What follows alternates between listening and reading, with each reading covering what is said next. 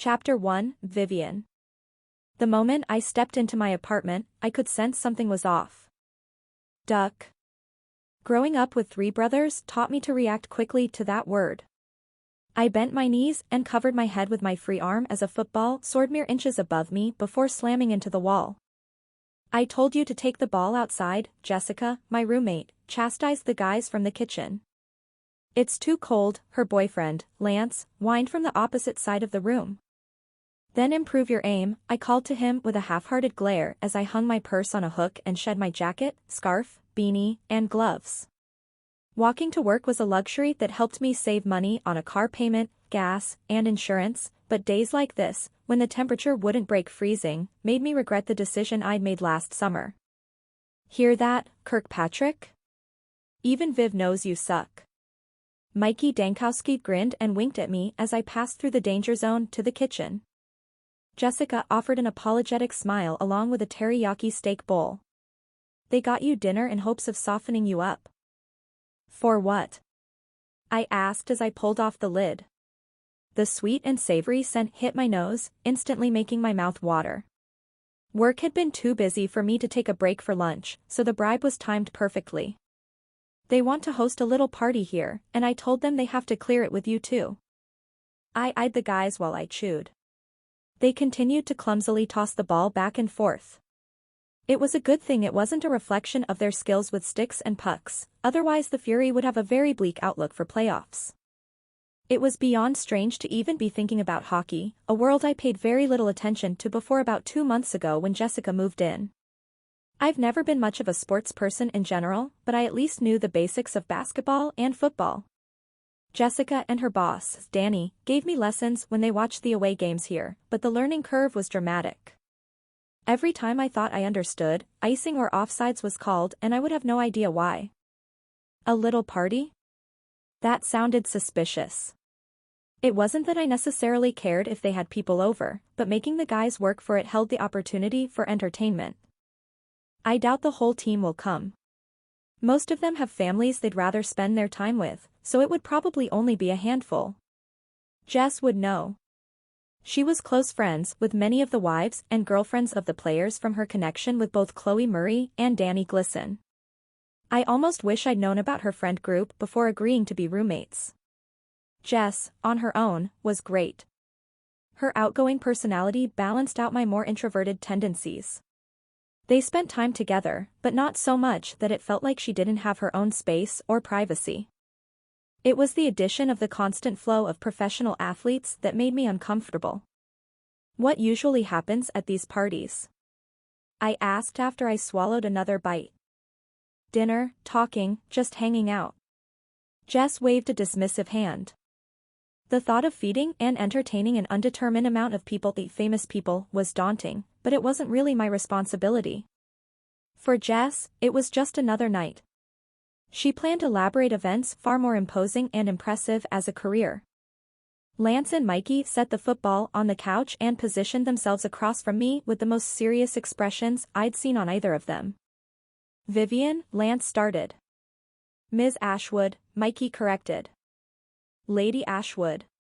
Lance shot his friend a victorious look while I waited for them to get to their question. We bequeath you a favor. You're giving me a favor? I asked with raised brows. Wow, I can think of so many things I want. Lance's eyes widened and he turned to Mikey, who shrugged. It sounded fancy. I think you were thinking of beseech, Jess said with a giggle. The guys slapped each other's arms while whispering blames at one another. When they refocused, Mikey spoke.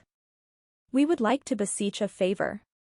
The fellow men on the team invite everyone over for dinners every week or so, depending on our travel schedule, and neither of us has ever hosted. We desire to, but behold, it saddens us to admit neither of us has the space to accommodate more than 4 or 5 people. I'd never been to either of their homes, but it was hard to believe ours was significantly bigger. The living room and kitchen area were open concept, and we had a larger than average balcony with a grill, but it was too cold to use the outside for a party. What will be required of me? I continued in their attempt at formal language. Nothing. Lance straightened. We will take care of setup, food, and clean up. All you have to do is sit back and enjoy, Mikey agreed with a vigorous nod. I was invited? It hadn't been implied, and I didn't want to assume I'd be included in a team event, but I shouldn't have been surprised. They were great about making sure I felt welcome to join their plans. Jess even invited me along on dates, not that I ever accepted. It was nice that they offered though. Just because I hang out with all the guys from one of the city's professional sports teams didn't mean I was lonely and bored all the time. My best friend, Carrie, was also my coworker. We applied for positions at the same time and were both hired as assistants to the two owners of a technology company. Neither of us grew up dreaming of these jobs, but they were great stepping stones while we figured out our real passions. My parents weren't exactly thrilled that their only daughter went to school to become an assistant, but they said as long as I was happy, then they would be too. I did have a feeling my dad would show up in a year or two to remind me of my degree in computer science and how I could be making so much more if I worked as a developer. The problem was that I worked at a tech company that I could easily slide into a position that used my degree, but I didn't love coding or programming. I liked interacting with people too much to stare at a screen for 8 solid hours each day. What say ye? Lance asked with pleading eyes. What night are you thinking? I dropped the fancy act. Friday? Lance asked cautiously, as if he expected me to say no. Sounds good. I picked up the bowl and finished eating while they high-fived and moved back to the living room to discuss plans. Thanks for that, Jess said. This is really important to them, and Lance's apartment is truly tiny. I think Mikey might be embarrassed to invite people over to his place. He has one sofa, a TV, and a coffee table. There's no dining room table or anywhere to eat besides the couch. I chuckled. Sounds like the ideal bachelor pad. She laughed with me. It really is. Neither of them has bothered decorating. All Lance has is a few framed jerseys, but they've been leaning against the walls for as long as I've known him. He said once that he was going to hang them, but he needs a hammer and nails, so I'm not holding my breath. I could understand that if he hadn't lived here for very long or thought he might get traded, but he's been here for a while, right? A few years, she confirmed. Living in a blank space with nothing personal or homey would be depressing for me. I loved coming home at the end of the day to a place that felt comfortable and familiar. She rolled her shoulders before tilting her head from side to side with a cringe. Still sore? I asked as I crossed the space to throw away the trash. Yeah, Danny said I might be for a day or so, but I didn't expect it to be this bad. When I got home the night before, Jess was sprawled on the couch after getting a massage from someone her boss recommended. She said it hurt to move and even needed my help getting up to go to bed. I've been tender where there was a knot or where they applied more pressure, but never like this.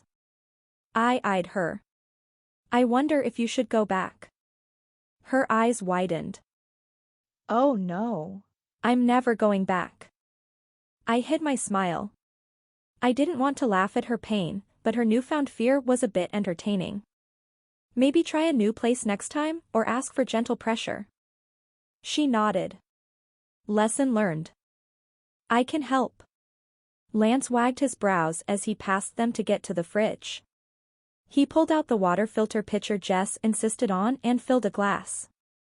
No, you should talk to Amelia or Maddie. They probably know someone that can help, Mikey suggested. I recognized the names as wives of their teammates, but I hadn't met either of them. That's a good idea, Jess agreed and pulled out her phone. We're thinking of inviting all the newer guys as well as any of the single ones, Lance said with a grin in my direction. I narrowed my eyes. Okay. Just thought you would like to know, he replied, trying and failing to sound casual. Mikey couldn't meet my gaze. They were planning something.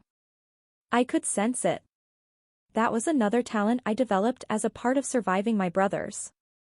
I didn't think it was malicious, as most of the plots of my childhood had been, but it still made me uncomfortable. Maybe they were like Jess, thinking that since I was single, I would want to meet some of the eligible men on the team. Mikey was one of them, and I liked him well enough but only as a friend. Yeah, We'll be sure to introduce you to them, Lance added. Now would be the best time to invent an excuse and pretend like I was busy on Friday. It was only 3 days away, so the short notice would work in my favor, but from the past month or so I'd learned they were relentless. 90% of the time they could be distracted by turning on the TV or the mention of a ball, but when they really set their mind to something, they didn't let anything stop them. Apparently, I was the next object of obsession. Can't wait. I gave them a hint of a smile to help sell my lie. It was a waste of breath to try to talk them out of it. I'd go through the motions of greeting strangers who were in my home, making sure nothing was damaged or destroyed, all while playing the part of the fun roommate, but I wasn't sure what those two thought would happen. They could introduce me to all the single players in the league, and it wouldn't matter. From what I'd gathered from meeting the hockey wives, there was one specific commonality. Each woman was gorgeous, thin, and stylish. Granted, there was some diversity in the woman as far as what they wore and how skinny they were, some did actually have some curves, but it wasn't hard to put together that there was a type of woman the players went for. Through years of practicing self-love and differentiating between healthy and skinny, I was quite confident in who I was and how I looked, which was how I could accept that I was not the player's type without crying or hating my body. I didn't let my dress size influence my happiness. I ate well, although I did have a weakness for quality cake I didn't bother to hide, and I exercised a few times a week. What mattered was that my doctor agreed I was healthy and loved myself. I didn't say anything aloud, but I was perfectly aware that their efforts were in vain. I accepted my role as the friend years ago. That's all I was to Mikey and Lance, and once they introduced me to their teammates, I'd become their friend too. At least Jess was already dating Lance. The worst was being used by a man in order to get with one of my friends. I went through that far too many times in high school and college until I realized I didn't have to keep letting it happen. Learning to stand up for myself and not letting myself get used had been a painful lesson to learn, and I was glad to be past that stage of life. Chapter 2, Parker. There were worse situations. There had to be. In the grand scheme of things, this was one blip. A blink. I'd forget all about this in a few months or years. I jumped away from the rustling sound coming from the overflowing trash cans that stood on either side of the back entrance to my new apartment building. The slightly less offensive front entrance had a metal grate door with a lock I didn't own a key to.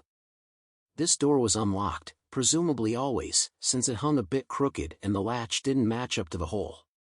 Was this really suitable for human residence? I glanced inside the dark corridor, but even with the sunlight filling in from behind me, I couldn't see much beyond the first 10 feet. I stroked my beard, a habit I picked up since it grew longer over the past year, and considered alternatives. Sleeping in my car suddenly seemed like a good idea.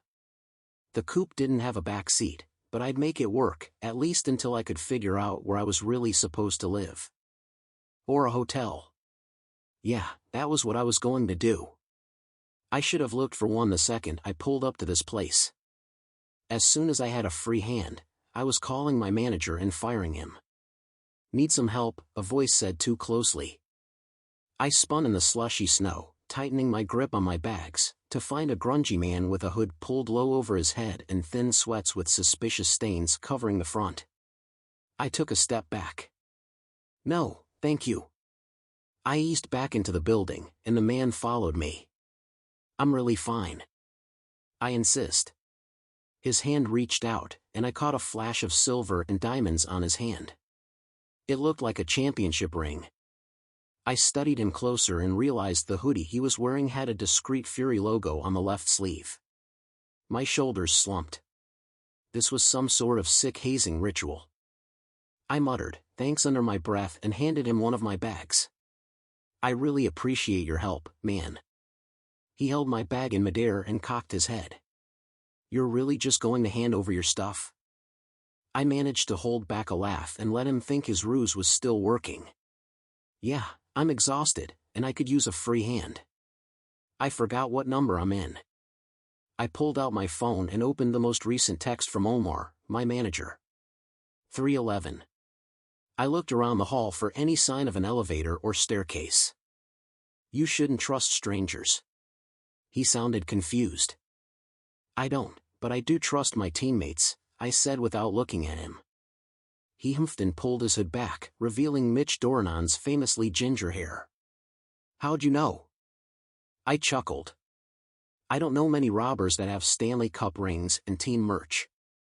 I tilted my chin toward the logo on his upper arm. He frowned. Dang, Parker. I should have been more thorough. Why are you wearing your ring when you're... I looked over his clothing again. Working on your car? Mitch laughed. I was at the boxing gym. One of the guys asked to see the ring last week, and I remembered today. I shook my head. I'd heard stranger stories, and it wasn't really my business. Do you live here? His eyes widened. No. No one does. I glanced around the dilapidated hallway. That's comforting. But this was the address Omar sent me, so something wasn't adding up. Come on. I'll show you to the right place. Mitch carried my bag and led the way down the alley half a block to a building that looked like it successfully passed its last inspection, to my relief. I don't understand. My manager sent me. Happens all the time with those map apps. For some reason, our address goes there. Someone guessed that the street was renumbered or something. Chloe texted me and said you would be arriving around 11, and I tried to get here before you, but this worked out. He laughed. But I promise this is the right place. Through all of that, only one word stuck out to me. R. He smiled over his shoulder as he led me through a clean, bright hall to a shining silver elevator door. Yeah, you're my new roommate. I blinked. Roommate? I hadn't had a roommate since I was 18 and playing in the major juniors, 7 years ago. None of this was making sense. Was this still a part of the joke? Mitch continued speaking as we took the elevator to the 3rd floor. Chloe called me and asked if I minded you moving into one of my spare rooms since it was all so last minute. Coach Romney and Rust thought you would like to live with one of us rather than staying in a hotel while you get settled. Things have been a little too quiet since Atkinson got traded, so I said yes. Huh. Another detail my manager forgot to tell me. I needed to start asking more questions on our calls. He stopped at the door marked 311, unlocked it, and held it open for me to walk in first. I would have wanted to have a roommate when I first moved here. Someone to show me around, not just with the team and the area, but the city. Salt Lake is great. There are a ton of restaurants and shopping, if you're into that. He had a good point. While I didn't necessarily love the idea of living with a stranger, it would be nice to have someone close by for help. This was pretty common in the lower league, but not so much when you made it to the majors. Maybe our agents and managers were supposed to take over that role as guide, but since mine were located in Los Angeles, I wasn't sure they would be of much use. Make yourself at home. We have a few hours before practice, so you can unpack or rest. If you need anything, just holler. He stopped in front of the second door off the hall. This one's yours. I nodded, and he patted my shoulder as he walked back through the modern, clean living room where another door led to his bedroom. He kept the door open, and I stared for a second at the piles of clothes next to the unmade bed and stacks of jerseys and posters with his face in the back corner before turning back to my own. In the center of the room, a queen bed was covered with a dark red comforter with matching nightstands on either side, and a dresser stood against the wall. I pulled my bags over the gray hardwood and went to the sliding mirror doors to check out the closet. It wasn't huge, but it was enough space for the few items that needed to be hung up. One of the perks of being a professional athlete was wearing t-shirts and sweats or training shorts most of the time. My game day suits were the exception to my ultra-casual wardrobe. Unpacking only took about 20 minutes since I kept my belongings in the contents of 2 suitcases most of my life. Even after 3 years in my last apartment in Anaheim, I never quite settled in. I spent too much time on the move to grow attached to material things. It was easy to only keep the essentials. All of my photos, books, and entertainment were on my iPad, and any memorabilia I wanted to keep was sent home to my parents' house in Toronto. Mom and Dad loved filling the living room with my jerseys, team photos, and whatever else might be necessary to remind their friends that their son was, in fact, a hockey player. Mitch walked by as I was searching for an outlet for my phone charger. "Where are your bags?" "In the closet," I replied and bent over to plug my charger in next to the right nightstand. "You're not going to unpack?" He leaned against the doorframe. "I already did." I straightened and followed his gaze around the room. The only sign I'd moved in was the pair of shoes I'd kicked off in the corner. "Really?" he asked dubiously. I moved to the drawers and opened a few, letting him see my stacks of folded t-shirts, socks, and sweats, then moved to the closet and opened it to show the rest of my clothes and suitcases stored on the high shelves. "Huh." He shrugged. "Is the rest of your stuff coming later?" "No, this is it." I was starting to get annoyed. Why wasn't this enough? I had exactly what I needed. "You don't have a couch or a TV or," he looked at the walls, "a poster?" "Nope." I sat down on the end of the bed. I seemed to have broken his brain. He stared at the floors, silent, for several moments. "Was your last place furnished?" "They always are.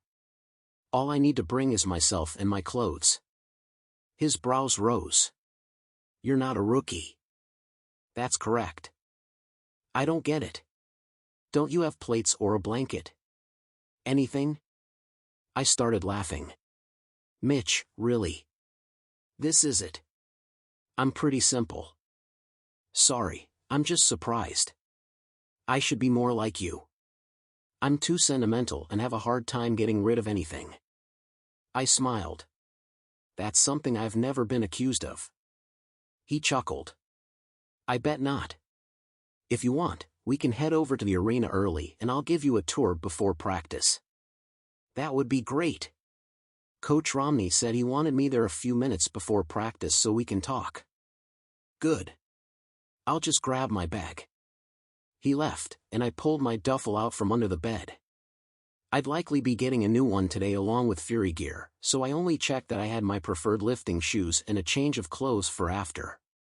Mitch had changed out of his questionable sweats into a fresh pair of black training pants and matching zip-up. His maroon and black duffel was over his shoulder and he held up his keys as I walked up. "I'll drive. We can move your car to the garage afterward." "Thanks." I forgot that it was on the other end of the block where I started this adventure. On the short drive over, he pointed out a few key points of interest like his favorite coffee shop, the best smoothie place, a local clothing shop that will ask for my autograph to add to their wall in exchange for a discount, and the apartment buildings of the other players. Little of it meant much to me at the moment, but he didn't seem like the type to get annoyed with repeating himself. As soon as we turned a corner and the arena came into view, a wave of anticipation washed over me. This was it. My new home. I'd been on 3 teams since getting drafted at 19, and each time I was surprised by how easy it was for me to accept the change. Some guys hated getting traded and threw fits at the mention of it. I was not one of those guys. I wanted to be where I was wanted, with a team that believed in me and a coach that saw something special enough to fight for me to join their organization. Coach Romney had done that. He flew out to meet with me and explained where he saw me fitting in on the team and what strengths I had that the team currently lacked: speed and a touch of fearlessness. That was all I needed to feel good about signing my new contract and driving almost 700 miles to a new city. I had something to contribute. The Fury was a more mature team than most in the league. They were loyal to their core players and rotated out the rest as needed. That intimidated most guys. Since I wasn't looking to settle down, it didn't bother me. I signed a 3-year contract, and beyond that, I'd stay as long as they needed me, then move on to the next team. Simple as that. "Hey, Ralph." Mitch waved to the guard as he pulled into the parking garage under the arena for team members and employees. As soon as we got out, Mitch paused. "You ready, Garrison?" "Nothing to be nervous about." "I'm good." "Right. Calm and collected." He gestured toward the elevator. "Let's do this." I shook my head as I followed him. I was pretty sure he was more nervous than I was, but I appreciated his help too much to point that out. Chapter 3, Vivian. Don't forget to tell Simon our 6 o'clock meeting is cancelled. Also, I need you to order lunch for the board meeting on Friday, Jonathan, my boss, told me as he breezed by my desk on the way to his office. I didn't bother responding since he was never around long enough to hear. He was always in a rush, even halfway through the afternoon when the day was winding down. When I first started, I was always on edge and felt like I could never relax in case another request popped into his mind, but I'd learned to accept his restless nature and not take it as a personal offense. As soon as the door shut, I picked up my phone and dialed Carrie's extension. Hey, Viv. Hi, Jonathan canceled the meeting this afternoon. Did Simon get notified? Let me check. I could hear clicking in the background. I don't see any notifications, and the meeting is still on his calendar. I wasn't surprised. I wasn't aware it had been cancelled, but there was no point in telling Jonathan that. He'd deny it like he always did. I swear he somehow expected me to read his mind. He made it seem like half the things he asked me to do were reminders of things that had already been done, but they never were. I'll cancel it now. I opened Jonathan's schedule and cleared out the meeting. Oh, and send over Simon's order for lunch on Friday. We're doing sushi this time. Yuck, she whispered. I'll get you a chicken bowl or something. One of the benefits of being the assistants to the powers that be was getting to order our own lunches or breakfasts anytime there were meetings like this. The only unfortunate part was that we rarely chose where the food came from. Thanks. She sighed. Has Jonathan been in a mood today? He's been distracted, but no crankier than any other day. Why? Simon has slammed his door 3 times since he got here and yelled at poor Marshy for sending in her report this morning instead of last night, even though it's technically not due until the end of the day today. That wasn't all that unusual. Simon was over operations while Jonathan focused on the development side of things. As long as the teams were hitting their deadlines and the products were up to his standards, things were good. Simon had to deal with the daily problems that popped up and took him away from working on big projects, or more likely meeting with other rich men to discuss how successful they were. At least, that's what it seemed like he did most of the time from what Carrie told me. I wonder if something HR-related happened, I guessed. With a company of over 200 people, it was a nearly daily occurrence for complaints to be filed, and those that needed to be escalated were discussed with Simon. He hated the drama, but it was a necessity that came with the job. Did you hear anything? She asked. No, but we're always the last to know. It was a blessing and a curse, being the assistants to the head bosses. No one shared anything with us since they thought we might tell, plus we were physically separated from the rest of the employees due to our desk locations. Carrie and I sat on opposite corners of the top floor in the building, about 20 or so yards away so each man could have a fancy corner office with a view. Between us were rows of small and medium meeting rooms as well as the central conference room that was large enough to fit the whole company at one time. That meant that unless people were walking by on their way to a meeting, we didn't see our coworkers. She missed the socialization more than I did. I liked being isolated from distractions while still having the freedom to wander around under the pretense of running errands for Jonathan.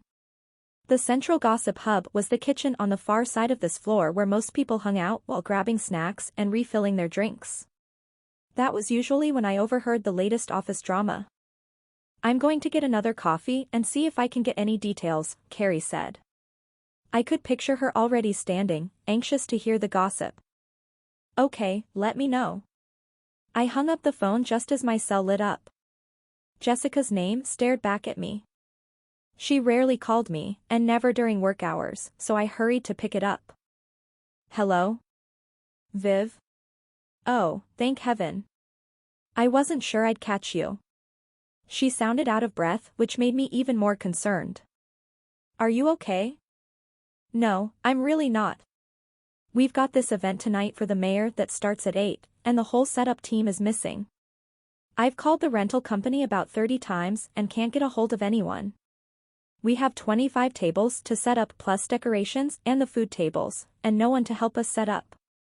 I glanced at the clock. It was almost 4, so I wouldn't be off for another hour.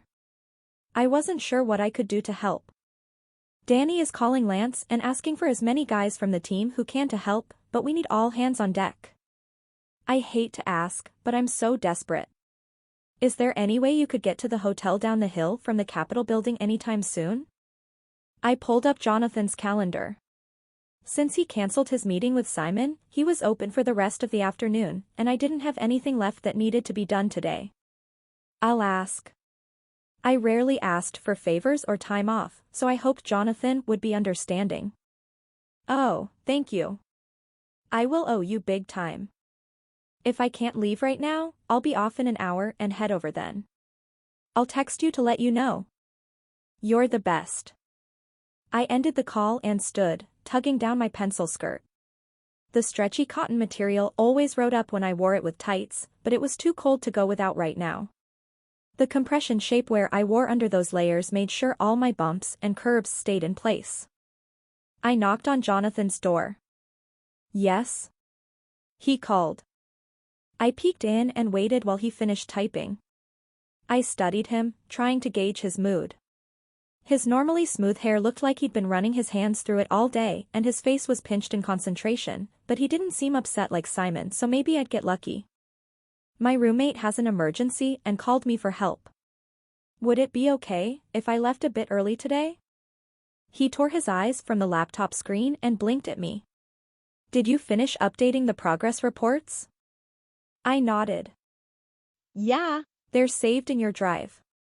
Good, good. He looked back at his screen. Yeah, go take care of whatever you need to. Hopefully, she's all right.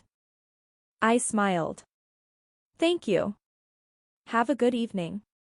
I shut the door quietly and hurried to gather my bag and coat. It wasn't a total surprise that he let me go without issue since I rarely asked for time off, and he was much more laid back than Simon, but I wanted to get out of the office before he remembered something he wanted me to do. On the way to the elevators, I ran into Carrie and told her where I was going. Do you need my car? She asked. I blew out a breath. I forgot about how I was going to get to the hotel. It was on the opposite side of downtown. I could take the train, but it would require switching lines a few times and hoping I timed it right, otherwise it could take over an hour to get there. But I wasn't sure when I'd be done, and I didn't want to leave Carrie stranded. No, I'll order a ride. I pulled my phone out and opened the rarely used app one saved for emergencies and special occasions. Okay, good luck. See you tomorrow. I waved and stepped onto the elevator just as I got matched with a nearby car.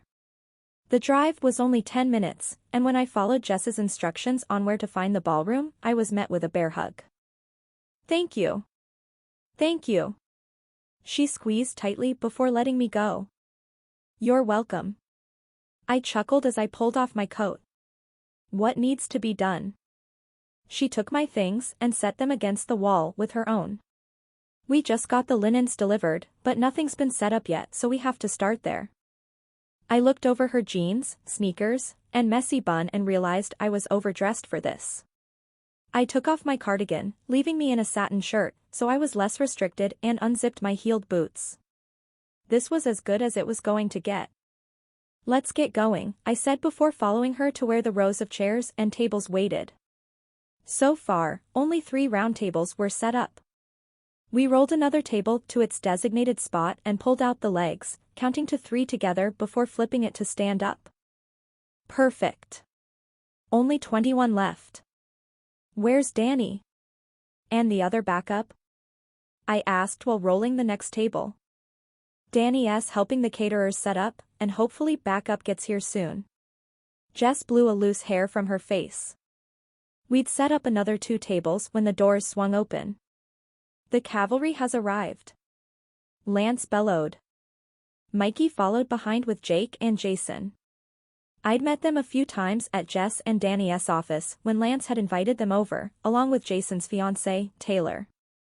The 3 couples were relatively new, so they seemed to have formed a mini-group within the team. I'd noticed from the handful of games Jess invited me to that there was a hierarchy among the wives and girlfriends of the players. They were known as the Pride and consisted of the beautiful, model-esque women that were only intimidating until you got to know them. So far, they'd been perfectly nice to me. Jess was nervous about being accepted, but I could tell they liked her. Another 2 men walked in that I didn't recognize. One was nearly as wide as he was tall with a glorious red beard and thick head of disheveled hair that seemed to float around him like a flame. The other was much slimmer and a few inches shorter. He had short brown hair and a long well-trimmed beard. He was much leaner than his companion, but still had the signature muscles in his arms and legs of all the other players. Mikey passed me, and I touched his arm. "Who are they?" I tilted my head in the direction of the newcomers. He twisted to see, then smiled. "Like what you see?" I narrowed my eyes. "That's not what I meant. I just don't think I've seen them before." "Well, the enormous one with red hair is Mitch Doranon, or Dory, as we call him." I chuckled at the nickname.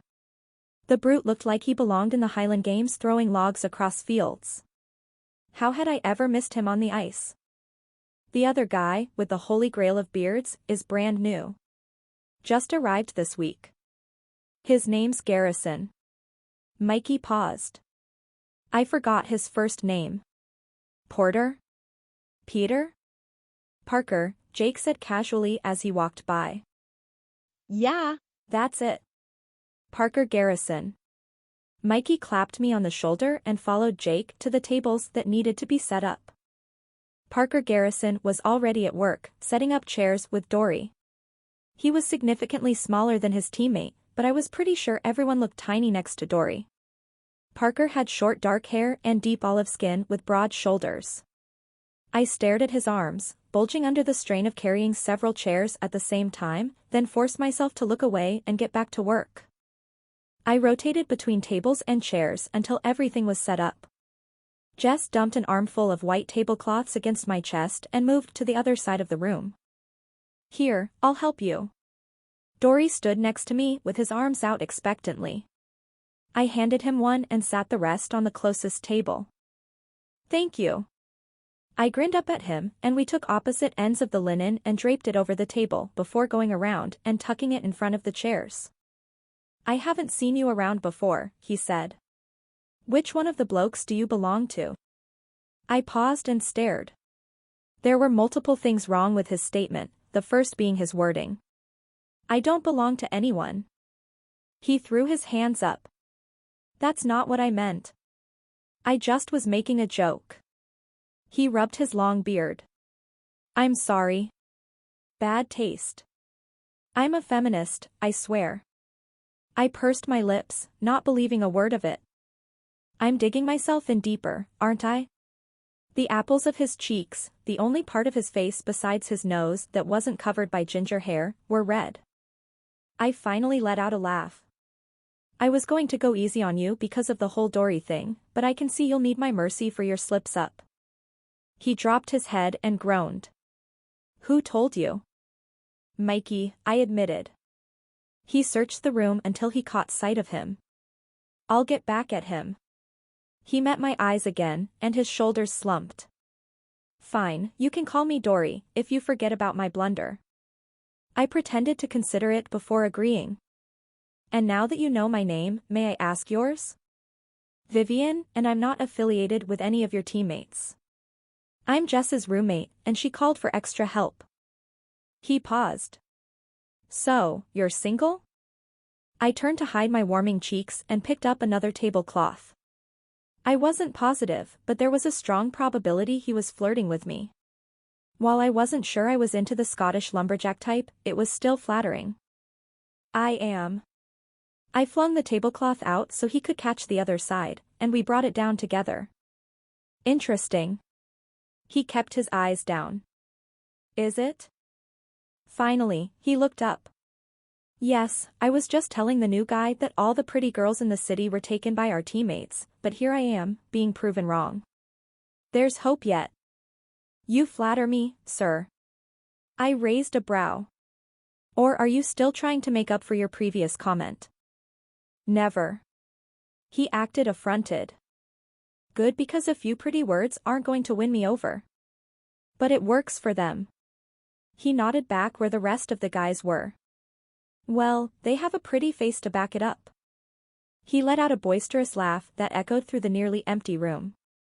I glanced around, feeling eyes on us. Shh. They're staring, I whispered and scowled at him. He cringed and ducked his head, but didn't stop laughing. Sorry, but that was an exceptional burn. I thought over my words and realized what I said and how insulting it could have been. Oh no. I stepped toward him. That's not what I meant. I don't mean that you don't have a pretty face too. He was still chuckling when he waved his hand. Looks like we both know how to stick our feet in our mouths. Chapter 4, Parker. The laughter from the far side of the room caught my attention a few times, but I tried not to stare. Mitch, or Dory as I was told to call him by the other guys, was helping a woman I hadn't been introduced to. Lance and Jake pointed out Jess and Danny when we walked in, but neither of them said anything about her. Tug it a little bit more to your side, Mikey directed. I focused on the tablecloth and centered it before we let it fall. Do you know who that is? Mikey walked around the table, tucking in the linen as we were instructed, and glanced around. Who? The woman talking to Dory. I signaled in their direction. He spun around, gaining their attention, and waved. Great. I should have specified being discreet, though I wasn't sure Mikey knew what that meant. He was as blunt and direct as they came. Oh, that's Jess's roommate. He walked to the next table and unfolded the cloth, handing me one side. She probably got called in to help too. I tucked away that knowledge while we continued to work our way around the room, but it was hard not to get pulled back in her direction. Their laughing was near constant with random jumps in volume. At least some of us are having a good time, Mikey groaned. I was planning on taking an ice bath and relaxing tonight. We need to move, people. Danny started clapping her hands. I want to see some hustle. Jake shook his head and moved a bit faster around his table, tucking as he went.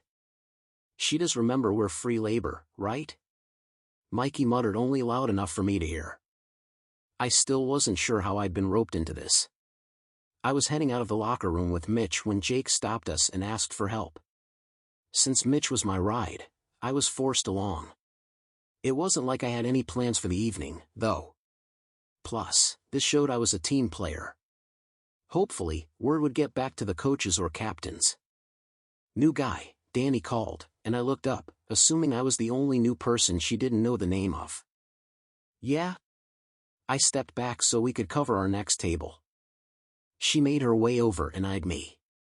Thanks for coming. I appreciate the extra hands. Sure. I didn't mention that it wasn't necessarily by choice. Anytime. I'm ordering in food.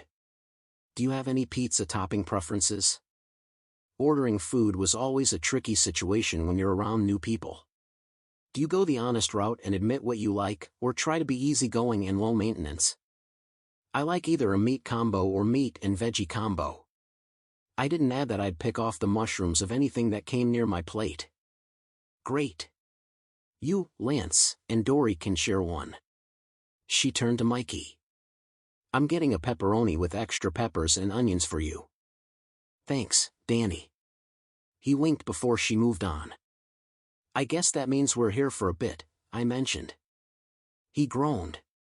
At least she has the sense to feed us. By the time the pizza was delivered, all of the tables and chairs were arranged and covered, and Jess and her roommate were putting fancy glass centerpieces on each.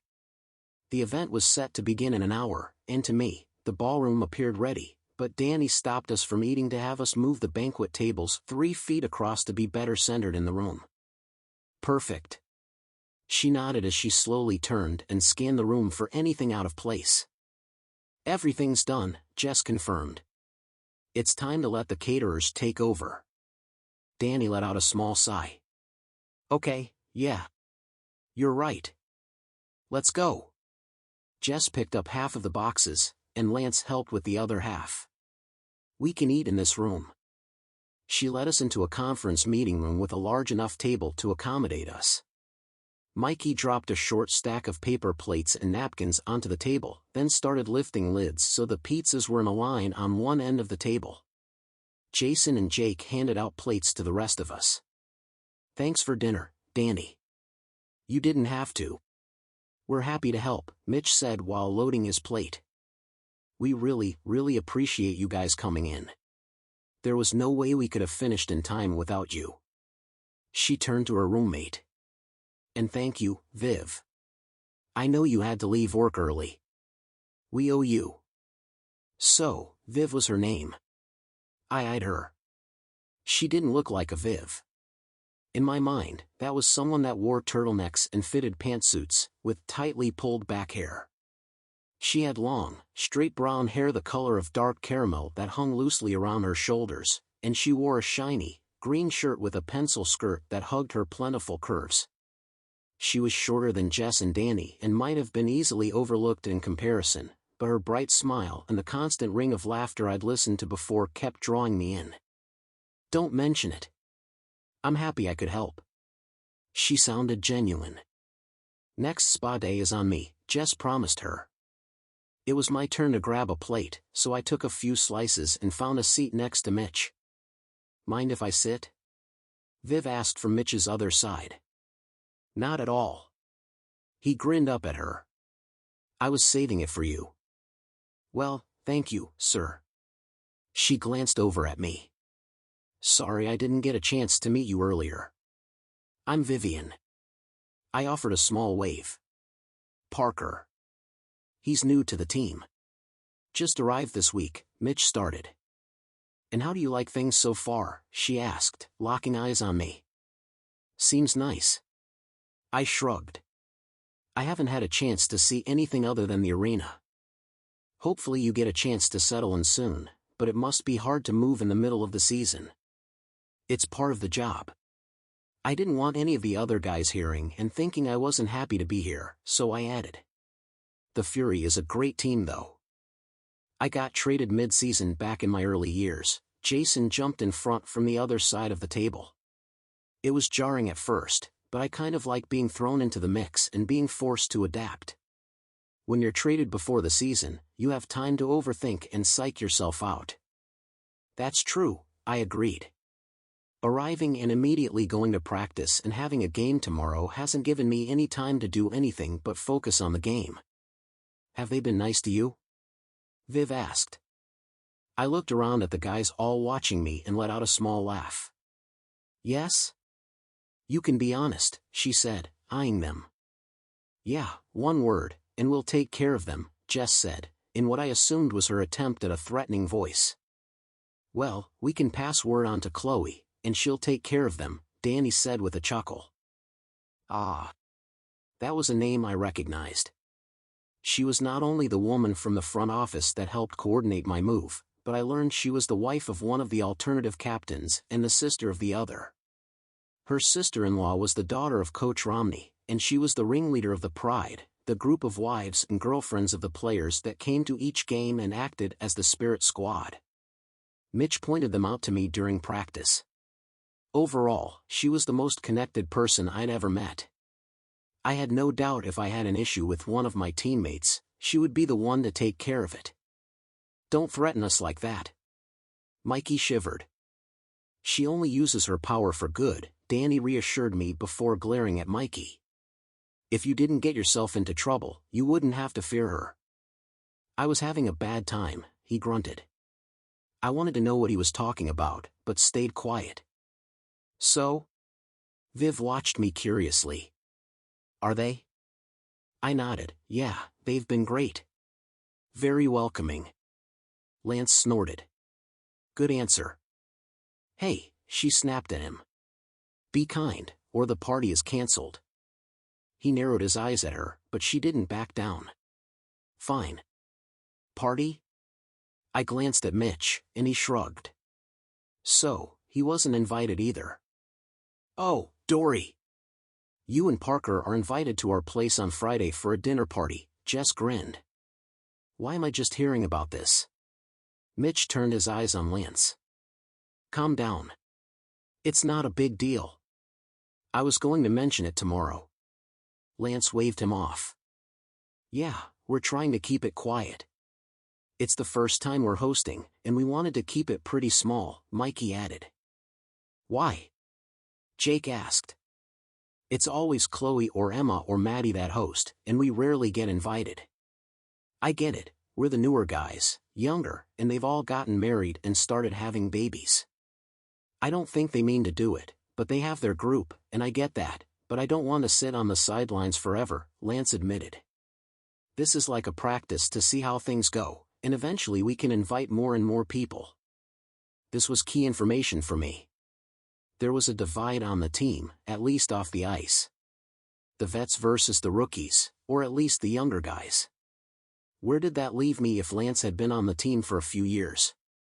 Was I lucky to even be here, eating pizza with these guys?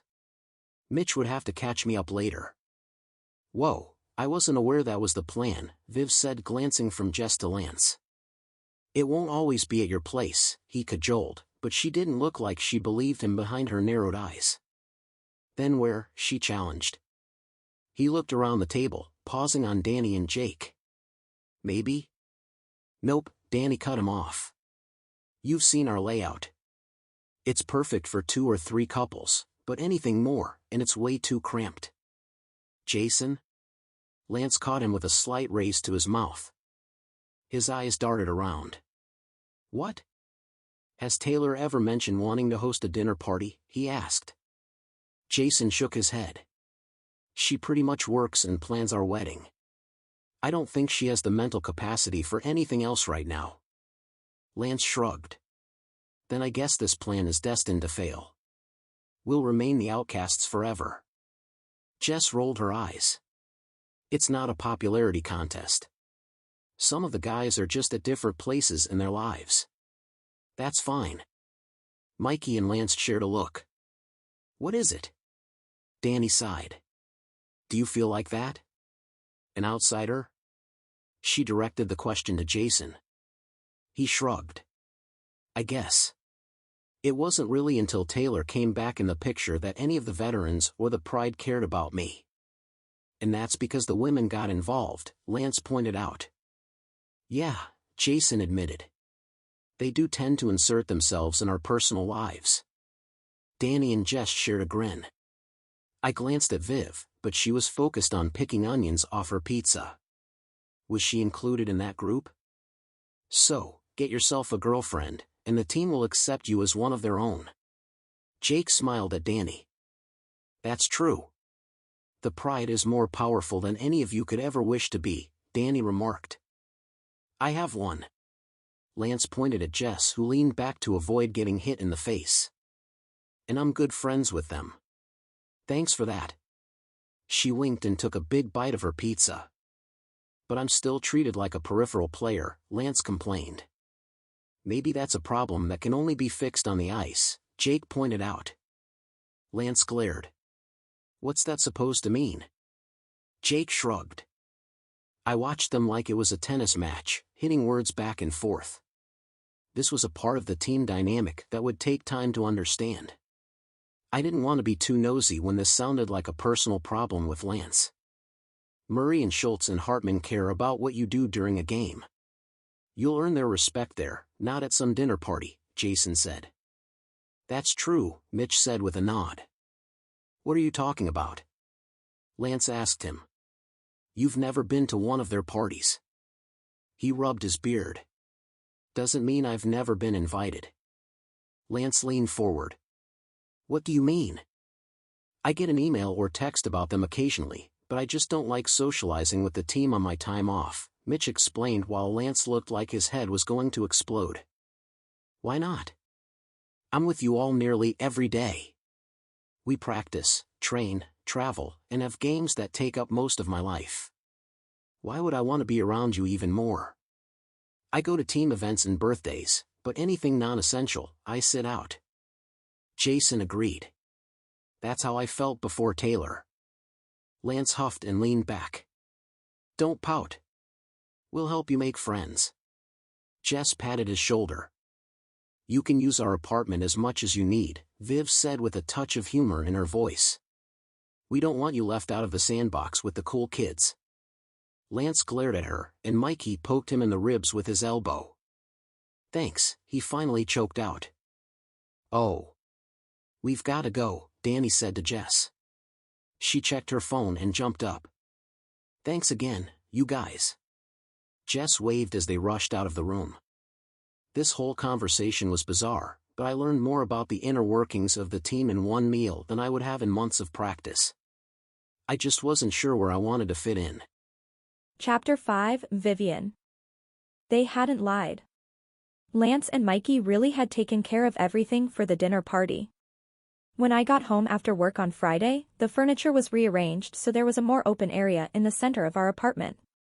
I wasn't sure what that was supposed to accomplish, but this wasn't my deal. "Hey, people are supposed to start arriving in an hour. Where's the food?" Mikey asked Lance as I tried to slide behind him to the hallway that led to my room. He almost stepped on me, but I put my hand on his shoulder and he moved. "It's supposed to be here by now." "I'll call," Lance replied. When I passed Jess's room, she called out my name. "How bad is it?" She leaned forward out of the doorway, but there was nothing to see. I shrugged. "No food yet, I guess." She rolled her eyes. "They won't let me do anything. They said they wanted to take care of everything." That would explain the sitting situation. I giggled. Her eyes widened. Oh no. "What did they do?" "All the chairs and couches are pushed against the walls so there's just this huge empty space." "Are they planning on having dancing?" She joked, then froze. "Please tell me they aren't actually planning on having dancing." "That's not a horrible guess, but you'll have to ask them." I wasn't qualified to interpret their actions. "I'll have to make it very clear I had nothing to do with this. I don't want anyone thinking Danny or I helped them. I'm sure it will be fine." I could only say that because, 1, it didn't affect me unless something was broken. And 2, this wasn't a public event or anything that would be documented. It was just some friends getting together for dinner. "You're right." She sighed. "As long as everyone has fun, it's a success." "Is it only couples coming?" "No, Mikey is single, and he didn't invite anyone. Plus, Dory and Parker are coming now." She hesitated. "You might be the only single lady, though." I almost asked if I could invite Carrie, but I was already a fringe participant. I likely wouldn't have been invited if it wasn't taking place at my apartment. "That's okay. I think Dory and I are friends now." We clicked once we got each other laughing. He was an easy person to be around, and Parker seemed nice enough, if not a little shy. We could form a singles alliance with Mikey. She tossed her head back, laughing. I noticed that. He's the silent, brooding one on the team. I think I've only heard him speak 3 times, yet you had him laughing and smiling all night. She wagged her brows. "Is there anything I should know about?" I shook my head. "Not at all." It was surprising to hear Dory was quiet around Jess. It had taken a few minutes to stumble through the awkward start to our conversation, but he loosened up quickly enough. Maybe Jess just hadn't tried very hard. It wouldn't be the worst thing. She grinned like a woman with a scheme brewing. "You could start dating, then you'd be officially a part of the pride." I did envy her instant friend group, but that didn't mean I wanted to date Dory for his connections. I think there's strong friendship potential there. I hoped she would drop it. If I was okay with the situation, she should be too. Fine, but that doesn't mean I'm giving up. There are a few other single guys on the team. She paused. "Oh, like the new guy?" "Parker." Mr. Tall, dark, and handsome was someone I could see myself crushing on, but I stopped those thoughts the night we met before anything could happen. There was no use getting excited only to get let down later. He didn't seem interested in me at all, and I wasn't going to fight that. I just accepted the truth and moved on. "I don't think so." I stepped back out of her room. "I've got to get ready." Her shoulders slumped, but she didn't argue. The doorbell rang a moment after I closed my bedroom door behind me. Hopefully, that was the food so Lance and Mikey could calm down. It might just be a silly dinner party, but it was important to them, and I wanted it to be successful. Whatever that meant for them. I was ready to play the role they needed. If they wanted me to hang back and make sure the food and drink stayed stocked, I'd be happy to. If they wanted me to socialize and get people involved in a game or conversation, then I'd set it up. It's what friends did for each other, and they'd made an effort to make sure I knew they considered me one of theirs. After changing into leggings and a long, cozy sweater, I headed out to assess the situation. I expected chaos, but the aluminum catering dishes were neatly arranged on the kitchen counters with serving spoons and tongs next to each. Mikey was pulling out plastic cups to go behind the plates and utensils. This looks great. I noticed the quiet music. What can I help with? Lance stood in the center of the room with his hands on his hips. Do you think this is enough seating? Since every chair, bench, and couch in the apartment was already being used, there was only one answer. I think it will be perfect. I still didn't know how many people to expect, but I didn't want to ask in case they ended up disappointed later. She's right. You've done everything you can. Now you just have to wait. Jess put her arms around Lance's middle from behind and rested her head against his back. I smiled at the adorable couple and walked through the kitchen, checking for anything that might have been overlooked. They're so gross, Mikey whispered when I was a few feet away. I giggled. Someone sounds jealous. He rolled his eyes, not helping his case. I'm happy for them and all, but it does kind of suck to be one of the last men standing. I thought we'd be the bachelors of the team forever. I patted his back. If you want a relationship like theirs, your time will come. From the stories I'd heard, Lance dating Jess was a blessing for both of them. The two of them had been serial daters and only on the hunt for instant gratification. With Lance settling down, Mikey had a choice to make. Follow in his friend's footsteps or party alone. Yeah, Maybe. A knock sounded, and he spun around to answer the door. Hey, guys. Jake and Danny walked in, followed by Jason and Taylor. Lance greeted them, and he and Mikey took their coats and put them in Jess's room as they'd planned. Taylor met my eye and grinned. First-class service here. I laughed. They're really going all out tonight. She scanned the room and nodded. I can tell. I didn't know Taylor very well, but she always made sure I felt included at the games. She only moved to Salt Lake within the last year and admitted once she felt like an outsider too. She and Jason had been high school sweethearts and reconnected after running into each other in Raleigh when the Fury was playing the Sandstorms there. I loved their story. It was so romantic and full of hope. My favorite part of attending the games was being filled in on how the women met their players during the intermission between periods. Some of them were nearly unbelievable, like Danny and Jake falling in love while she was planning a previous player's wedding. Others were almost comical, like Kendall hating Wyatt because of her allegiance to her home team, and Chloe trying to hide her relationship from the entire team, including her twin brother who she lived with at the time. I watched Jess while listening to each of them tell me their love stories, and I saw the dreamy look in her eyes. She wanted her story with Lance to end the same way, her very own happily ever after. I glanced over to Mikey. Maybe that was what we all wished for. Jason told me you helped out setting up that event the other night. I wish I'd known. I would have come over and helped too. Oh, it was fine. It only took about 2 hours, then we had pizza. She nodded. Still, Danny and Jess should know by now that we all step up when one of us needs it. One of us. What would it be like to be a part of a group like that? As much as I loved Carrie and knew she would go out of her way for me, their relationships were different. They were more than friends or teammates, they were family. Taylor might not realize it yet, but she wasn't an outsider any more than Danny or Sydney or Addison was. The door opened, and Amelia walked in with her boyfriend. I searched my brain until I remembered his name, Derek. I'd only met Amelia once since she was a team trainer and worked behind the bench during the games, but her sister Elena made sure I was introduced a few weeks ago. Hello, ladies. She beamed and gave Taylor and me a brief hug.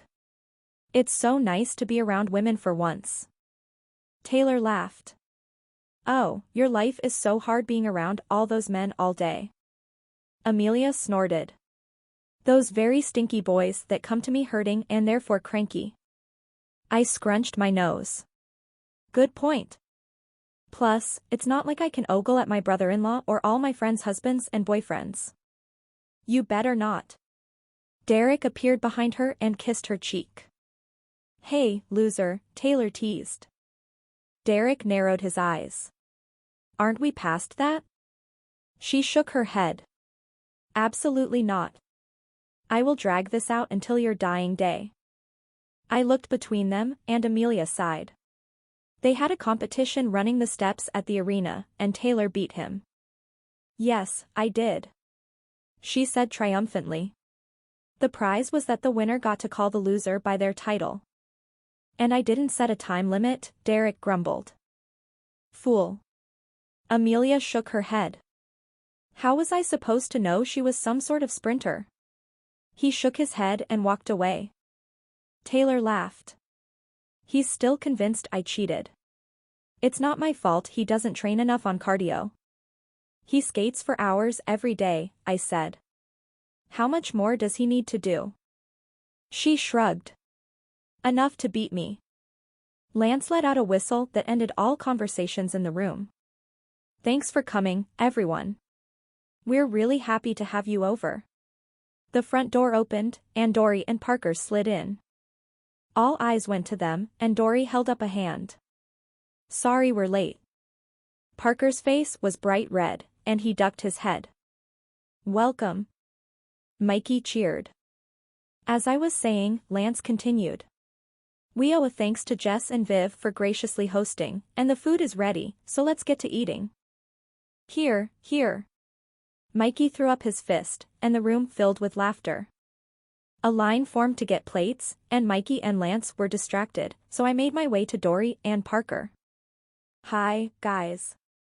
I can take your coats. Dory grinned and tugged on his sleeves, slipping his off and handing it to me. Good to see you again, Vivi. I paused at the nickname. It wasn't what most people called me, but I didn't mind. You too, Mitch. His smile brightened, and I had a feeling he preferred that name. I can hang this up, Parker said, pulling my attention toward him. Okay. I turned, headed to the hall, and stepped into Jess's room. I laid Mitch's jacket on top of the bed, and Parker mirrored me with his own. Is this your room? He was studying the sparse furniture and photos. No, this is Jess's. He nodded. That makes more sense. It didn't seem like you. I paused. He thought he had an idea of what my room would look like? Intrigued, I stopped in the doorway. What did you expect? He took a step back and licked his lip. I don't know. More colorful? I waited and he continued. More personal. Jess has only lived here for about 6 weeks. Not that she mentioned adding anything else or redecorating. She seemed to be a minimalist, minus her nearly overflowing closet. Were you friends before she moved in? He asked. No, my previous roommate moved out and I thought I'd like the extra space, but after a little while I decided I wanted to have someone around. I posted an ad, and she responded. She wasn't the first to call. I made sure to meet and interview the women that seemed normal, then decided Jess was the best fit. Cool. His brows rose. How long have you lived here? Almost 2 years. I glanced at my door trying to remember if my room had anything embarrassing in sight. Let's see if you were right. I opened the door, and he followed me in. After a moment of looking around, the corner of his lip tipped up. Yeah. This is right. The walls were already painted a cheery yellow when I moved in, and I liked the color enough to keep it. Plus, it matched well enough with my dark coral, teal, and white bedding and decorations. It was a comfortable space. Not too sparse to notice when things were out of place, like Jess's. But not so cluttered it was overwhelming. Just lived in. I like it. He smiled down at me, and a sparkle appeared in his eyes I hadn't noticed before. It changed his whole appearance from quiet and brooding to warm and friendly. Thanks. I turned and headed back to the party. Chapter 6, Parker. I was surprised she let me see her room. I hadn't expected that when I initially asked about it. The room where we left the coats just didn't fit her. Well, who I thought she was. But she proved to be just as warm and welcoming as my first impression led me to believe. Mikey directed us to get in line for food, so we joined the back behind Danny and Jake. Hey, Viv. I love that sweater. That shade of pink looks great on you, Danny finished, then turned to me. Hello again. Hi, I replied. I never particularly considered myself shy or introverted before the trade, but it felt like everyone here had such large, imposing personalities. It was too easy to fade to the shadows. Thanks. Viv offered a gracious smile, but it didn't reach her eyes. Why not? The light pink really did look nice. I had to physically stop myself from reaching out and touching the fabric. It looked incredibly soft. We shuffled forward, and I picked up 2 plates, handing the extra to Viv. The corner of her lip curved for a flash before she stared at the ground. Something had changed between the time we left her room and now, but I had no idea what. It felt like her light, or spark, just went out. Danny and Jake were discussing the food options, so I ducked my head to whisper, "Are you okay?" Her eyes met mine, revealing her surprise. Yeah? She wasn't even convincing herself. I waited a moment before straightening. She had no reason to confide in me, but it bothered me far more than it should. She seemed so confident and positive. Seeing her upset felt wrong. She cleared her throat and stepped forward. Spread before us was what looked like taco or burrito fixings. At the beginning were flour and corn tortillas next to a large bowl of lettuce, then meats, rice, beans, and various toppings. Viv scooped lettuce onto her plate then continued on, making a delicious-looking salad. I put a flour tortilla down first then began building my burrito. By the time I was done, and had rolled it up with a side of salsa and guacamole on the plate, almost everyone was seated. There were only a few empty seats left, ones next to Derek, Jason, and Mitch. I tried to call him Dory, but it didn't feel right. It was like an inside joke I wasn't a part of, and he didn't seem to necessarily love the nickname. I wanted to go to my roommate since he felt like the safest option, but that wasn't the point of coming tonight. If I wanted to get to know him better, all I had to do was leave my bedroom. I'd encouraged him to come with me so I could get to know more of the guys outside of formal team events. I'd spent the least amount of time with Derek, so I headed toward him. This seat taken? He shook his head, and Amelia smiled at me. Sit down. I was hoping to have a chance to get to talk to you tonight. I sat and carefully balanced my plate on my knees while putting my water next to my feet. So where are you from? She asked. I wasn't sure what she meant, so I covered both options. I grew up in Toronto. My last team was Anaheim. And you're single? She grinned, and Derek shook his head. Don't answer that, Garrison. The women love a project, but nothing tops a matchmaking mission. He gave me a warning look. That's not true. Amelia swatted his arm. It's absolutely true. He lowered his fork from his mouth and pointed to Jake. You guys meddled in his life more than should be legal. And look at how happy they are now, she countered. You moved Taylor across the country without telling him. We helped her move. It was her choice. And Danny? You guys went overboard again and moved her from Mexico. She had nowhere else to go. She waved him off. That sounds worse than it really was, she said to me. They found Sydney and basically hired her without telling Brandon, Derek added. And now they're married. Amelia's voice was loud enough to catch everyone's attention. She realized it and raised a brow. I challenged someone here to give an example of when the pride interfered and it didn't result in something positive. She leaned toward me. They're the group of women, the wives and girlfriends. They go to practices and the games. I nodded. Even though I'd already been told about them, I appreciated her making sure I was clued in. They're everywhere. Jason shuddered. A few people laughed, but no one else spoke. See, nothing bad, Amelia challenged Derek. It's true. I wouldn't have my business, or Jake, if it wasn't for you guys. Danny grinned, and Jake kissed the top of her head. Which means I wouldn't have my job or my man either. Jess leaned into Lance, who looked pleased. Same. Amelia pointed at Derek. I wouldn't live here or have my job or you without the pride. I looked at Mikey and Mitch across from me. What about you guys?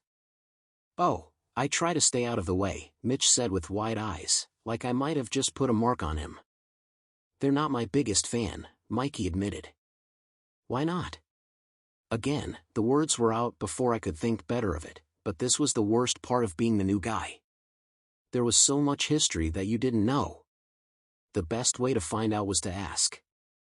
I went through a rough patch, he said to his plate.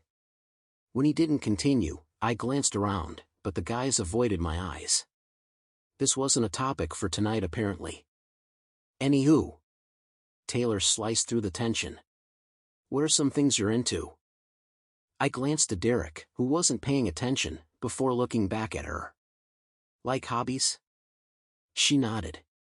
Yeah, what do you do outside of practice? And games and travel and promos and photo shoots? I expected a question like this from a fan but not a team employee, especially not one that's so immersed with the private lives of the players. She had to know we had so very little time outside of the team for anything else.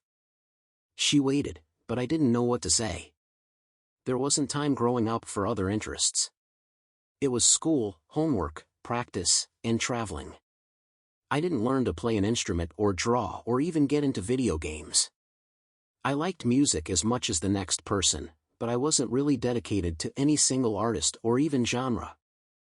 I watched movies as a way to pass time on planes, and the last book I read was during my senior year of high school. The last thing I expected tonight was to have an existential crisis in the middle of some near stranger's living room. Did you hang out with your teammates a lot? She tried. I shrugged. Yeah, I guess. My Anaheim team was younger than the Fury, so most of us were single, but that didn't mean we took weekend trips together or went to Disneyland on a free afternoon. She tilted her head. Hockey's your whole life, isn't it? It wasn't meant to be an insult. I could see her genuine curiosity, but I suddenly felt self-conscious. Wasn't that how it was meant to be for us? Our jobs were playing. We didn't have regular 9-to-5 hours and weekends off. During the off-season, we had the chance to travel and head home, but I generally stuck around and trained. I wasn't enough of a superstar to think I could take 3 months off. I had to stay on top of my game. Be my very best in order to hold my position in the NHL and not drop into the American League. That's okay. She offered a smile. We, the Pride, try to plan things to get you guys out of your heads and to give you the chance to take a break. Even if it's just for a night. You're always invited. Derek huffed. Don't think that's something everyone gets offered either. She nudged him. Don't listen to him. He had a rough patch too, but you get the energy you put out. He was prickly and arrogant, so it's not hard to imagine why the guys weren't so interested in spending time together away from the arena. I nearly coughed out the food in my mouth. That was shocking to hear from her. It's all in the past now. She patted his knee. Ultimately, it's up to you. If you want to be included, you're welcome, but if you prefer to have a separation between work and your personal life, that's fine too. She stood, walking toward the kitchen. I let out a sigh, thinking I was done with this conversation, but Derek leaned closer. That's not entirely true. Remember what I said before. Those women will take one look at you and see a project to work on. They don't think anyone can be happy alone. He huffed, some of the guys are just as bad. They don't take you seriously unless you're in a committed relationship. I didn't like the sound of that, But if Derek and Mikey both had negative experiences in the past while they were single, maybe that's what the team thought was the problem. A woman in your life made you stable or something. It was too soon to know for sure if his theory was right. I'd only been on the team for a few days, but I could tell that there was a tight group of the core guys. Legends, actually. One of the major reasons I was so unaffected by the trade was that I was going to one of the best teams in the league. The repeat champions. I wanted to be a part of this elite group. But did I want in further? Was being their teammate enough? I watched the couples and thought of the women that appeared at each practice. Was I ready for that? For commitment and settling down? I wasn't anything close to a partier or player or womanizer. The reason I'd lasted this long was by keeping my head down and working hard. That didn't seem to be enough for this team. They wanted a family. They wanted me to be more than an asset on the ice. If Derek's advice could be trusted, I didn't want to ask for their help finding someone. That would grow out of my control too quickly, and I didn't want anyone thinking my mind was on dating instead of playing. But it wasn't like I could pull a girlfriend out of thin air. I didn't know anyone in the city except the people in this room. A laugh hit my ears, and I searched for the source. There, Viv had her head tossed back and her hand on Taylor's arm. Jason was grinning, and Taylor was wiping her eyes. Why was she always at the center of the entertainment? From what I gathered, she was an outsider. Not truly a part of the pride, but they still seemed to include her. Lance and Mikey talked about her like they were all friends. Maybe she could help me. Everyone liked her, and she was close enough to the inner circle without actually being one of the obsessive pride women. She could help me find my place here and with the Fury. Mitch walked up behind her and rubbed her shoulders. She tilted her head up and smiled. Was he interested in her? Did she like him? They seemed to hit it off the other night. I'd have to bring it up with him later or find a different option. But why did that suddenly sound terrible? I didn't really know her, but watching her interact with Mitch, how easily they spoke and teased and laughed, made me feel jealous? No, that couldn't be right. Excluded. Maybe I was jealous they formed a bond so quickly, and I tend to struggle to make friends that quickly with anyone. It didn't mean I was necessarily jealous of him because it was Viv. Right? Chapter 7, Vivian. Hey, how was your weekend? Carrie bumped my shoulder while I stared at the coffee maker, willing it to go faster. Jonathan was already in his office and had a meeting starting in less than 10 minutes I had to attend to take notes. I needed to get this caffeine in my system and get the agenda pulled up on my tablet with the comments Jonathan added the night before. It was fine. I rocked the bottle of creamer back and forth. The party was fun, and the guys did clean up as they promised. Nice. She tapped her nails on the counter. How was your date? She texted me on Saturday night to tell me she had more to share. Oh, it was so great. I really like him, Viv. I caught her grin out of the corner of my eye and turned to her. That's great. Where did you guys go? We got dinner at Modesto and saw the symphony. It was really lovely. She sighed. Then he kissed me before saying goodnight. I raised a brow. She usually stuck to her no kissing on the first date rule. He had to be something special for her to break it. So, when are you seeing him again? Friday. She reached out and moved my full mug toward me and put hers in its place. He has tickets to the hockey game. That will be fun. Her eyes widened. You should see if you can get tickets with Jess, then we'll arrange an accidental run-in so you can meet him. I finished making my drink and headed out of the kitchen. I will definitely ask her.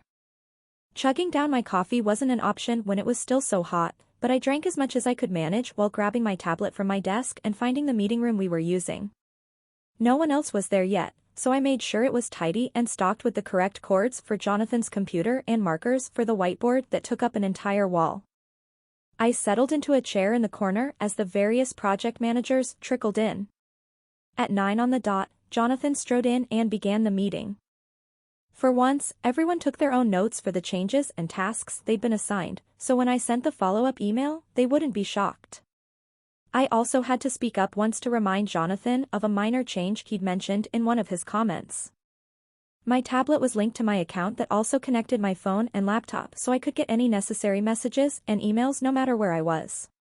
Most of the time, I ignored anything personal that came through while I was in meetings, but this wasn't one that required much of my mental space, so when Carrie sent me a text to remind me to ask Jess, I decided to get it over with now so I could tell her it was done. We were both the type to have a running to-do list, and this would sit on both of ours until I confirmed I was going to the game. I quietly tapped out a message asking Jess, then told Carrie it was done and I'd let her know when I had a response. She replied with the profile picture of the guy from her date, AJ. He was average-looking, thin with a decent amount of mousy brown hair. He had kind eyes and looked like he would be kind and respectful. Just what every woman wanted. Looks faded, but if he was sweet and lit her up, then I was now his cheerleader. I told her he was a catch and switched back to the agenda.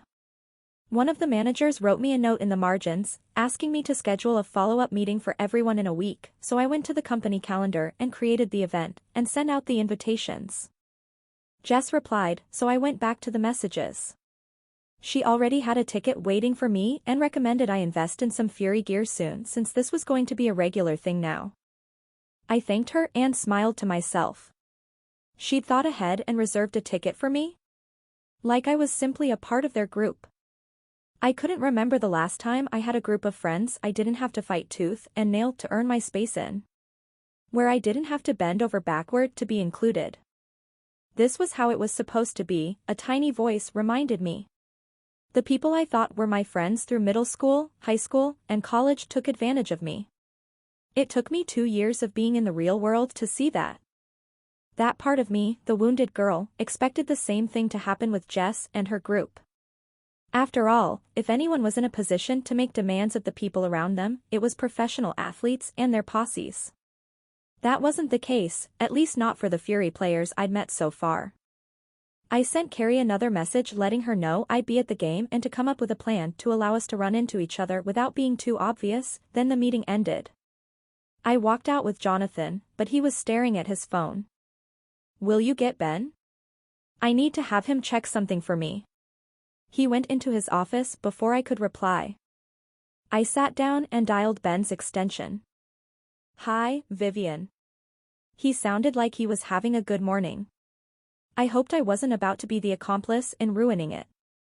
Hey, Jonathan asked for you to come check on something for him. Do you have time now, or should I let him know you'll be by later? He sighed. I'm on my way. I hung up and opened my laptop. Another text from Jess came in during my short walk to my desk. I read it. Then again. And again. Is it okay if I give out your number? Who would want my number? Hey. Is he ready? I glanced up and smiled at Ben. Yeah. He's inside. Thanks. He passed by, and I went back to the mystery on my computer. All she asked was if it was okay if she gave out my number. To who? One of the women in the Pride? One of the players? A client? To who?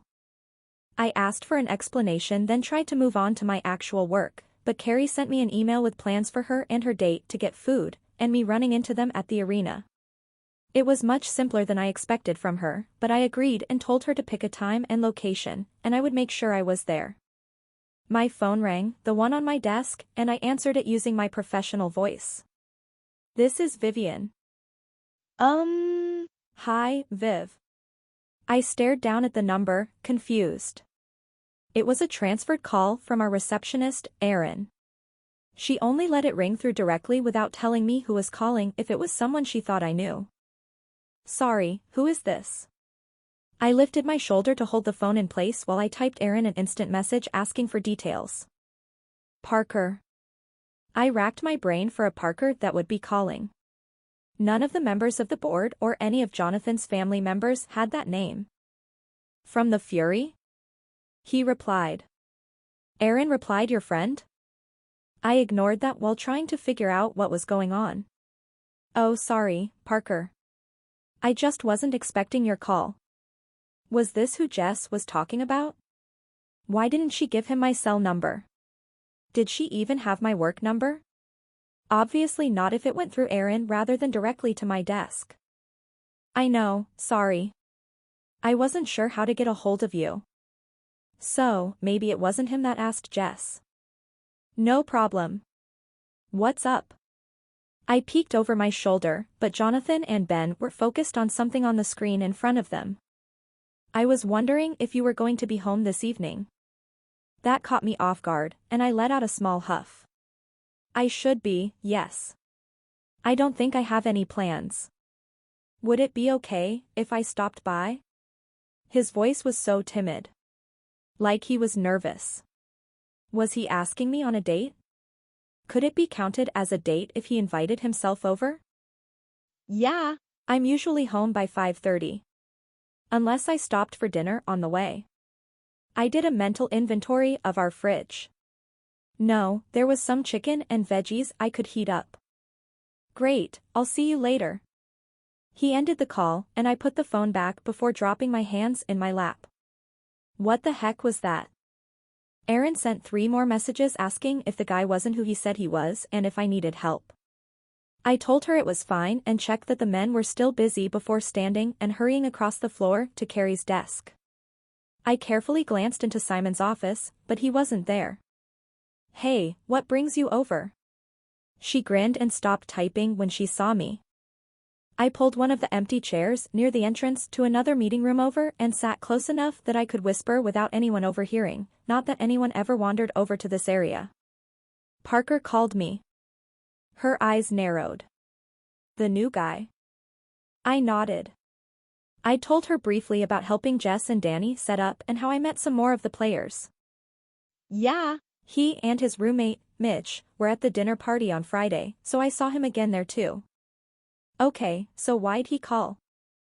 I held up a hand. First off, he called here. Her head shot back. Like your desk? No, the main line. Aaron transferred him to me, and I had no idea who it was. I thought it was some investor or something I'd forgotten about. She shifted in her seat. So what did he want? To see if I was going to be home tonight. One of her brows rose. For what? I'm not sure, I admitted. Maybe he left something the other night? He just asked if he could stop by, and that was it. Maybe he likes you? She smiled. The insecure teenager version of me instantly squashed that idea. He was too handsome and fit and famous to be interested in a girl like me. But I shut her up. I was a beautiful, kind, moderately fun person. I'd dated plenty of attractive men that liked me, all of me. And not in a creepy, fetish way. Not all men were so shallow that they judged based on your dress size. I don't know. I didn't get that vibe from him. He was nice, but Mitch made a lot more of an effort to talk to me. She shrugged. Men are strange. You never know what's going on in those heads. True. I agreed. There was no way of knowing his reasons until tonight.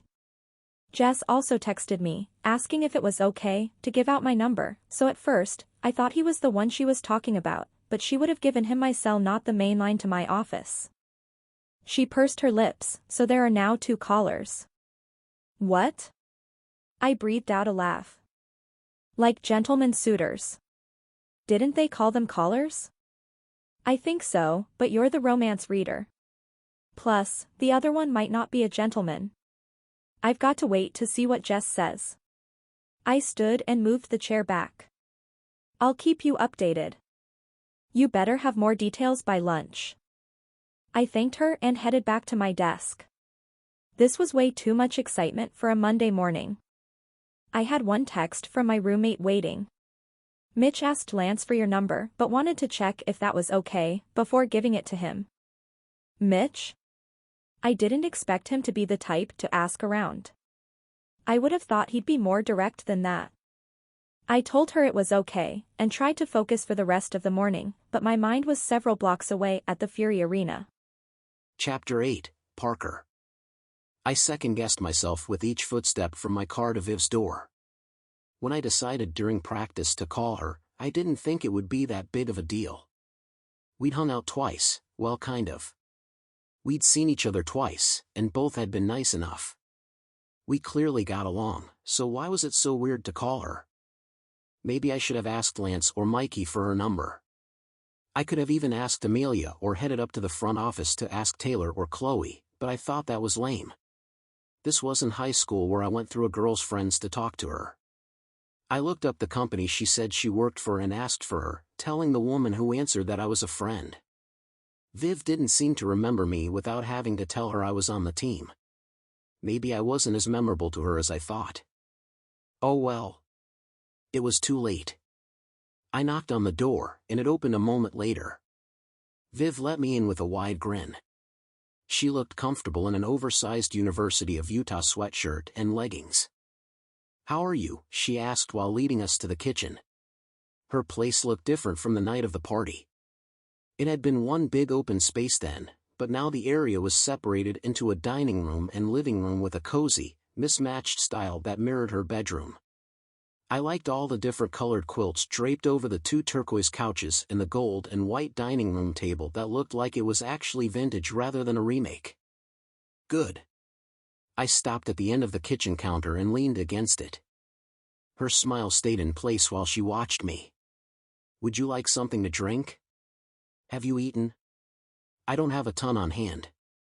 I should have gone to the grocery store over the weekend, but I can grill some chicken and veggies." I waved her off. "No, I'm fine. I'll take a glass of water though." She turned and filled a bright yellow cup with a pitcher from the fridge and offered it to me. "Thanks." There were a few moments of silence, and I realized she was waiting on me. Right, she was wondering why I was here. "Is everything okay?" she finally asked. "Yeah, I just wanted to talk." Her brows rose a fraction of an inch before she recovered. "About?" I had the living room and she crossed over and took a seat on one end and I sat on the opposite, resting against an orange and yellow blanket. Her expression was open, waiting for me to start. "As you know, I don't know many people here." I paused and stared down at my glass. I've been fine with that in the past. I didn't have many close friends on my last team, or the team before. I thought that what I needed to do was keep to myself and play the best I could. That was all that mattered. "But now," she asked. "Now, I can see that the Fury is different. There are a few guys that hang on the outskirts and don't really get involved off the ice, but I don't want that. This team is about being a family and relying on each other and being there for one another." Her eyes crinkled. "That's good. I'd rather be on a team like that." "Me too," I admitted. "I just don't know how to be that kind of player, or person." She cocked her head. "You don't know how to be more involved?" I nodded. "Well, it looks like you've already started. You showed up with Mitch when Jess and Danny needed help. That shows you're a team player and want to be there for the others. Then you came to the dinner party. That was another step in the right direction." "Yeah." I sighed. I wished I was better at this, talking. Opening up to someone, but this was new to me. She leaned forward. "Parker, why are you talking to me about this?" Why indeed? I was beginning to second-guess myself. It didn't make sense, but I told her the truth. "Because when I decided I wanted to commit to this, to immersing myself, you were the first person I thought of." She quirked her mouth like she didn't quite believe me. "Why? I'm not even a part of the group. I'm only invited to some things because of Jess." I shook my head. "That's not true. Maybe it started that way, but from a true outsider's perspective, you're just as much a member of the Pride as any of the other women. Even if that were true, which I don't think it is, there are still better people to talk to. Chloe or Emma seem to really be clued in. Jake and Jason have been on the team for a while. Even Lance, but I guess he's new to the more settled-down side of the team. Those were more logical options, but I thought of her first. That meant something. My subconscious trusted her or something. I will talk to them, but I wanted to meet with you first. You've become part of the group recently, so you know how. She laughed. It's not like there's some special ritual you have to go through. Just be yourself. I stared over at the coffee table covered with coasters with vintage ads on them and scooted one closer to use for my water. You're right. I guess I just wanted a friend here. She straightened, and I was struck with the feeling I'd said something horribly wrong. Why? Why do I want to be your friend? Yes. She held my stare. Why does anyone want to be friends with someone else? They like them and want to be around them. Everyone seems to really like you. You make people comfortable. She narrowed her eyes. I've been the friend before. Most of my life, actually. How was I messing this up? It was like we were saying and hearing the same words but finding completely different meanings. I'm the one that men like enough to hang out with until someone better or prettier or more exciting comes along. My mouth dropped a bit. She thought I was going to use her and toss her away. Had that happened before? I froze. That was what I was doing. I needed something from her, but I didn't want her to think I was just going to leave her behind the second she wasn't useful. I couldn't imagine what kind of person would do that to her. I promise, Vivi. That's not what I'm trying to do. She interrupted me. There's always something that my so-called friend is after. So what is it? I shook my head. This wasn't going how I had planned. I thought we'd laugh and joke as easily as she did with Mitch, or she might even be as eager to be friends as I was. It's just that I'm new here, and you're kind of new to the group too. I thought we could be friends and navigate it together. She didn't immediately say no, which was a minor victory. I'm not some tool to get into the group. You're already in on your own. You're on the team. She was going to make me spell it out for her. I sat up straight and met her eyes. I like you, Viv. You're kind and thoughtful and very supportive of your friends. You're funny and know how to put people at ease. Things are different here. The guys are different. I used to be fine on my own. I didn't think I was missing out as long as I did my best and showed up for the team, but being around these guys and the pride, I realized there's more. I'm missing out on connections and experiences, and I don't want to keep doing that. She let out a humorless laugh. Exactly, so why me? You should be spending time with the guys. I'm not actually connected to the team. I sank into the couch. Honestly, I'm not sure how to make that happen. What do you mean? She asked. I don't know how to make friends, I admitted. You're doing it now. She waved her hand between us. I dipped my chin to meet her eyes. You're different. Her gaze seemed to pierce into me. How? There isn't pressure. I don't have to worry about messing up and ostracizing myself from the team. She leaned back. You don't think there would be consequences for messing up with me? This woman was not giving me an inch of slack. That's not what I meant.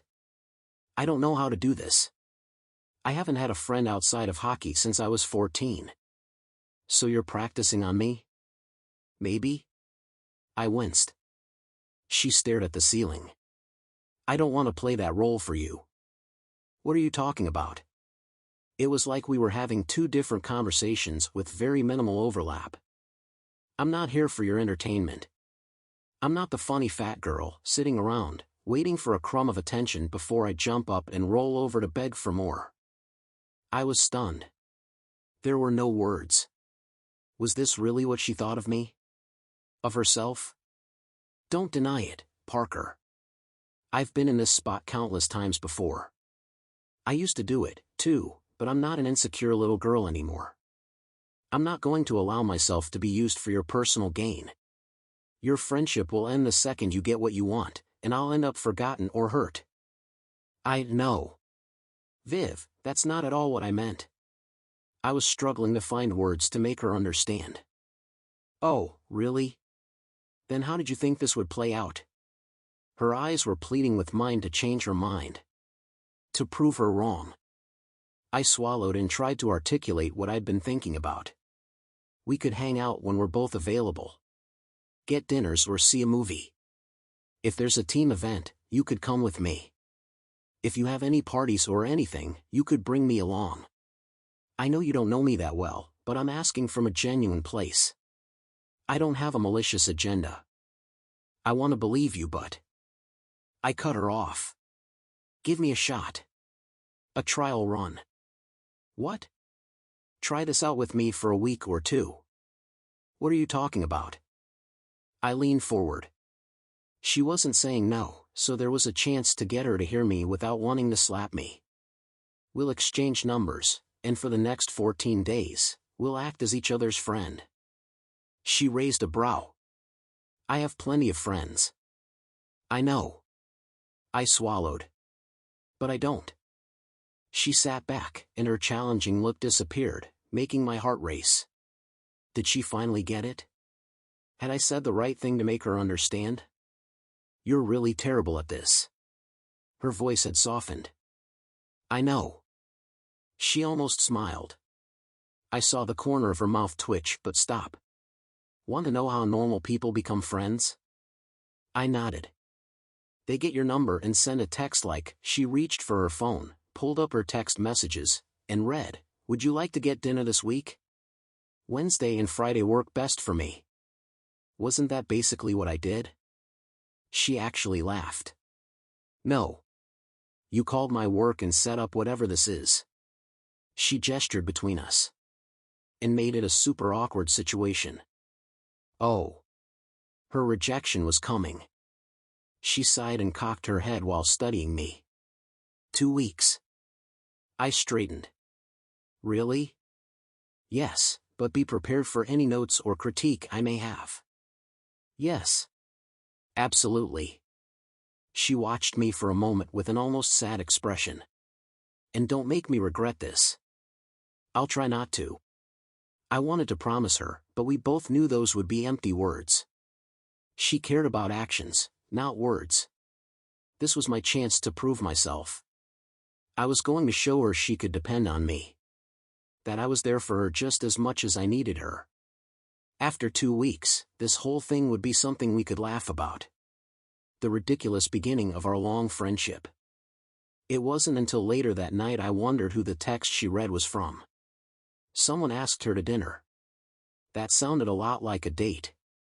I glanced at my phone. A friend could ask who it was with. I could even ask so I knew what night she was free to hang out. I picked up my phone and sent the message before I could change my mind. Did you decide on Wednesday or Friday? It didn't matter who she was going out with, even if the thought made me more uncomfortable than it should. Friends supported each other. Chapter 9, Vivian. I should have asked if Parker had ever been in a relationship of any sort, romantic or platonic. He was rusty in the communication department, and it was only the morning of day 1. He asked me what day I was free because my other friend asked me to go to dinner. I told him we were going on Wednesday, and he never replied. Did he get the information he wanted so he was done? Why didn't he ask any follow-up questions? Or tell me to have fun? Something to make it feel like an actual conversation based on genuine curiosity and wanting to be a part of the other person's life rather than a single-minded quest for information. He wasn't lying when he said he didn't have many friends. I added him on my 2 preferred social media accounts, but he didn't accept. I could see enough of his profile to figure out he didn't use them. Fans that created accounts about him, or on his behalf, gave me better insight into who he was than the man himself. This also told me he was popular enough to have dedicated fans that followed him through the trade. All of the information about him online had been updated to his move to Salt Lake and the Fury team. I doubted he'd even had his picture taken in his New Jersey yet, but someone had photoshopped a decent version to add to one of the more popular profiles. According to another social media page, Parker had never had a girlfriend, at least publicly, and most people chalked it up to his dedication to his sport and the time restraints. That would have been a fair enough assessment before I met so many of the Fury players. They had families and relationships just like anyone else. Sure, they had to travel during the season, but so did many professions. They also got summers off, with only personal training to demand their time and attention. It was perfectly possible for him to have a girlfriend, so why weren't there any exes? Just another question to add to my ever-growing list. The next time we saw each other, I was digging in. I planned to show him just what it was like to be friends with a girl. I'd pry and pester until I knew him as well as I knew Carrie or Jess. Then we'd really see how serious he was about continuing this trial. First, I needed to do what real friends do. Confide in Jess about how weird this whole thing was. I mentioned it to Carrie, but she was too starstruck and a little too in love with Parker's face to focus on my dilemma. She thought I was rash and not giving him enough of a chance. She was wrong. Giving him a chance was exactly what I was doing. We were meeting for lunch so I could catch her up. She had an event tonight so she wouldn't be home early enough for us to talk. Since things were busy, she couldn't get away to talk alone, but I didn't mind having another opinion, so I brought lunch for her and Danny. You're a lifesaver. Danny clapped when I walked into their office with 3 bags of burgers and fries. Grease and carbs are the only things that will keep me going until midnight. I love you. Thanks for letting me interrupt. I know you guys are busy. I unpacked my bag as Jess came into their conference room and fell into the nearest chair. We needed a break. She sighed and leaned forward as dramatically as possible. I'm famished. Danny took a big bite and moaned with her eyes closed. Delicious, she mumbled with a full mouth. I unwrapped my burger and almost drooled. It was rare that I ate something so glutinous, but after my first bite of gooey, cheesy meat, I felt nothing but bliss. Oh, this was a good idea. Jess nodded. I had a feeling we needed the big guns today. She started eating, then raised her brows. So tell us what's going on. Oh, yes. Danny perked up. Jess said something happened. Well, Parker called me at work yesterday and asked to come over. I told them about the conversation we had and my reservations. They listened intently, eating while I confessed I wasn't sure how to feel about the arrangement. The only thing that made me agree was that it's only 2 weeks. After that, I can point out the many ways it's not working and we can both move on. Maybe by then, he'll feel more comfortable on the team and not feel like he needs someone to hold his hand. You think that's what he's doing? Jess asked. I agreed. Yeah. Why else would he come over and explicitly ask to be friends? He's a strange duck, Danny said with a small smile. He really doesn't get how strange that is? I guess not. I read him the text Mitch sent me asking to go out to dinner, and I said that's what normal people do, and he blew by it. Well, that's not true.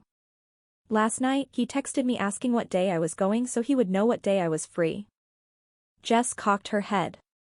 But he didn't ask who sent you the message? Nope. It was all so weird. So he doesn't know Mitch, his roommate, asked for your number and asked to go to dinner with you? Danny summarized. Yeah. I replied. They both shook their heads. Men. I don't understand them, Jess said.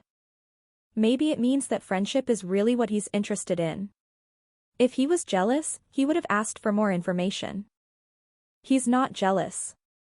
I stopped that thought before the women could spiral out of control. It was pretty clear he doesn't see me as a potential romantic prospect. I doubt he's even noticed I'm a woman at this point. Jess rolled her eyes. It's pretty hard not to see that. I huffed. What's that supposed to mean? She waved her hand up and down where I was sitting. You've got the VAVAVum going on. You're like one of those 50s pinup girls with all those curves. I tried to take the words as the compliment she intended, but pointing out my curves had been most people's default my whole life. Like if they focused on my butt and boobs, they could ignore the other, less flattering, areas of my body that were just as curvaceous, like my stomach, hips, and thighs. I was plus-sized. My whole life I'd been bigger than the other girls my age, and up until recently, it was the major source of my insecurity and self-loathing.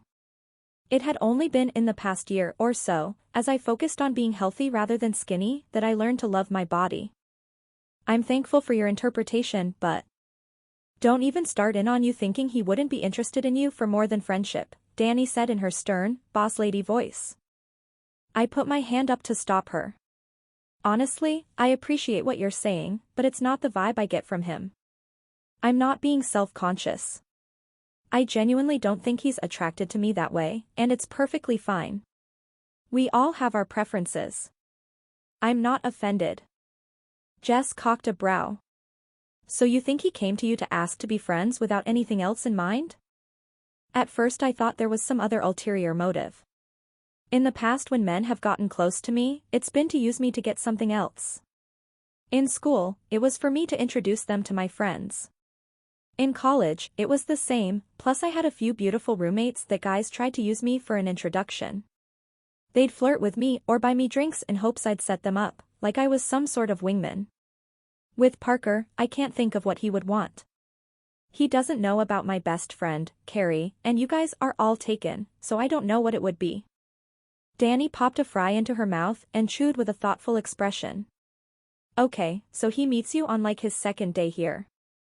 Sees you interacting with the guys from the team. Even become friends with Mitch that night, and thinks hey, that's someone I want to know? She ate another fry. I can see it. And he's just awkward enough to go about it in the strangest, most uncomfortable way possible, Jess added. Right, I agreed. So, what's the problem? If we move past how weird he is, Danny asked. I sighed.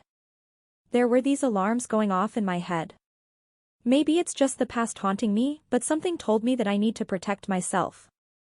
That I'm the one that's going to end up hurt. That this whole game is going to cost me. Jess's expression turned serious.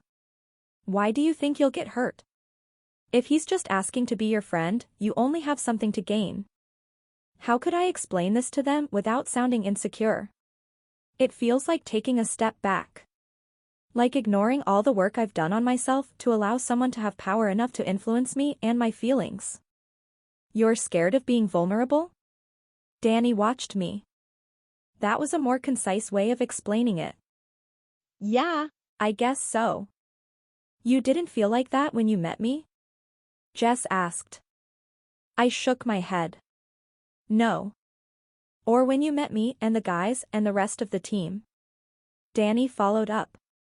I picked up a napkin and rubbed my hands. I was nervous, sure, but not in the way I am now. It didn't feel like you had the potential to break me. Like, worst case scenario, we didn't click and I didn't come around to your office or the games anymore. They shared a look. You think Parker has the potential to break you? Jess asked. Crap. That sort of slipped out, but it was true. Yeah. Why? Her voice was gentle, not challenging. As I said, it feels like I'm falling back into old habits even though I know better and it's not the same thing. I just don't want to be that girl again. I want to be the main character of my own story, and for the past 23 years, I've been the sidekick. Danny lifted a hand to her mouth, and Jess simply stared. I didn't know what else to say. Those were words I'd only ever thought before, never ever daring to admit aloud, and now I just poured them at the feet of two friends that hadn't seen this side of me before. I was grateful for to have someone to tell. They didn't know my history. They only got to see the new, happy version of me. Showing them this sliver of who I once was scared me. Oh, Viv. Danny gave me a sad look. Everyone deserves to be the main character, and you are. The person you're talking about isn't the woman I know. You're strong and determined and confident. You're magnetic. There's a reason we've all clicked with you and why you've been brought into the fold, despite not dating one of the guys. We all love being around you. You give and you're thoughtful, but you also let others be the givers. You're balanced. Jess nodded. Magnetic is the perfect word. You draw people in and make them feel important, and you form real connections. That's so rare, and it's one of the reasons I wanted to move in with you. The second we met, I knew I wanted to be around you. I smiled, grateful for their compliments. It didn't feel like they were talking just to be nice. They truly felt this way. That's probably how Parker feels, he just doesn't know how to articulate it, Danny said. I replayed the conversation with him in my head.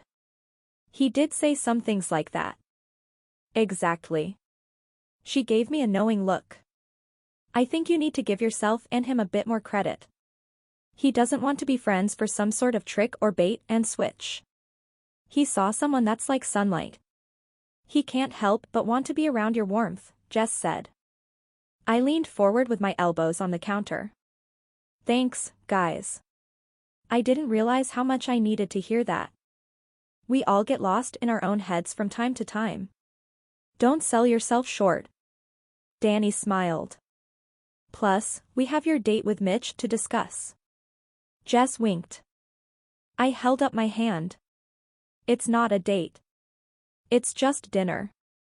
Danny bit her lips, and Jess winked before shrugging. I had a feeling they were up to something, but I decided I didn't want to know. I was back to feeling good again, so I sent Parker a text asking how his day was going, as a friend would, and cleaned up. Chapter 10, Parker. Pulling on my maroon and black jersey still felt off. Not wrong, just weird.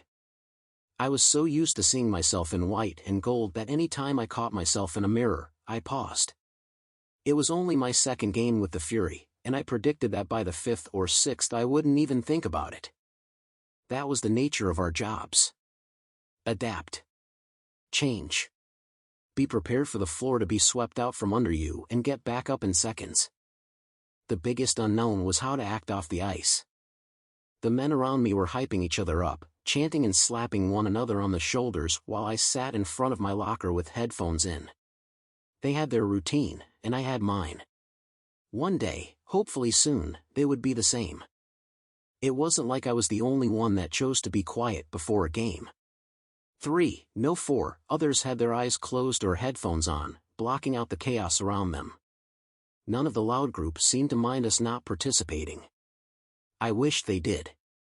I wished they forced me to stand up and get in the middle of it all. It was pathetic that I needed that push, but I'd always been this way. Tell me where to go and when, and I'd do it without a single question. But tell me to go and do what I want, and I'll flounder. I need direction. I need someone else to take charge. There was a reason I never made captain of any team I'd ever been on. I wasn't a natural-born leader. Center stage held no appeal. Having any more attention on me than was completely necessary made my skin crawl. All I ever wanted was to do my part as well as I could. As long as I was where I needed to be there for my teammates, I was happy. I didn't care about scoring records. I didn't care about my personal stats at all. My ego was quelled before it had the chance to develop. I was taught from my very first team that there was no room on the ice for individuals. Only a team. I'd remember that every single day since. I wasn't here for my own glory. I wanted my team to win. A hand waved in front of my face, and I blinked before looking up to see Wyatt Hartman smiling down at me. What's got you so locked up in that head of yours, Garrison? I could feel eyes on me and realized then that more than half of the guys were watching us. I didn't particularly want to admit I was rehashing pep talks from my mini-mite days. The only other thought I'd had all day was of Vivian and her good luck text from this morning. She seemed to have taken over the reins of our friendship, and I wasn't complaining. She texted me the past 3 days, and if I didn't respond how she thought I should, she told me I killed the conversation and that I had to try again. I was learning to ask more questions as well as giving her more detailed responses. Nothing. I dropped my gaze to the floor, hoping he would move on. Now that he was actually trying to pull me into the pregame hype, I just wanted to be left alone. Oh, I know that voice. Eric Schultz appeared next to the captain. Sounds like girl problems, Reese Murray confirmed from the other side of Hartman. Already? You've been here, what, a week? Hartman said with a laugh. I nodded. And already got lady troubles, Schultz said with a knowing look. I don't know if I'm impressed or concerned. Impressed, Murray said. Yeah, Who else got mixed up that fast? Schultz chuckled. At first, I thought they were mad, or laughing at me, but when Hartman clapped me on the back, I realized they were commiserating with me. We've all been there, man. Our definitions of lady troubles were likely completely different, but I didn't know how to stop them now that they were going. You sure have. Murray bumped Schultz with his elbow. Dating Coach's daughter was a bold move. It worked out fine, he replied with a cocky grin. So, who's the fine woman? Anyone we know? Hartman asked. My mind was still spinning from being included in their strange club, and I didn't think before I said her name. Viv. Viv like Vivi? Like Vivian? Murray repeated. Vivian Ashwood, I clarified. Jess's roommate. Murray straightened. You be good to that one. Chloe really likes her, so if you mess with her, you face not only her wrath but the entire prides. Schultz and Hartman confirmed. Plus, we like her, Ali Latane called from a few feet away. So you'll deal with us too. I wished I could record this to prove to Viv how much everyone here liked her. Then she would finally believe me. It's not like that. It was time to explain.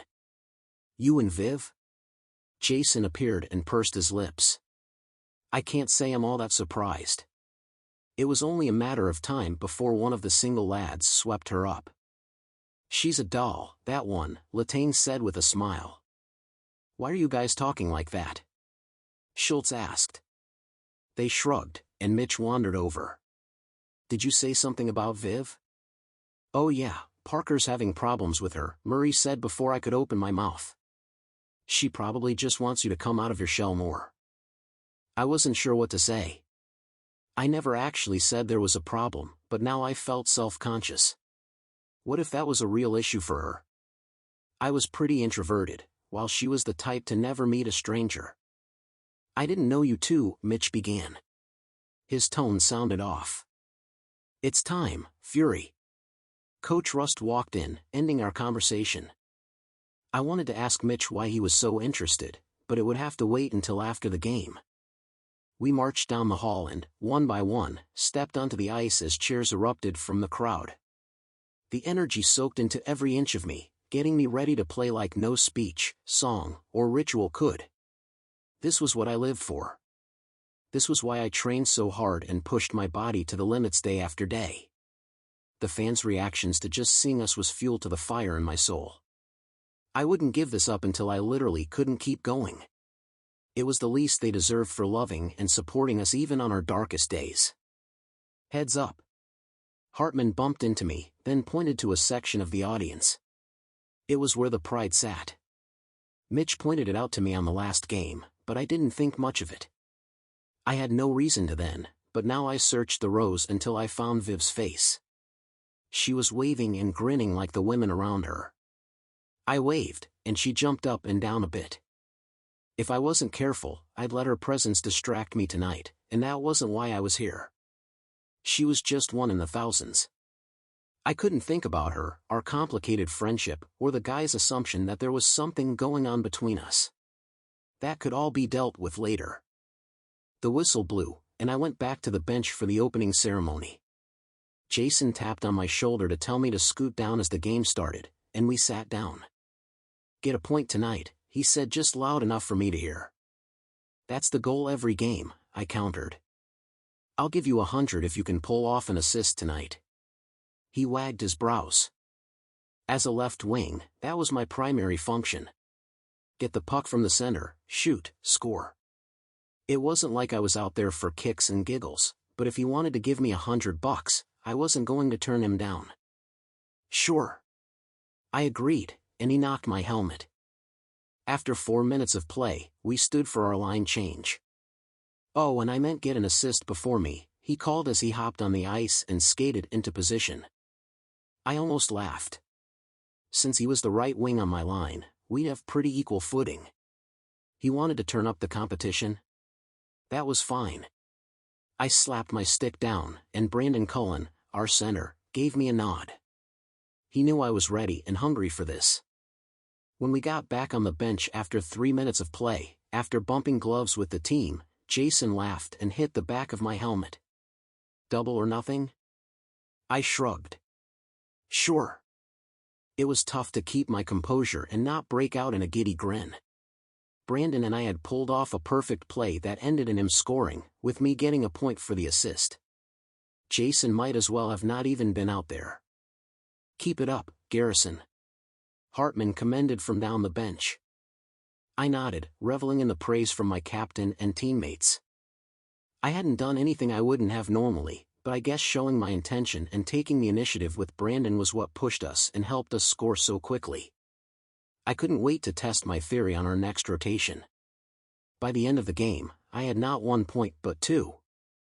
I wasn't sure I won the bet, though, since my second assist was with Jason, who scored. Either way, the team won, and that was what mattered. Nice work out there, Coach Romney said as I passed him on my way into the locker room. Way to go, Garrison, a voice called. Not bad, another said. 2 points on your second game. I'm impressed, Schultz said on his way to his locker. Suddenly, I wasn't just the new guy. Not only were they calling me by my name, but commending me. Most of these guys were 3-time champions. I thought it would take months to earn their respect. I turned to Jason and eyed him. Thanks, man. Don't thank me. I'm not giving you $1. That was a tie. He ran his towel over his sweaty face. I know, but still. Thanks. He paused before finally nodding. He knew what he did, even if it was under the guise of a bet. He found a natural way to push me to show off and prove myself to the team. I appreciated that more than he would ever know. Hurry and clean up, boys. We're going to the pie tonight. Hartman called. Cheers broke out, and I looked around for someone to explain. Murray must have seen my confusion. It's the best pizza place in town.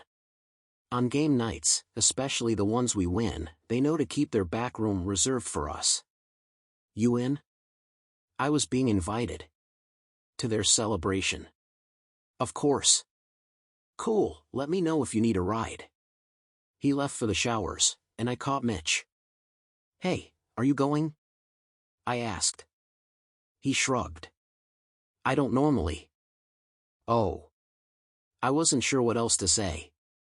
He was my ride. Would it be rude to tell him I was going with someone else? Maybe I could go home and get my own car. But you did have a great night.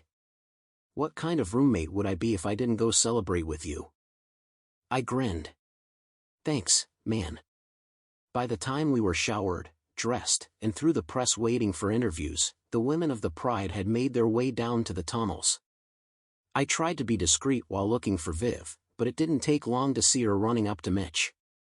She threw her arms around him, and he caught her. That was amazing. You were so great out there. She looked up at him with adoration I couldn't explain. Just how close were they? I thought they only met 2 times.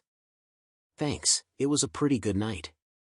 He paused and turned around with his arm over her shoulders. Right, Garrison. You had a pretty impressive night. Thanks.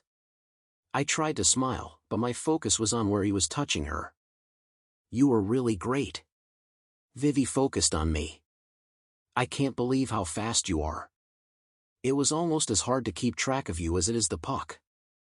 Before I could respond, Mitch took her attention. Do you want to come to the pie with us? Everyone's going to celebrate. I'd love to. Jess and Emma told me all about it. She beamed at each of us. I noticed then she was wearing a Fury hoodie, not a jersey like all the other women. Did she not have one? Maybe she didn't know whose to wear. The perfect idea came to mind. After all, friends supported each other. Chapter 11, Vivian. As much fun as it was to watch the guys win and to celebrate with them afterward, I was seriously questioning if it was worth it when I was on my 3rd cup of coffee before 10 the next morning. If I wanted to continue going to games with Jess, I was going to have to learn to function on less than 8 hours of sleep. Maybe I would only attend the weekend games, or not go to the dinners with everyone else. but almost all the other women had regular day jobs to get up for. Was there a secret to trudging through the next day? Next time I saw the Pride, I'd ask. "You okay?" Carrie asked me as she refilled her mug. "You never come back for thirds." "Just a late night." "Oh, right," she grinned. "Just a casual hangout with the Fury guys. No big deal." I rolled my eyes. It's starting to feel that way. Once the shock and glamour wear off, they're just normal guys. "Sure," she laughed. "Wyatt Hartman and Eric Schultz aren't hockey gods, just average Joes you'd run into on the street. You should see Eric around his wife and sister. They put him in his place whenever his ego makes an appearance." "What a life." She sighed wistfully. One of the guys from the development team was eyeing us, and I didn't want him to hear more than he already had, so I grabbed her arm and dragged her away. "I don't want the office knowing how I spent my off time." She nodded. "Fine. I get it. Once word gets out, they'll suddenly act like your best friend for tickets and autographs." "Exactly," I said. "It's too bad your real best friend doesn't even get any of those perks." "You were at the game." I laughed. She shrugged. "In the normal people section. AJ was really nice." I changed the subject to something I knew she would want to discuss. "I'm glad our plan worked." She lit up with a brilliant smile. "I'm so glad you got to meet him. I really like him, Vivi." I could tell that as soon as I saw them walking toward me last night. They were somehow staring into each other's eyes while navigating the crowded lines at concessions, smiling and blushing. They were definitely falling for each other, but I wasn't sure if they knew that yet. "I'm so happy for you. He seems like a great guy." She lifted her mug to cover her mouth as if that would hide the effect of what just mentioning him did to her. "If I ever find someone, we should double. I want to get to know him better." Although with my track record, I doubted I'd meet anyone worthy of meeting my best friend. Luck and dating were two things that hadn't ever come together for me. Yes, oh, yes. We definitely should. This could be the perfect test for Parker. After all, he said we could bring each other to activities if needed. "Maybe this weekend?" I offered. She considered. "Sure, but who are you going to bring?" "Parker?" Was that a terrible idea? Her eyes glinted with something mischievous. "Good idea. After all, friends go out to dinner all the time." I resisted the urge to roll my eyes. She was enjoying this trial period more than I was. It probably had to do with seeing me out of my comfort zone, something she was constantly pushing me to do. "Let me know when you and AJ are free, and I'll check with him." She did a little happy dance on her way to her desk while I crossed the floor to mine. This wasn't a double date. I'd have to figure out a way to make that clear to everyone involved. It was just an excuse for me to get to know my best friend's love interest better. Parker was coming to balance the numbers. That night when I got home, there was a white, rectangular box waiting in front of the door. A small note was attached with my name and address written across the back. I carried it inside with me, calling out to see if Jess was home, but she didn't respond. I took off my coat and hung it up next to my purse before setting the box on the kitchen counter and removing the lid. A Fury jersey was meticulously folded inside in a way that made sure the logo on the front and numbers on the sleeves weren't bent. I lifted it and turned it around. Garrison was stitched across the back. Parker's jersey? I didn't order this. I carefully laid it flat and took a picture, then sent it to him, asking if he was behind the delivery. I bit my lip, wondering what it meant. My heart raced until my phone lit up with his reply of a simple yes. One word, and my stomach flipped. He'd thought about me enough to not only want me to wear his number, but he sent it to me? I touched the slick fabric and smiled. I now had my very own jersey to wear to the games. He must not have thought my hoodie was sufficient. Plus, this took away the decision that had been looming over me of whose jersey to get. I'd been going between Hartman, since he was captain and a safe choice, and Mitch or Parker. Now I didn't have to make up my mind. If it wasn't a gift from someone on the team, I would have thought it was too much. Jerseys were expensive. It was why I was waiting to purchase my own until I narrowed it down. The players probably got an allotment or something though. Maybe he just asked Chloe, and she made it happen. That wouldn't have surprised me. How it happened didn't matter. He thought of me and wanted me to wear his number. That's what friends did. Well, it was also what wives and girlfriends did. And millions of fans, so maybe it wasn't as personal as I was making it out to be. I sent him a thank you before taking the jersey to my room and hanging it up. It stood out next to my business casual attire, but I liked the contrast. It was the perfect visual representation of the changes in my life. My world was expanding, and now I had physical proof. My phone chimed, and I checked it to see a message from Mitch asking if I was home and free. I replied yes, to both, and a few seconds later, there was a knock at the door. I hurried to answer it and found him leaning against the door frame, looking uncharacteristically grim. "Hey, come in." "Thanks," he mumbled and went directly to the couch. I followed and sat at an angle to face him. "What's going on?" "I just had to get away."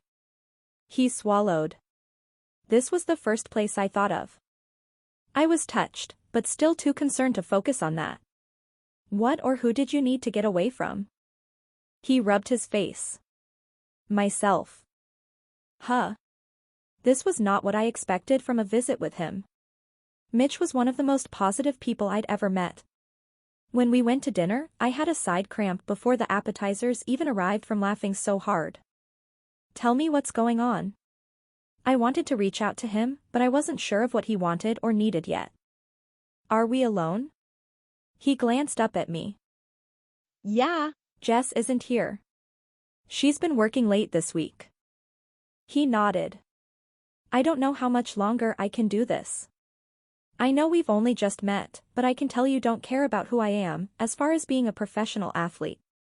You've made an effort to actually get to know me. You don't even call me Dory like everyone else." I shrugged, trying to downplay my anxiety. "What did it do this mean? It didn't seem like you liked that name." "It's fine. Most of the guys have nicknames or go by their last name, but it's nice for someone to actually look at me and see, well, me." "Mitch." I admitted to him at dinner that I'd been intimidated when we first met. Not because of who he was on the ice. I didn't know enough to let that influence me, but he was just so large. He seemed like a force the first time I saw him walk into the ballroom. The man sitting before me was so different from that memory, I was speechless. I hated seeing him in so much pain, but I wasn't sure what to do to help. I suppose it's my fault. I've let people see who they wanted to for so long that I fell into that role. I let it become who I was, even though it wasn't true. It was easy to let them think they were right in their assumptions than to step up and correct them. I know that feeling all too well. I sighed. Maybe that was why we clicked so easily. We saw a piece of ourselves in each other. His sorrowful eyes locked on mine. I'm not sure I can keep up the act anymore. I didn't know what act he meant, but I leaned forward and took his large, calloused hand in mine. When his body sagged at the contact, I knew I was on the right path. Then stop. At least around the people closest to you. Let yourself be who you really are. Your friends and family will love you no matter what. I waited, wanting to go at his pace. He came here to talk. All I had to do was be patient and listen. I'm trying. He tightened his fingers around my hand. I feel like I can be myself with you. Me too. I never felt like there was anything but a genuine connection between us. I don't even feel like that at home. I have to keep pretending and playing the role that's been constructed for me. At home. You mean with Parker? He ducked his head. And any of the guys that lived with me before him. I wanted to live alone for a few months, but Chloe called and said Parker was in a jam, so I agreed to let him move in. His shoulders slumped and met my eyes, don't get me wrong. I like him. It's just I wish I had space to myself. I could understand that. There were a few weeks before Jess moved in that I was alone, and it was really nice until I got lonely again. What role do you feel like you're playing? I pressed, hoping it wasn't too soon to ask. He rolled his lips together so tightly they turned white. I've only told a few people this. He sucked in a breath and slowly let it out. I'm gay. I waited for him to continue, but he watched me without breathing. Okay. His eyes widened. That's it? I nodded. Yes. He let out an enormous sigh. You're not going to freak out? Nope. I smiled just a bit at his confusion. My heart ached that he was so afraid of sharing this part of himself with me. I didn't want to think about what made him so hesitant. Mitch, that's one part of you. It doesn't change who you are or how I see you. He turned his head away from me, and the tension and weight that he'd walked in with slowly lifted from his shoulders. Do the guys on the team know? I asked. No, he stared out the balcony windows. My family does, and most of my friends at the boxing gym. It was a relief that he had some support. I was told by a coach when I was young, maybe 12 or 13, that I couldn't come out to my teammates. That it would make them uncomfortable or alienate me from them. He cleared his throat. I know that isn't right or how things should be, but it stuck with me. The last thing I ever want to do is make any of them see me differently. I scooted closer and squeezed his hand. After a second, he finally faced me. If any of them do, that's on them, not you. Plus, you've been sacrificing your own comfort for how many years?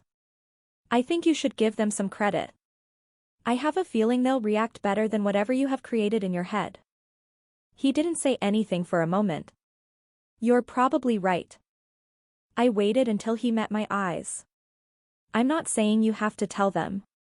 That's 100% up to you if or when you tell them, but I really think they would like to have the option to support you. He leaned back against the pillows. I didn't mean to keep it from them for this long. It's just none of them ever asked, and I didn't feel like I had to tell them. Now it's been 2 years, and the longer I wait, the bigger it feels. I've felt that before. Something small just grows and festers until it's this monumental thing in your mind. Exactly. I wouldn't even know how to try to start now. I don't want them to think I was hiding it from them, but I guess I was. He paused. It's something to worry about at another time. I'm glad I told you though. Me too, Mitch. I wrapped my arms around his middle, holding him as tight as I could. You're still my Highlander. He shook with a short laugh. What? I bit my lip. That's what I thought the first time I saw you. You look like a Scottish man that should be out throwing logs and lifting boulders. He snorted and twisted to look at me.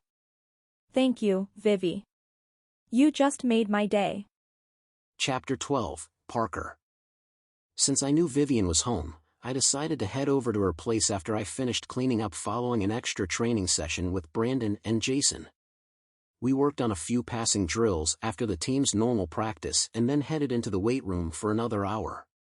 It had been brutal, but if they were willing to go the extra mile, then I was determined to meet them step for step. Well, not literally. The last thing I wanted to do was run, but neither did they.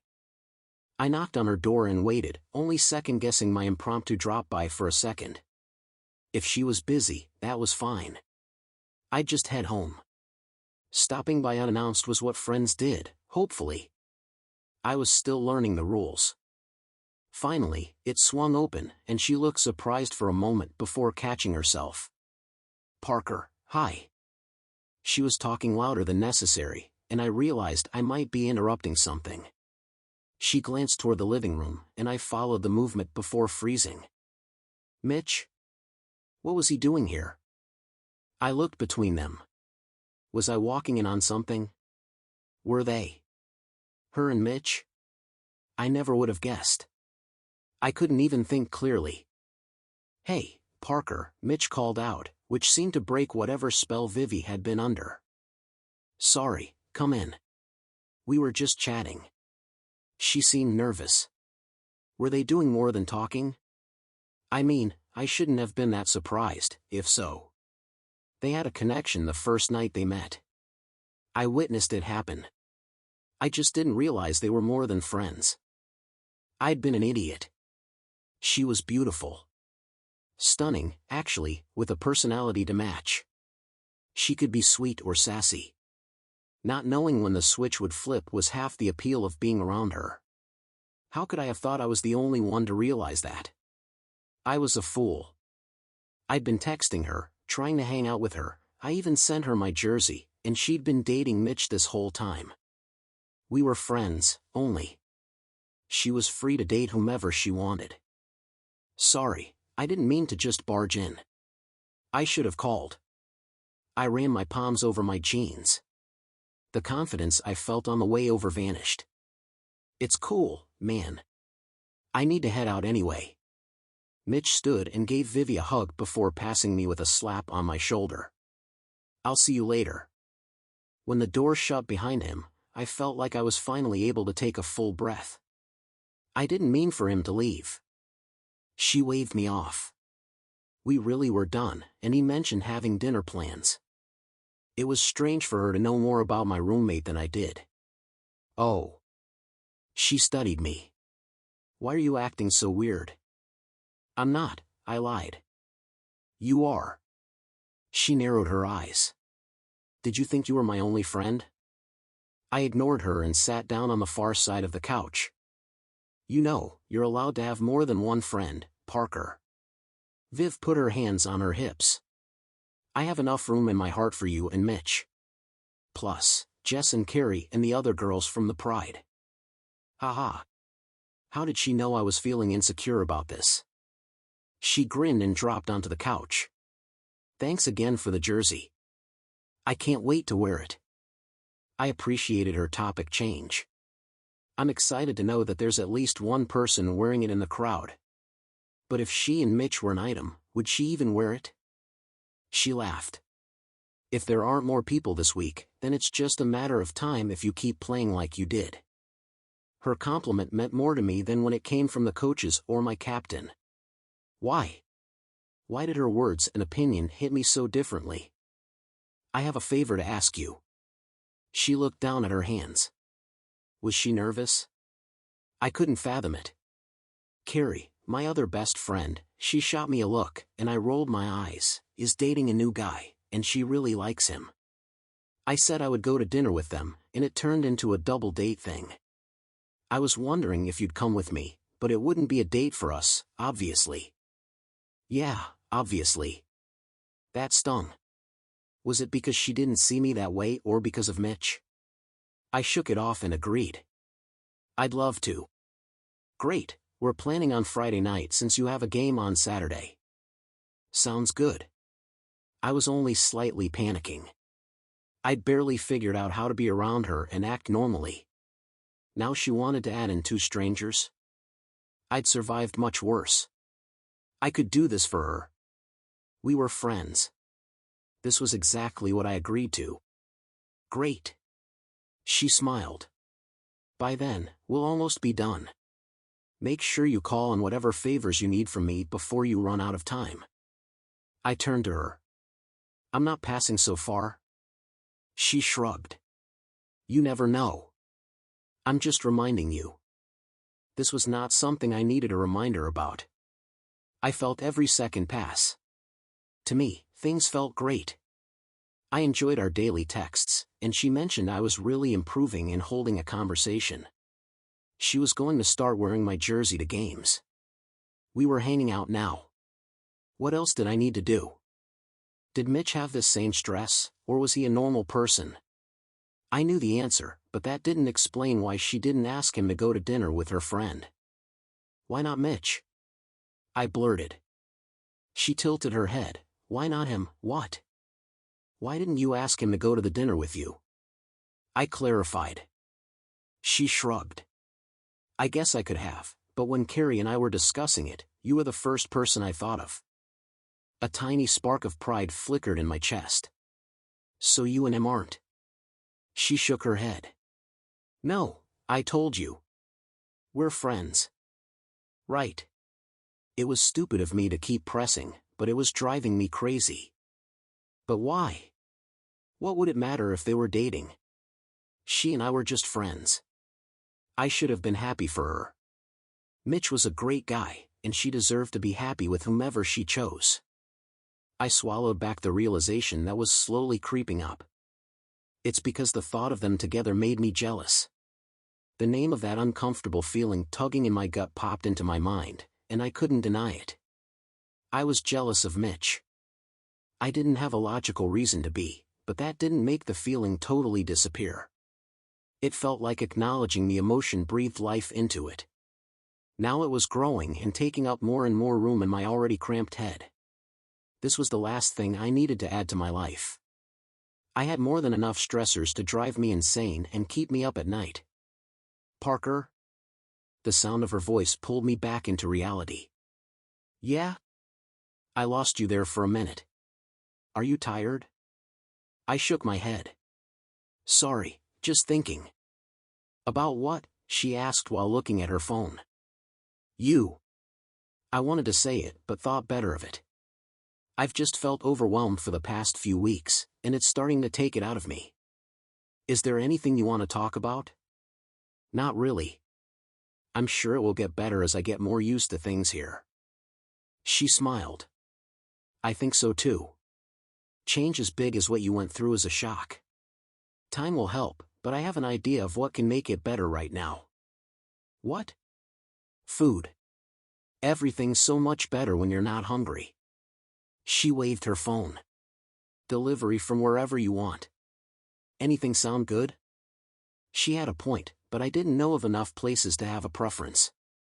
You choose. She pursed her lips, and after a second, I realized I was staring and looked away. There's a really great deli with the best soups, sandwiches, and salads, or a place down the street that makes fresh stir-fry to order. Those both sound delicious. I stared up at the ceiling while deciding. Close your eyes, she directed. I almost asked why, but decided to just follow her instructions. Now focus on your mouth. Envision the food. What do you taste? Trying not to laugh, I closed my eyes, but food didn't appear in my mind. Her face with those lush lips coming closer. The slight blush in her cheeks as she looked up at me through her long lashes. I shook my head. I couldn't think about her like that. We were working on becoming friends. Nothing more. I refocused my thoughts and decided a club sandwich was what I needed. Not the feel of her lips on mine. I opened my eyes and grinned. The deli. Perfect. She did a little happy dance wiggle and tapped on her phone. Tell me what you want. After we ordered, she turned on the TV, and we settled next to each other to watch the evening news. Nothing particularly thrilling was going on in Salt Lake, but it was nice to be able to turn off my brain for a few minutes. Just so you know, I was planning on watching a movie tonight, and since we're getting dinner now, you have to watch with me. What movie? She wouldn't look at me. A good one. Oh, no. She giggled. It's really good. I promise. It's a chick flick, isn't it? Yup. I groaned. Fine. I'll consider letting you choose next time. She teased. Minutes later, when she shifted and pulled a blanket from behind her to drape over her legs, she ended up even closer to me, close enough that I could feel the heat from her skin on mine and smell her floral shampoo. It shouldn't have caused a reaction in me.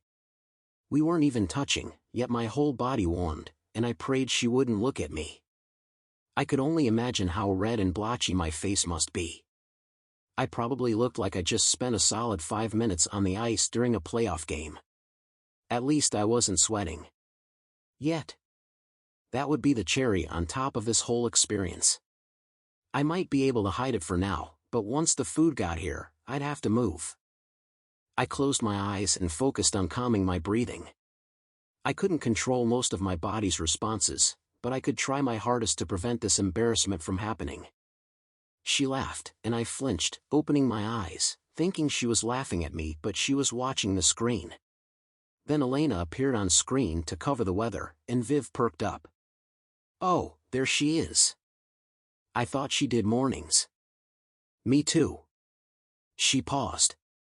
Maybe she's having the cover for someone. Oh, right. That was the exact distraction I needed for my body to calm down. There was no reason to get so worked up. We were watching the news. Nothing unusual or romantic about that. What's your favorite movie genre? The question came from nowhere, but I answered automatically. Action. She shifted, her knee brushing up along my thigh. I felt the heat creeping back into my cheeks. I should have guessed. What's yours? I stared at her eyes, telling myself to ignore the fact that she was now, in fact, touching me. I like comedies and romances. She glanced away, to my relief, and I let out a breath. What's your favorite food? Oh, and your favorite treat? Were we playing 20 questions now? My mom's lasagna. I don't know what she does differently, if it's extra cheese or a special sauce, but I've never had one at a restaurant that comes close. And I love maple donuts. Her eyes lit up when they met mine. Really? That sounds amazing. You should get the lasagna recipe from her, and we can try to make it. Okay. I agreed. What are yours? Mine's close to yours. I love cheese and spinach ravioli. She bobbed her head. My favorite treat is probably cookies and cream ice cream. I gave an approving nod. That's a solid choice. Most embarrassing moment? She was grinning like a madwoman now. Ugh, do I have to? She chuckled. As your best friend, it's something I need to know. Oh, we're best friends now? I teased, feeling pretty proud of myself. I was getting more comfortable with her, and I liked it. Yes, I thought I made that clear earlier. You have to tell me. I sighed. Fine, I was 18, and my coach told me some scouts would be at the game. I got in my head and psyched myself out. I ended up missing passes, being way out of position, and basically screwed up the whole time. But the worst part was when I accidentally scored on my own team. Her brows shot up. That happens? Not normally. I let out a chuckle. Something I couldn't do for a long time. I'd been devastated back then. It went viral, and I didn't live that down until I got traded to Anaheim. She covered her mouth, but I could see the smile reach her eyes. It's okay. You can laugh. That was all the permission she needed to burst out with uncontrolled laughter. I can't believe it. She kept laughing until she sat straight up. Is it still online? No. I reached across her for her phone. Her silky, soft hair tickled my arm as I snatched it away. Give me that. I need to see this. No. You'll make it resurface and then the guys will see it and I'll suffer all over again. She gave me a pretty solid attempt at puppy eyes. Please? I shook my head and tucked the phone behind me. Not a chance. She leaned toward me, but the doorbell rang. She narrowed her eyes and pointed at me as she stood. This isn't over. I watched her answer the door and laughed. That woman knew how to keep me on my toes. Chapter 13, Vivian. Parker insisted on picking me up, and I realized why the second we walked out of the doors of my apartment building. Oh wow. I couldn't help but admire the beautiful car in front of me. I didn't know much about sports cars, but this one looked fancy with electric blue paint and big gill-looking cutouts in front of the rear tires. Is it fast? He grinned, a rare thing, I'd come to find out, and nodded. 0 to 60 in 3.2 seconds. I attempted an impressed whistle. Very useful. He chuckled and opened the door for me. It was like sitting on the ground, and I almost wished we could call a normal, human car so I didn't have to risk splitting my skirt open to climb in. The scent of new car was strong, and I ran my fingers over the buttery leather. This was nicer than any car I'd been in before, including Jonathan and Simon's fancy high-tech cars. On the short drive to the restaurant, he showed me a few of the different features of the car. The screen greeted him by name, and he could change the colors of all the lights. Things I never thought were necessary. What do you drive? He asked. I don't have a car, I replied. You would have thought I told him I didn't believe in their existence by his shocked expression. Why? I live 2 blocks from my office and within walking distance of everything else I need. If I do need to drive anywhere, Jess usually comes with me, or I use an app for a rideshare. He stared forward at the street, waiting for the light to turn green. Huh. I laughed. It's been about 8 months, and I haven't minded. I actually like walking, as long as the weather isn't too bad. I admire you even trying. He glanced over at me for a split second. I barely use mine, but I can't imagine not having the option. It was weird for the first few months, but I got used to it faster than I expected. I'm saving quite a bit from not having a payment, insurance, or paying for gas. Plus, parking can be a nightmare around here, so I don't have to worry about getting a ticket or not finding a spot. Normally, when I got into a discussion about my radical decision with people, they understood the financial reasons more than just the health benefits. I wasn't sure that applied to professional athletes.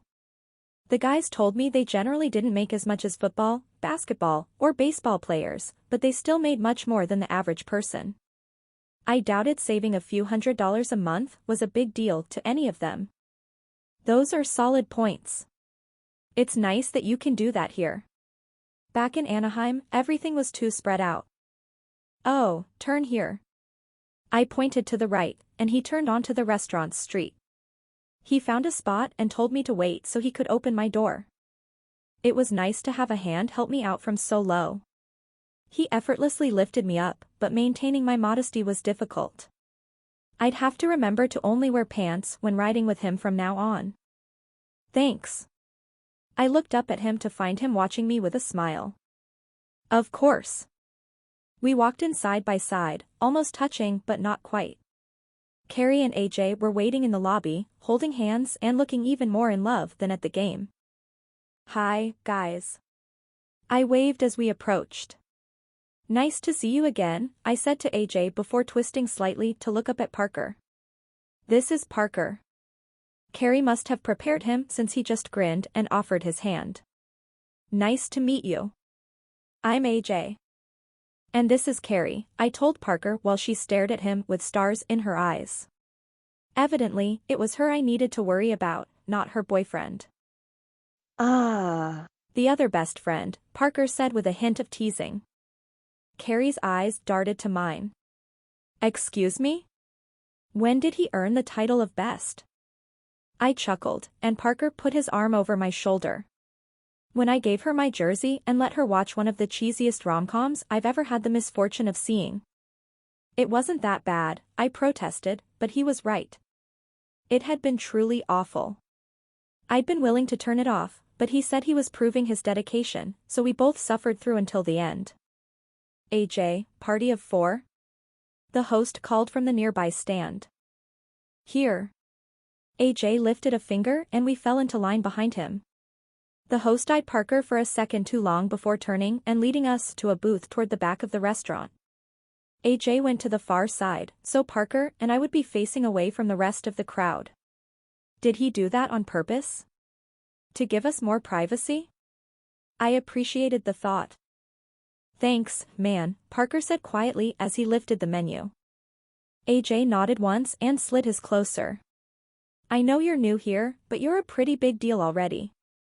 He was? I didn't follow sports news, or really local news for that matter, so I was fairly naive to how famous any of the guys from the team were. Did most people recognize him? I don't know about that.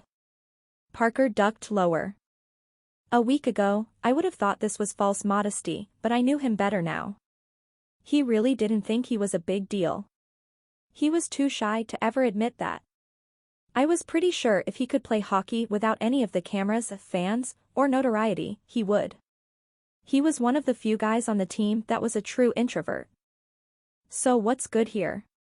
I asked, hoping to change the topic before Parker slid under the table and made a run for it. Carrie had asked if we had a preference for tonight, but I told her since Parker was new here and had been trying my usual picks to choose one of her favorites. I'd been to this steakhouse once before, but it was a bit heavy for my taste. I didn't like leaving a meal feeling bloated and full to capacity. The steaks are all great, obviously, but I love their shrimp. It's served with the most delicious sauce, Carrie replied. I scanned the options and found the grilled shrimp. Sounds good. The ribeye is my favorite, AJ added. Oh, man. My mouth's watering, Parker said. Our waiter came and didn't give our group a second glance. It was a strange feeling, studying everyone around us for reactions. Did Parker do this too, or was he used to it? I leaned over to ask at the same time he moved closer to me, making us nearly bump heads. Oh. I dipped back, and he grinned. Sorry, I was going to ask if you've had the sweet potatoes before.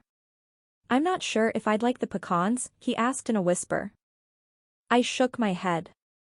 I haven't. I read the description and shrugged.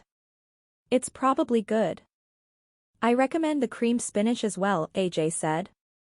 Parker's face pinched in a disgusted frown behind his menu, and I had to bite my lip to keep from laughing. By the time the waiter returned with our drinks, we managed to figure out what we wanted, and he disappeared swiftly once again. AJ, what do you do for a living? I asked. I'm an accountant.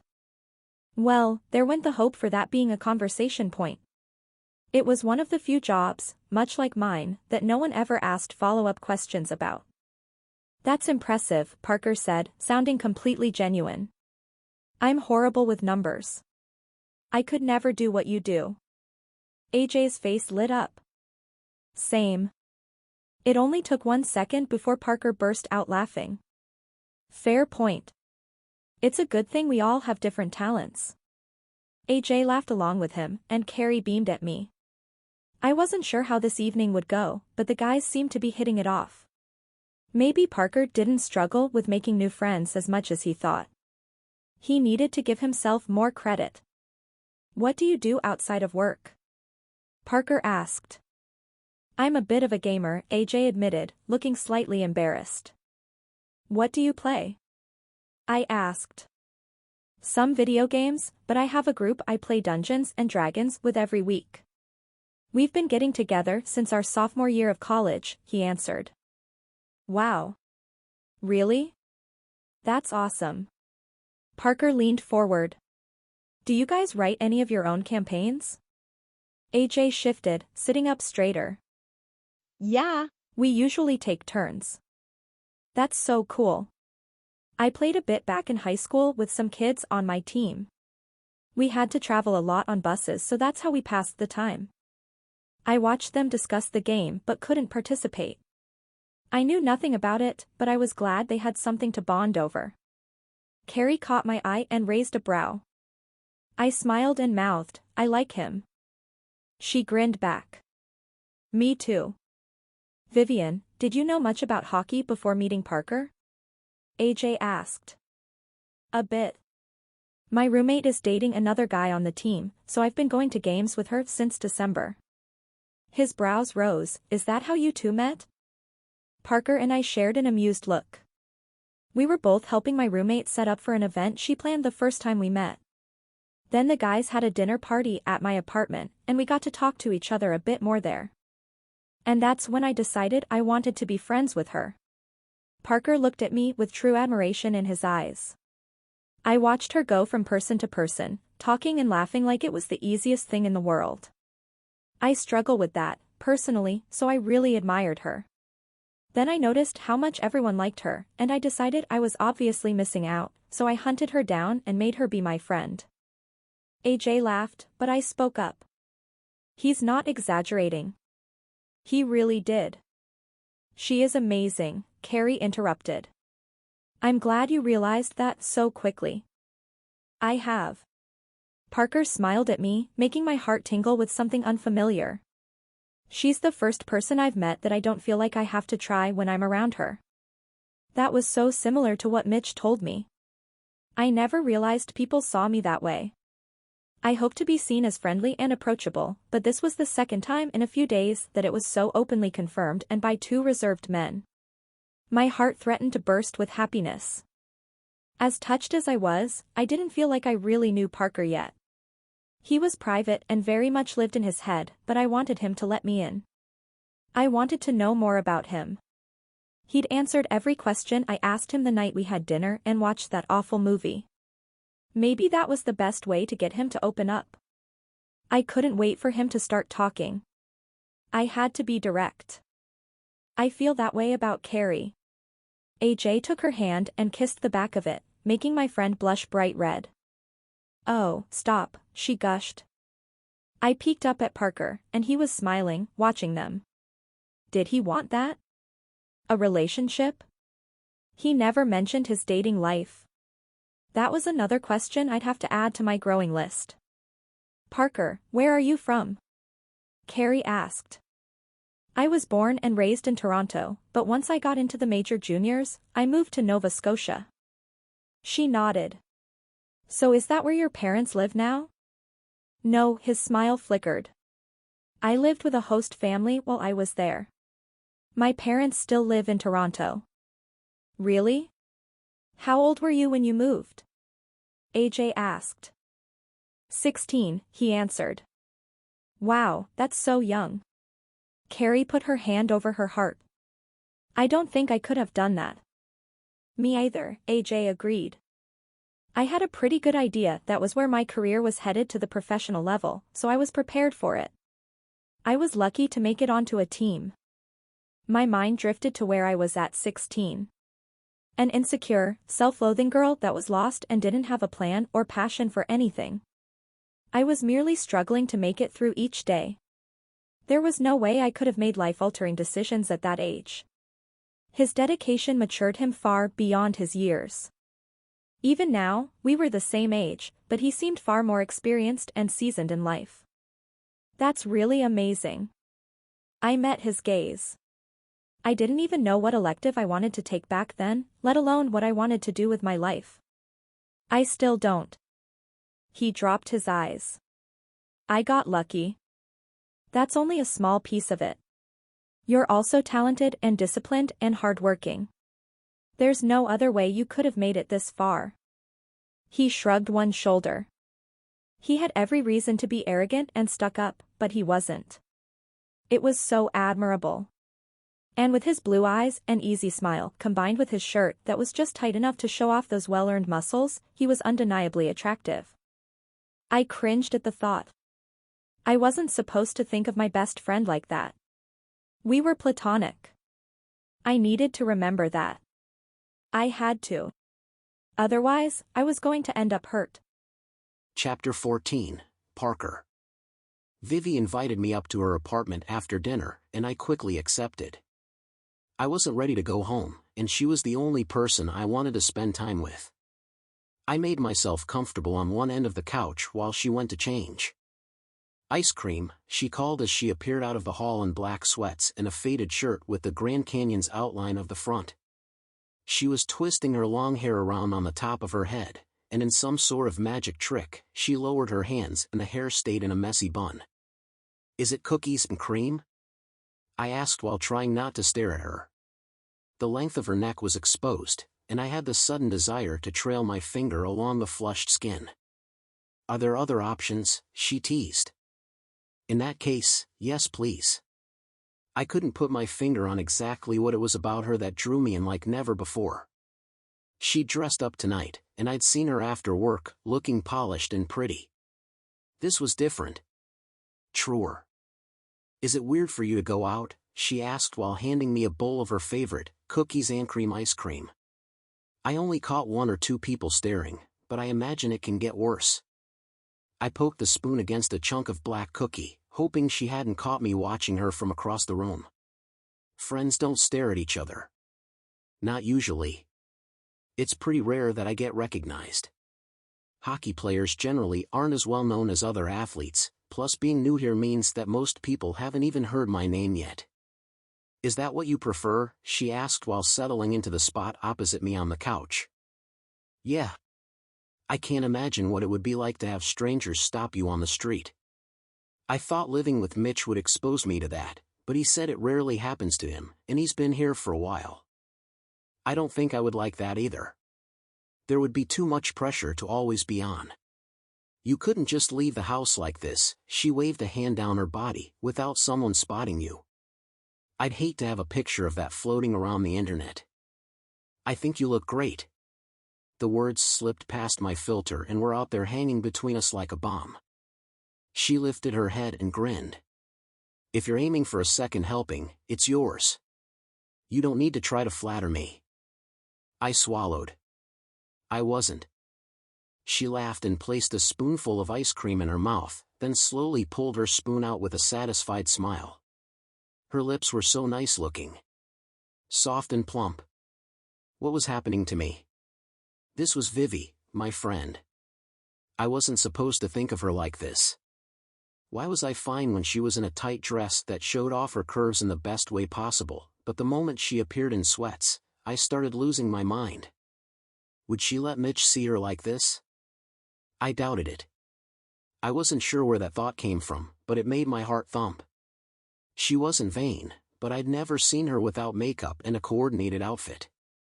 Now, her eyes had smudges under her bottom lashes, and I noticed a mysterious stain on the left sleeve of her shirt. She was letting me see her at her most relaxed. No pretenses or effort to show me the version of herself she shared with the world. This was her, in her home, being herself. That meant she was comfortable around me, right? My stomach tightened a bit. I'd never been around a woman like this. They were always trying to impress me. Most of them were fake, pretending to be what they thought I wanted. Vivi was never anything less than genuine. She was so different from every other woman I'd ever let into my life. Neither of us was trying to be something we weren't. I didn't strain myself to be more talkative or outgoing to please her. I didn't have to go to clubs and bars because it was where she expected me to be. She let me be myself and accepted it. No manipulations or forcing me into the box of what she thought I should do or how I should act. That was one of the lessons I learned on my last team. Most people had a very clear idea of what they thought a professional athlete should be. I usually let them down, so they tried to change me. I didn't resist because that would mean speaking up and possibly losing the few friends I had. It was wrong. I knew that even in the moment, but I didn't fight it. It was easier to learn the lines and play the role. The Fury wasn't that way. The guys didn't expect me to act a certain way or have one type of personality. They wanted me to be at my best and encouraged me to push myself, but it never crossed a line. That was it. That was how Viv made me feel too. Like it was okay to be me, quiet, unsure, and usually saying the wrong thing. She didn't mock me or make me feel less than. She was patient, giving me the extra time I needed to organize my thoughts or examine and understand my feelings before I responded to things. With her, I didn't worry about my flaws or doubt myself. "Are you listening?" she asked. "No," I admitted. I'd been completely lost in my thoughts of her and didn't realize she'd spoken. She slapped my knee. "Parker, I realized tonight that I don't really know you. I get you're more reserved, but I want to know what goes on inside that head of yours." I nearly cringed. She really didn't want to know. "Like what?" "You mentioned your parents, but I don't even know if you have siblings." "Well, that was easy enough. An older brother. He lives in Toronto too. He played hockey like most kids do but never really liked it. He's a math teacher now." She leaned in. "Are you too close?" I shrugged. "We text every few weeks, but we're both pretty busy." "And your parents? Are you close to them?" "I love my family, and wish we were closer, but since I moved out at 16 I had to grow up fast. I've moved around a lot since then, and it's forced me to be independent. I guess that's why I tend to be quiet and kind of closed off. I didn't have a lot of opportunities to form lasting connections, like other kids in high school, so relationships are harder for me." Her lips tipped up in a barely there smile. "That makes a lot of sense. You want to though, right? You want those relationships?" I dropped my eyes and nodded. It didn't bother me very much until I moved here. But yeah, now I do. "Good, 'Cause I think you're stuck with all of us for a while. I chuckled. I'm okay with that. Her eyes sparkled as she laughed with me. Me too. And what about you? I asked, eager to know more about her. I don't even know where you're from or anything about your family. I grew up in Arizona. My mom went to the university up here, so that's why I chose it. I accidentally fell in love with the Four Seasons and the city, so I decided to stay. My parents still live just outside of Phoenix, and 2 of my 3 brothers stayed in the area. The oldest, Will, lives in Oregon. 3 brothers? Wow. No wonder she could handle herself with all the guys on the team. Yeah, they're all older, too, so they love to gang up on me and make sure I never forgot where I fell in the pecking order. I let out a bark of laughter. No wonder you're so tough. She wrinkled her nose. I don't think I'm very tough. I just smiled. I thought that was the end, that I somehow lucked out with those easy questions, but she continued. So I know you don't have any hobbies, we've covered that, but what's your one thing? Like, what else do you like besides hockey? Since this question had come up over and over with the people here, I'd been thinking about it, trying to come up with a better response. The only thing I can think of is movies. I'm not really into who the director is, or the actors or anything like that, but when guys play video games on the plane, I watch movies. She perked up. Okay, so what's your favorite? I know you like action, but specifically, what's your favorite movie or series? The Marvel Universe. She paused. Like the superhero movies? I nodded. She eyed me, lips pursed, and finally answered. I haven't ever seen a full one. I hesitated, finally stunned by something about her. Any of them? She shook her head. I've seen bits and pieces, but I've never sat down to watch one of them. How have you managed to avoid them for so long? It seemed impossible. I haven't really tried. I tend to only have girlfriends, and when the option of going to the movies comes up, we choose something else. It didn't make sense she could watch terrible romantic comedies that had no plot, but had never seen even one of the well-done films from the Marvel Universe. There are so many, and they've been coming out for over a decade. How could you not see even one? She shrugged, almost laughing. I'm sorry to have offended you. I opened my mouth, then snapped it closed. We're watching them.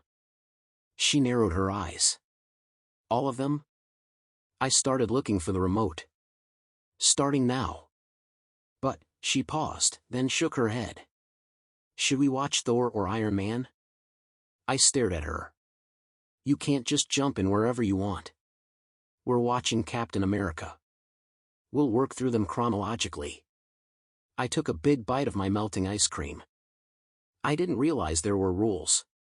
She picked up the remote and selected the movie. We're doing this right, I said.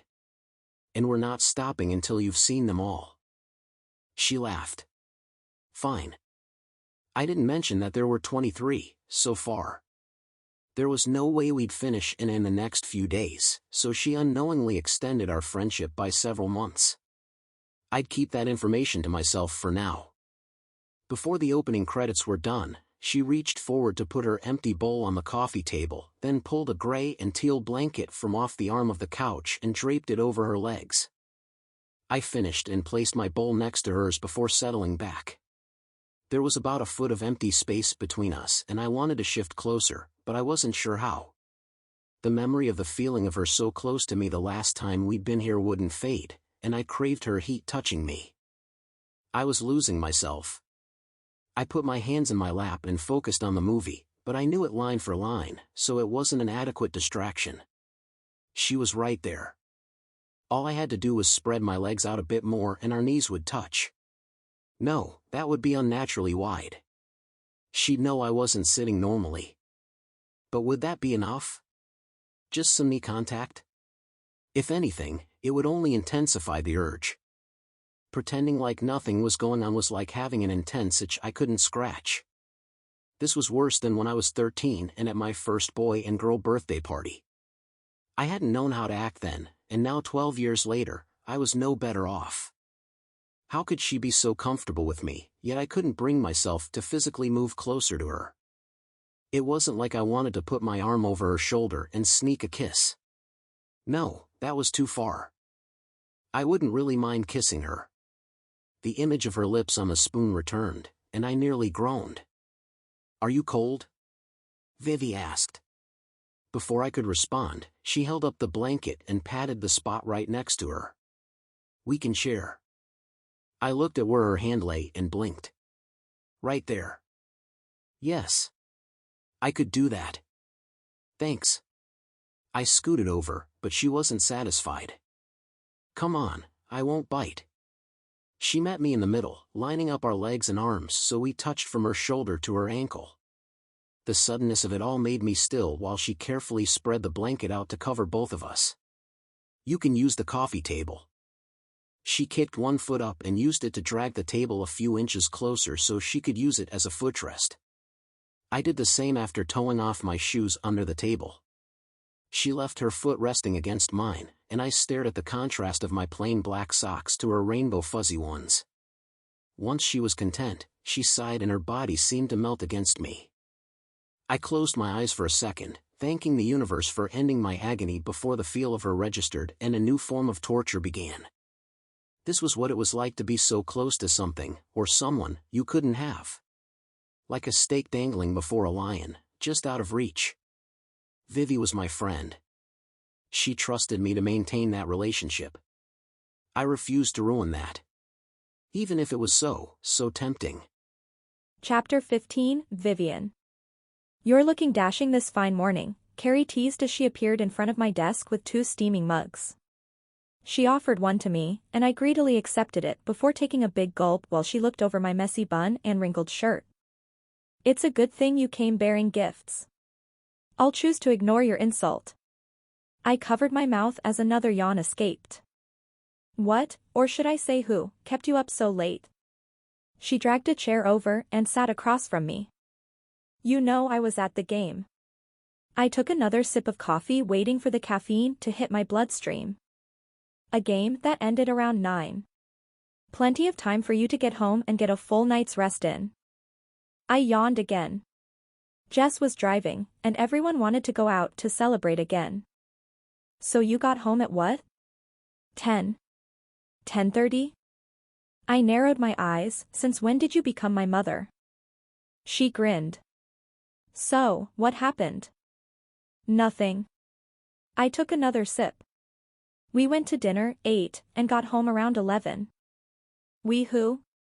"Me and Jess," I replied blandly. "And what about Parker?" She finally got to her point. "What about him? How did he respond to seeing you in his jersey?" She wagged her brow. I cringed. "How do you manage to make that sound dirty?" She shrugged. "A gift." I rolled my eyes. At least our bosses were out this morning at an off-site meeting, so there was no one to catch us chatting. "He said he liked seeing his number." "On you," she guessed. Yes, that might have been mentioned specifically. I could feel my cheeks warming and tried to hide behind my mug. She jabbed her finger in my face. I knew it. "Knew what?" I asked in a bored tone even though I'd been dying to have this conversation with her since we said Goodbye. at the restaurant last night. The few texts Carrie and I had exchanged over the weekend were mostly me assuring her I liked AJ and that Parker had really said he had a good time. "You like him," she said in a sing-song voice. "I don't," I protested while looking around for any eavesdroppers. We were alone, so I calmed a bit. "You do. AJ and I were talking about it. He asked me right when we got in the car. He was all, I thought you said they were just friends." "It didn't look that way to me." She raised her brows. "And I said I was just as surprised as him because, from everything you've said, you two are just friends, but now we know that's a load of rubbish." "We are just friends, Carrie." I might as well have been shouting at a wall. "I saw it the moment you guys walked in. You weren't holding hands, but you were standing so close to each other. I could practically feel the sparks shooting off between you two." She sighed. And don't get me started on the way he looks at you. What are you talking about? I tried to sound indignant, but I was curious now. His eyes sparkle when he looks at you. And he gets this tiny smile when you talk. It's like the corners of his lips lift without him realizing it. That sounded so sweet. And romantic. And not at all like reality. Carrie, he is just my friend. I'm pretty sure that's just how his face looks. She barked out a laugh. Oh, no. Don't try to talk yourself out of this. I know what I saw, and I'm not the only one. AJ will back me up. There is something between the two of you, whether or not you want to admit it. I didn't. She wasn't wrong, at least she wasn't wrong about me. I did feel something more than friendship toward Parker, especially after this weekend. He only told me a bit about how he grew up, but it made me understand him so much better. I could feel how important it was to him to have someone he could talk to, someone he could establish a relationship with. He needed to know there was someone who cared about him and knew him. I wanted to be that person more than anything. And the spark she swore she saw? Yeah.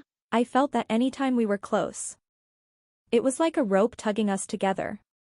When we were on the couch before Captain America started, I knew I couldn't stand to sit there next to him, but just out of reach. I wouldn't have been able to watch the movie, let alone retain any of it, and I knew he'd ask me questions when it was over. Did I use an incredibly lame excuse to share a blanket just so I could snuggle into him? Yes, I did. But it worked. He seemed to relax too. It only took a few minutes for him to relax against me, and I even used his arm as a pillow when I got tired halfway in. It was a very nice arm. Solid, but not so hard that it was uncomfortable. I gave it 4 well-deserved stars. Being close to him, but not quite close enough, was like losing or forgetting your phone. It's uncomfortable, distracting, and something you do pretty much anything to remedy as fast as possible. I wanted to hug him when he was leaving but didn't know if that was a step he was ready for. A cuddle of convenience was different from a direct, intentional contact.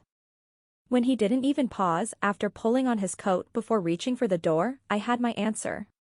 He didn't want a hug. Or anything more. I can't, I finally said. Why not? She leaned forward, resting her elbow on the desk and putting her chin in her palm. Because, I started and immediately ran out of words. How could I say this so she would understand? Because we agreed to be friends. So? I sighed. Feeling anything else is going against the agreement. Why is that a bad thing? A small grin slipped from her lips before she caught herself. We've managed to actually open up to each other. We're getting more comfortable and really starting a relationship. That's big for him and for me. I don't want to ruin this with feelings. I whispered the last word. Why do you think that would ruin anything? Telling him how you feel might just deepen the relationship, make it better. Yes, there was that possibility, but more likely was the reality that my feelings would be one-sided. That whatever Carrie thought she saw from him was her bias as my best friend tainting things. She wanted Parker to like me, so she saw it. There's some psychology behind that, I was sure. This is a good thing, I said. There's more to life than love and romance. Maybe what we both need is someone to rely on. Someone he feels comfortable opening up to and being himself around, and someone that I can trust to like me for me. She pursed her lips. Everyone likes you for you, Viv. I shrugged. Maybe now, but it hasn't always been like that. I'm used to people wanting to be friends with me to get to someone else, especially men. This is the first relationship I've ever had with a man, even if it is platonic, without having to worry about figuring out what he's really after. I didn't realize how badly I wanted that until now. I blew out a breath. I don't want to give that up. I get that, but it's my duty as your best friend to make sure you're not getting in your own way. I don't want you to miss out on something amazing because you're afraid. I'm not afraid, I argued. She gave me a stern look. You are. You're afraid of putting yourself out there and risking rejection. You're afraid of being happy. Of wanting more than what you have now. I get it though. I can't make you ready when you're not, so for now, I'll let it slide. But if I need to, I won't hesitate to kick your butt for your own sake. I chuckled. I know you will. But she wouldn't have to because I knew I was right. Good. She blew me a kiss and stood up. On her way to her side of the office, I heard her singing, sitting in a tree, KISSANG. It was a good thing my boss wasn't around because I could not bring myself to focus. Carrie's words repeated in my mind like a bad pop song. She really thought she saw something from Parker? It wasn't much of a guess for her to pick up on my attraction. She knew me well enough to see that I had developed more complicated and confusing feelings toward him. I didn't even know how to hide that from her. But no, she said. Parker's eyes sparkled when he looked at me, and he had a special smile when I spoke. Ugh. Things like that went straight to my head. What did it mean? I pretended to be updating a budget spreadsheet while really mulling over that question. Was there a chance he felt more than friendship for me? Could he really be attracted to me? Then again, this was all new for him. Maybe he was fascinated by me. Maybe that was how he looked at all his real friends. Carrie was the worst. I never should have let her sit down. I could have taken the coffee and told her I was too busy to talk. I saw the look on her face. I should have known better. Stupid me for thinking she wanted to discuss AJ. Oh no. She barely even mentioned him. That would have been concerning, but it proved to me that her feelings for him were real and rooted and not something she needed to analyze with me. She knew how she felt, and he probably did too. Lucky jerks. Must be nice to have it so easy. It was clear to them from the beginning. That was one of the benefits of meeting on an app. You already knew that both parties were interested in a relationship and that they found the other person attractive. No second guessing there. Meanwhile, I was in the grayest of gray, murky water. Nothing was clear. I wasn't even sure where I was going. The safest thing to do was simply paddle still and wait for rescue. Did that mean Parker? Waiting on him? What if that took years? Decades? I sincerely doubted he would ever make the first move. He probably didn't even know it was something that he had to do. It would come down to me. I would have to be the one to say something. To even bring up the topic of there being something growing between us. I really didn't want to have to do that. The burden of laying myself bare and risking rejection felt impossible. Too overwhelming to even consider. Carrie was right. I was afraid. Terrified. Petrified. Frozen in fear. I sucked in a deep breath. Nothing had to be decided right away. Things were new. Our friendship was working. A budding friendship was good. I was happy with how things were going, so there was no urgent need to tell him. I wasn't even sure my feelings were real. It could just be the novelty of having a new guy in my life. I'd wait to see if they disappeared before saying anything. This could all be a fleeting crush. I slumped a bit. Yeah. It wasn't anything to stress about. In fact, I could test it. I could find a new man to go out with. A real date to see if I was interested in someone else, anyone else. Maybe Mitch had a friend he could set me up with. A trial run. Since Parker and I were just friends, there wasn't anything wrong with going on a date with another guy. The more I thought about it, the better it sounded. Plus, when I told Parker about the date, I could watch for a reaction from him. That would tell me how he felt about me. Maybe. No. This was a solid plan. Mission, get a date, was a go. Chapter 16, Parker. Even though we lived together, I rarely saw Mitch outside of practice and games. I wasn't sure what his schedule was, but he was almost never home. He did appear right before practice to see if I wanted to carpool, but I never knew where he was coming from, if it was the boxing gym or some other secret hangout. His lack of communication was fine with me. I didn't necessarily want to have to check in with anyone either. But it was odd. I still felt like a visitor in his apartment. At one point, I thought he might be giving me space to settle in, but that wasn't working out for me. Being alone in his home made me more uncomfortable with each passing day. It was probably time to look into getting my own place. Maybe after practice today, I'd ask the guys for advice. There was a chance one of them knew of an opening in their apartment building. As much as I didn't want to offend Mitch, I was sure the space would be best for both of us. I was checking my bag to make sure I had a change of clothes when he appeared in my doorway.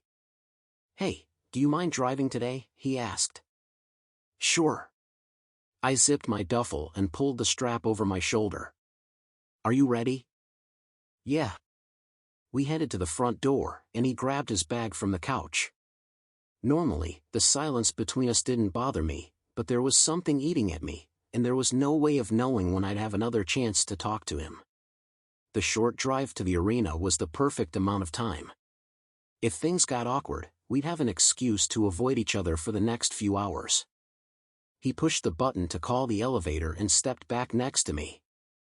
This was it. I just needed to open my mouth. I swallowed. "You're close with Vivian." He twisted his neck to face me so fast I thought it was going to crack. "Yeah?" "How close exactly?" I could only meet his eyes for a second before looking away. "I'm not sure what you mean." The bell dinged, and we stepped into the elevator. I pressed the button for the garage. "You two are friends." "Yeah, Parker. We've established that." He shifted from one foot to another. "What about it?" "You took her to dinner a few weeks ago." He blew out a breath. "Yup." "And you were at her apartment the other night." I wasn't sure why I was repeating facts he was well aware of. I just needed to lay out all I knew to make sure I had all the right pieces. "Parker, what are you getting at?" He turned to face me, but the doors opened and I hurried out. I didn't say anything until we got to my car. I looked at him, pausing with my hand on the roof. "Is there anything else going on?" He stared at me for a long moment before cracking a smile. "You mean, more than friendship?" I nodded. "No, she and I are just friends." I opened the door and slid inside, and he did the same. I went through the motions of starting the car, letting it warm up, and pulling out of the spot. "Is there a reason why you're asking?" I glanced over, expecting him to be smiling. It sounded like he was teasing me, but he looked serious. "I just wanted to check." "Why?" he pressed. I turned onto the street and crossed the 4 lanes to the left turn lane, focusing so much on the traffic, hoping he'd let it go. I got the information I was after, and was relieved to be able to know where he stood. I didn't expect him to keep pressing me. Because I'm also her friend. I could see him watching me out of the corner of my eye. "And you want to be her only friend?" I shook my head. "No, of course not. I'm glad you two are friends." He chuckled. "Oh man. You've got it bad." I met his gaze and quickly looked away. "I don't know what you're talking about." "Yes, you do," he countered. "She and I are just friends," I clarified, "for both of us." "But you wish you were more." I closed my eyes and took a deep breath. The realization that struck me the night at her place, that I might actually feel something more than friendship for Vivi, was something I wished I could squash and forget about for a while, but that wasn't how things like this worked. There was too much at stake. At least, that's how it felt to me. I wasn't willing to lose the connection I had with her just because I had more feelings for her than I expected. She was the first person in my life, in years, if ever, that simply saw me as I was. She didn't try to change me to meet the expectations she had in her mind of who or what I should be. She didn't see me as just a hockey player. I wasn't some novelty to brag about. She made sure I was comfortable whenever we were together. She cared. She thought about me before herself. Maybe that was just friendship, but it didn't feel like that. The desire to be near her was driving me crazier each day. It was like my body and mind craved her. The peace she brought me. The gentle way she pushed me without ever expecting anything, like when she invited me to dinner with her friends. She noticed the looks but didn't play into the attention as other women had before. She didn't want to be seen with me for some sort of notoriety.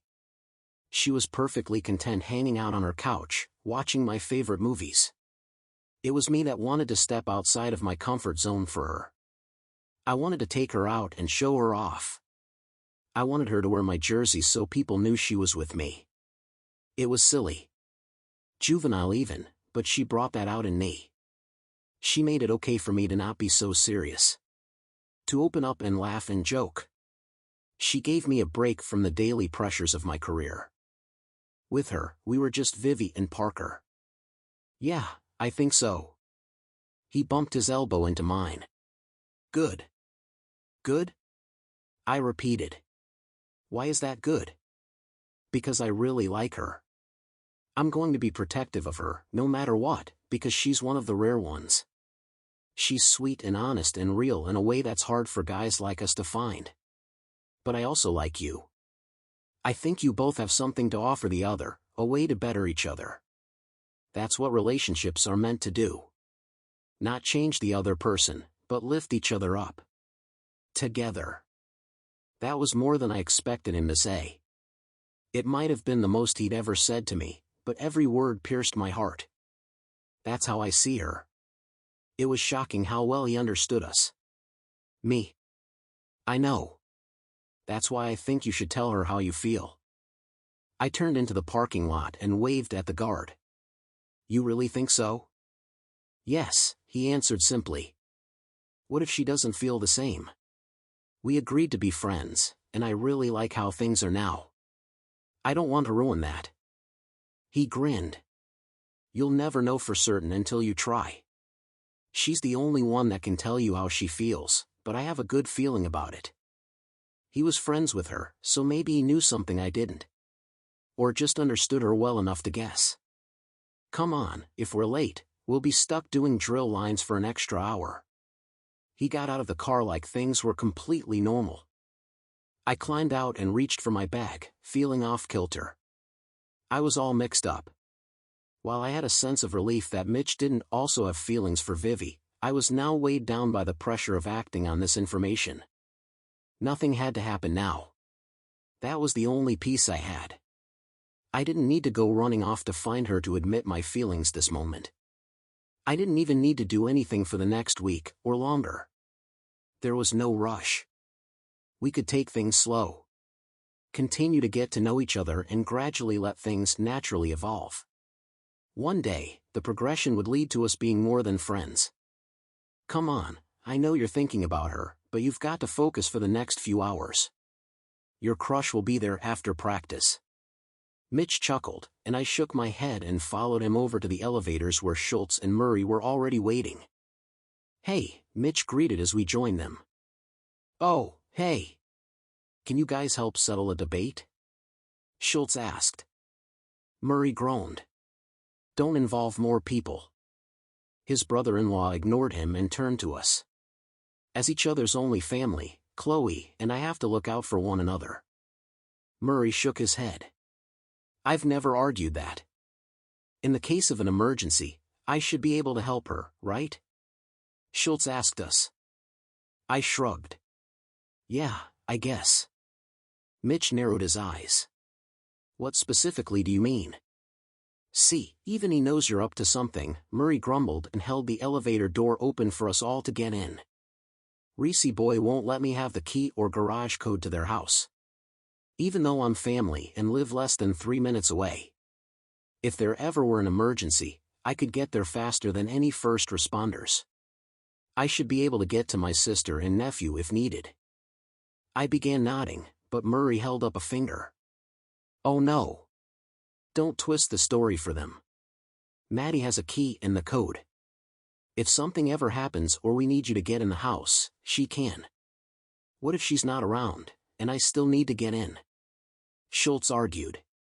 Dude, it's not going to happen. Stop harassing me and your sister. I swear, if Callan was old enough, you'd be pressuring him too. He'd give it to me. He loves his uncle, Schultz pouted. Why can't I have a key? Because you will use it for evil. Murray shouted and pushed his way past us to the locker room. I would never. Schultz called after him. Murray spun around. You already have. You broke in and disconnected our water heater. We had to take cold showers for 3 days until a plumber could come. Your nephew suffered. Schultz shrugged. He and Chloe came over to our house. It was really only you that suffered. Mitch and I shared a look. I wanted to laugh, but I was too scared of Murray to let it out. Then, you snuck in and put buckets of water above every door so we got drenched, and you ruined the hardwood in my office and the hallway. That was an unfortunate consequence. One I paid for. Schultz threw up his hands. That was months ago. I've matured. No, you haven't. I will never give you free access to my house. Murray walked away without waiting for a response. He's such a killjoy. I swear he doesn't have a funny bone in his body. Schultz sighed and followed after him. Are they always like that? I asked. This was the first time I'd been on a team with people who were related, even by marriage. Pretty much, yeah. They're driving each other crazy every chance they get. Mostly Schultz pushing Murray's limits. I'm pretty sure the reason the team hasn't separated them is because they work so well together on the ice. I think their closeness makes it easier for them to predict one another's movements, and I swear they can read each other's minds. From what I'd seen, even before I moved here, that was true. They had a dynamic that couldn't be manufactured. It was completely natural, which likely meant they'd stay together for their careers, even if it drove Murray crazy. At least it was entertaining for the rest of us, and it distracted Mitch from pressing me about Viv. Chapter 17, Vivian. Mitch didn't reply to my text until minutes before I was leaving the office for the day. He said he was home and available, so I called him. Hey, Vivi, he answered.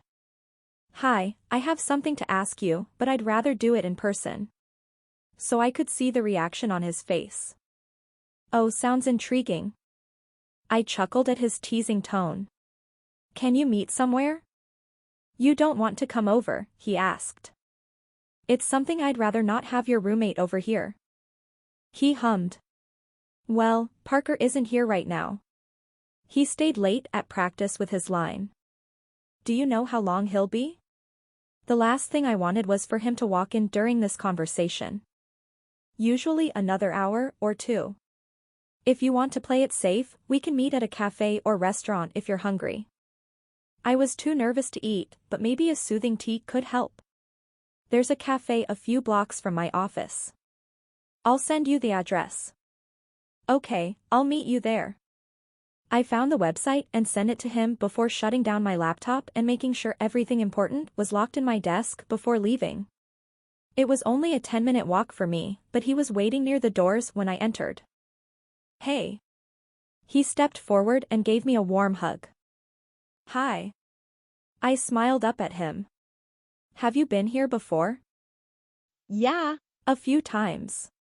He looked around like he expected to see someone, then stepped forward to join the line. We ordered our drink, and he paid, despite my attempts to give my card to the barista. He guided me to a pair of oversized chairs in the back corner. Is this okay? I glanced around the nearly empty room. We'd arrived between the lunch and evening crowd, so we didn't have to worry about being overheard or rushed for our seats. Perfect. So tell me, what's going on? He sat back with his foot resting on the opposite knee. Right to it? We're not even going to go through the normal small talk? I asked, only half joking. This sounded really important.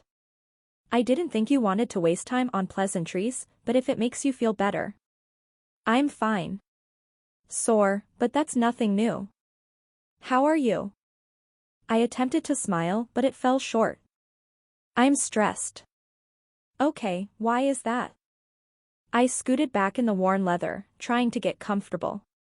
Here are your drinks, a female voice announced behind me. She set our drinks down and left without another word. I reached for my tea and removed the lid to blow on the steaming liquid. We can talk while it cools down. Mitch shot me a knowing look. Okay, maybe I was procrastinating. My determination to get this done was dwindling now that he was in front of me. I was wondering, I began, and he watched patiently. If you have any friends. His lips quirked. I'm lucky enough to have a few, yes. I dropped my head. This was so much harder than I thought. No, that's not what I meant. I hope not, he countered and took a sip of his tea. Do you have any friends that you would be willing to set me up with? I rushed out the words and then dropped my eyes to my drink. This was stupid. I couldn't bring myself to see his reaction. I didn't want to know anymore. He coughed, choking on his drink. Oh no. I stood and offered him some napkins as if that was at all useful to him. He waved me off and calmed down enough to breathe normally. Sorry, that's just not what I was expecting to come out of your mouth. Why not? I was a single woman. He likely had single friends. It was pretty normal, as far as I knew, to ask your friends to set you up. At least, Carrie thought it was when I ran the idea past her. I didn't mention any details. Just if it would be okay to ask a friend and if it would make her feel like I was taking advantage of her, but she was encouraging. She said it was completely different than using someone. Besides dating apps, how else were you supposed to meet people? Because, he paused. I thought there was something going on between you and Parker. I shot back, what? No. We're just friends. He glanced down and nodded. Right, my bad.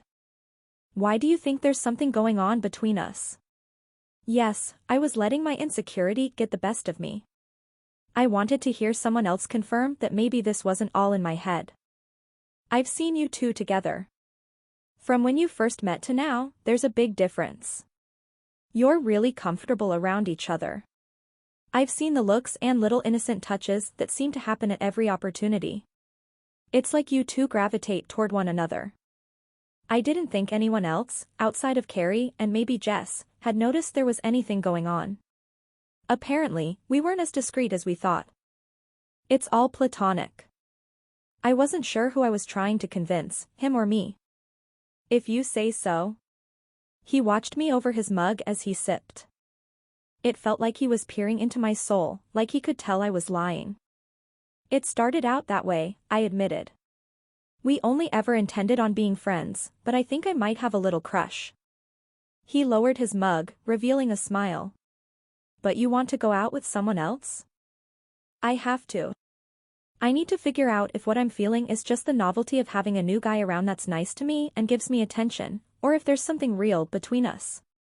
He didn't say anything for a long while, then finally conceded. Okay. So, can you think of anyone? My confidence in this whole plan was quickly diminishing. What was I thinking? This was stupid. If I really wanted to figure out if my feelings for Parker were genuine, there were better ways to go about it. A few, he admitted, though it didn't sound like he wanted to. There are 1 or 2 guys from my boxing gym I can think of that would love the opportunity to go out with a woman like you, but I'm not sure I want them to. My shoulders slumped. Why not? Because you're too good for them.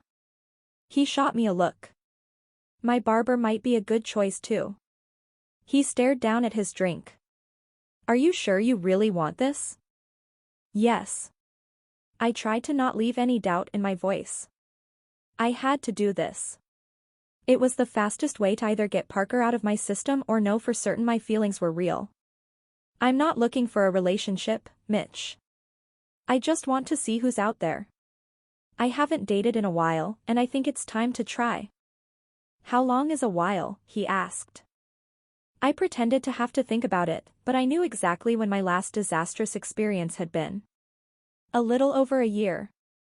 He blew out a long whistle. Why? Because some men sucked and could break your heart with a few choice words. My last relationship ended badly, and I decided to take some time to focus on myself. Fair enough, I can't really judge. I haven't been on a date in about 8 months. This sounded intriguing. What happened? He didn't like being with someone prettier than him. He winked. I shook my head. There was something bigger, but if he didn't want to tell me, I understood. It wasn't like I shared my whole truth. Then maybe we should make it a double date, I suggested. You've got some ideas for me? There were a few men at the office that I knew were out, but I didn't know them well enough to know if they would be a good fit for Mitch. I didn't want to be the one to push him even further into singlehood. Not exactly, but give me some time, and I could come up with a solid option. He waved me off. I don't have time for dating right now. Playoffs are coming up. I narrowed my eyes. I happened to know that the playoffs were months away, but I let it go. I knew what it was like to not be ready and how annoying it was when people tried to push you. Fine. But once off-season starts, all bets are off. Sure. He chuckled. Let me think about it and feel out the guys. I'll let you know in a day or two if I have any leads. Thanks. I hadn't expected to be so nervous, but now, everything was out in the open and I got it all off my chest. I wasn't alone in this anymore. Bringing in Mitch, Parker's roommate and teammate, was a risk, but I trusted him. You know it's okay, if you really do have feelings for Parker. I set my drink down. What do you mean? I get that it's probably scary to acknowledge it, but you can't let fear hold you back. You're my friend and I care about you, so I wouldn't say this if I didn't mean it, but he's a good guy. I've seen him bust his butt to prove himself to the team. He's gone above and beyond what anyone expects from him, and I'm not the only one that's noticed. The other guys are really impressed, and that takes a lot. He stretched and switched his legs, resting his hand on his knee. I know that's mostly based on his attitude and actions on the ice, but that translates to who he is as a person. It's okay to be attracted to that. My throat was so thick I had to take several gulps of tea before I felt like I could speak. I hadn't expected Mitch to praise Parker like that. It wasn't something he needed to do, but his words confirmed who I believed Parker to be. It was comforting but also stung. He was a really good person. And so handsome. And talented. And honest. Why would I think I deserved him when I was going behind his back and trying to date someone else? Because it was a test. It was the only way I knew how to make certain of how I felt. You think I'm making a mistake? I whispered the words, not sure I wanted the answer. I think you're doing what you think you need to do. No one can tell you if that's a mistake. It's not like you're cheating on him. You're just exploring your options as a single woman. There's nothing wrong with that. I sighed. I could be worrying over nothing. I could go on a date and realize that I am really falling for him and it might not matter. I'm only one half of the equation. I could end up going through this just to find out he doesn't feel the same. The thought made me feel ill, even if it was what I expected to happen. You owe it to both of you to see.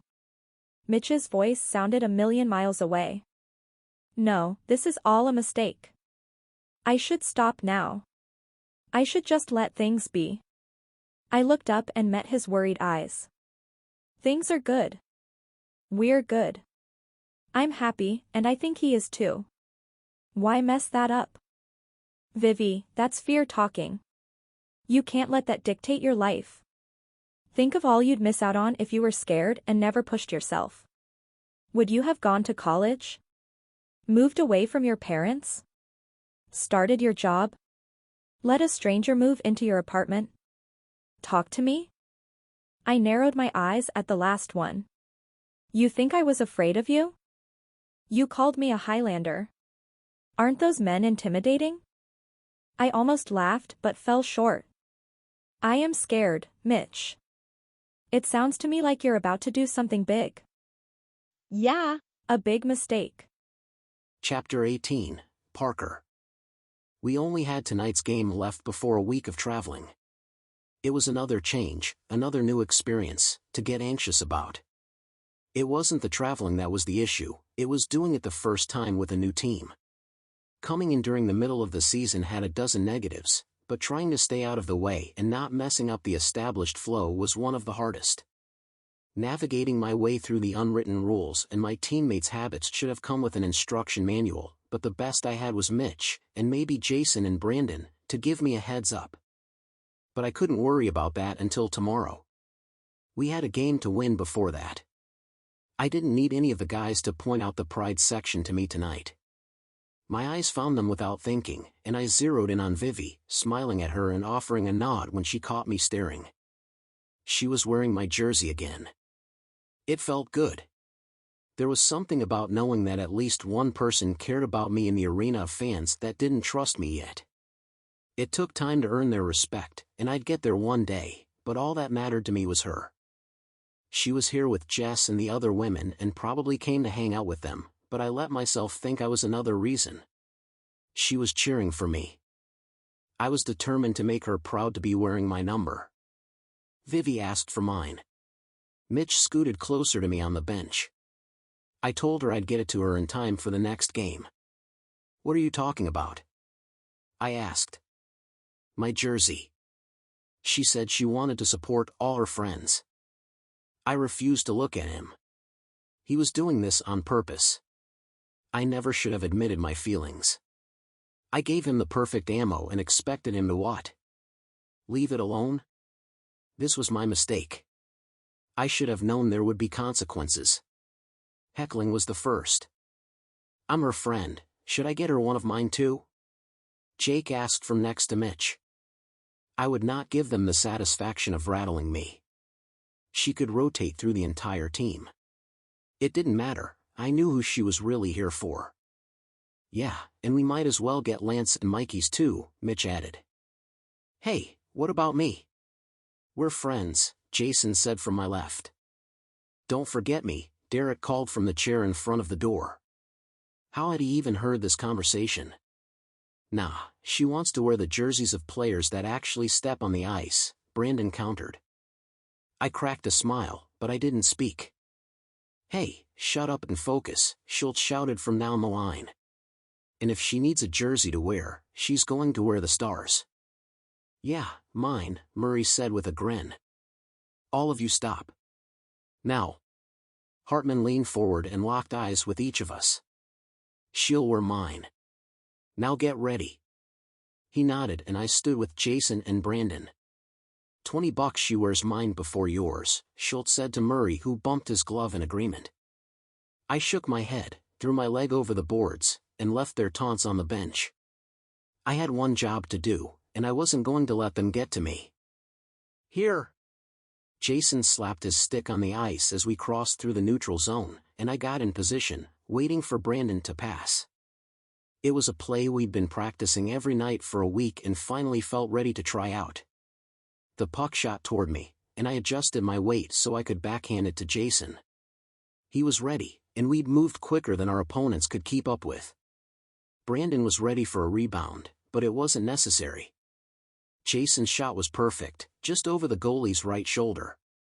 We scored, pulling ahead by 3 points. A comfortable lead for the third period. "Yes!" Jason and Brandon crashed into me with Jake and Lance. Jason led us to the bench, bumping gloves with the team as we skated past before taking our seats. "Well done," Hartman called before he pushed away from the boards with the first line. Jason, Brandon, and I continued getting slaps and congratulations while the game continued. I looked for Vivi and saw her and Taylor jumping up and down together, still celebrating our goal. She didn't do that when Murray, Kosloff, or Hartman scored. Just me, well, my assist. The details didn't matter. She was cheering for me. She came to see me. The pride that filled me was borderline primal. Like the Neanderthal within took her clapping as claiming me. Maybe that's what I wanted. To be able to call her mine. Not in a possessive way, but with the knowledge that I wasn't so alone. She had my back. She supported me in this mad world, and I was there for her. That's what friends were, so I wanted more. I was ready to admit it to her. The feelings I had for her went beyond anything I felt for any of my other friends, and I wanted to explore those. All that mattered was that she knew how I felt. It was like the chain that had been hanging around my neck, shrinking ever so slowly, fell to the ground. A sense of freedom I never knew existed became a real possibility. I could see us together, sharing our lives and supporting each other through it all, the highs and lows. Hugging her after winning a game, kissing her after she had a long day at work, merging into one unit. How could it be I'd never seen it before? That was what people chased after. It wasn't the thrill of a new romance or the immediate gratification of physical intimacy. It was the in-between. The mundane. Wanting to share those ordinary moments with someone else. Knowing there was someone who cared. I glanced back into the stands as I scooted down the bench to make room for the incoming line. Viv was smiling at something Taylor said to her, looking radiant as ever in the dim lights. She was beautiful. Stunning, actually. I expected to be intimidated when I first saw her, but that wasn't her nature. She was too warm, too open for anyone to feel that way. She was the kind of person I longed to be. She gave me the courage and strength to try harder. Now the game needed to hurry and end so I could see her and tell her everything, but we still had 7 minutes of playing time plus showering, changing, and any press. Each second felt like a minute. I only had one more rotation in before the final buzzer rang and we celebrated our win. I hurried through the motions of getting ready, keeping an eye on my phone to track the time and if she texted me. The hall was packed with women from the Pride and reporters. I weaved a path to Jess while scanning the sea of faces. "Hey, great job tonight," Jess said when I was in front of her. "Thanks, we seem to be finding our rhythm together." She grinned. "Did you see Lance? Is he close?" "I think he was just getting dressed." I glanced around again. Viv already left. She said she couldn't come out with us tonight. She has a big meeting in the morning and wanted to get to bed so she could get up early. Oh. I tried not to show my disappointment but failed. She patted my arm. "She said to tell you how impressed she was and that she's proud she got to wear your number." I smiled and thanked her. Now that I knew she was gone, I was more than ready to get home. As pumped as I'd been just moments before, I was suddenly exhausted. The team had away games for the next week, so I wouldn't get a chance to talk to Vivi in person until we got back. 7 days without telling her how I felt about her sounded impossible. I couldn't keep this in for that long. I wanted to tell her and see her reaction. Good or bad, I couldn't wait that long to find out. I'd go crazy by day 3. I debated heading over to her place now, but it was already nearing 10:30 and I didn't want to wake her up. Our flight didn't leave until 1 tomorrow, so I could talk to her in the morning after her meeting. Maybe go by her office. Was that too forward or inappropriate? I'd never had a traditional job, so I wasn't quite sure how to navigate an office situation. My head was spinning, and the likelihood of me making a sound decision was not so great. I'd go home and sleep and see what I came up with in the morning. After tossing and turning most of the night, I finally got out of bed and went for a run just to burn time until it was a decent enough hour to call someone. The plan I settled on hinged on one thing. I was going to call Carrie and see if Vivi had time this morning, after her meeting, to see me so I could surprise her. If she said yes, then I'd go in. If she said no, then I'd find a way to be patient until I got back. When I got home, I took my time showering and eating breakfast to burn more time. Right at 9, I called their office and asked for Carrie. "Carrie Hyatt," she answered in a professional voice. "Hey, it's Parker." "Garrison." I flinched. "Vivi's friend." She laughed.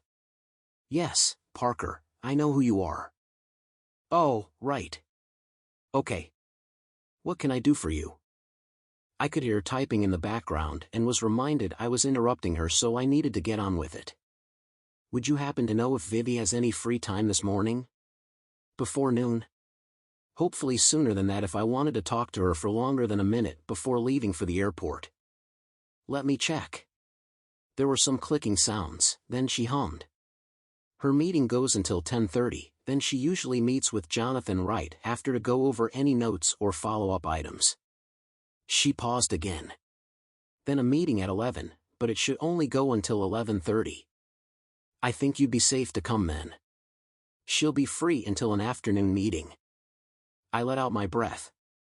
This was going to work. Thanks, Carrie. I'll be by later. No problem.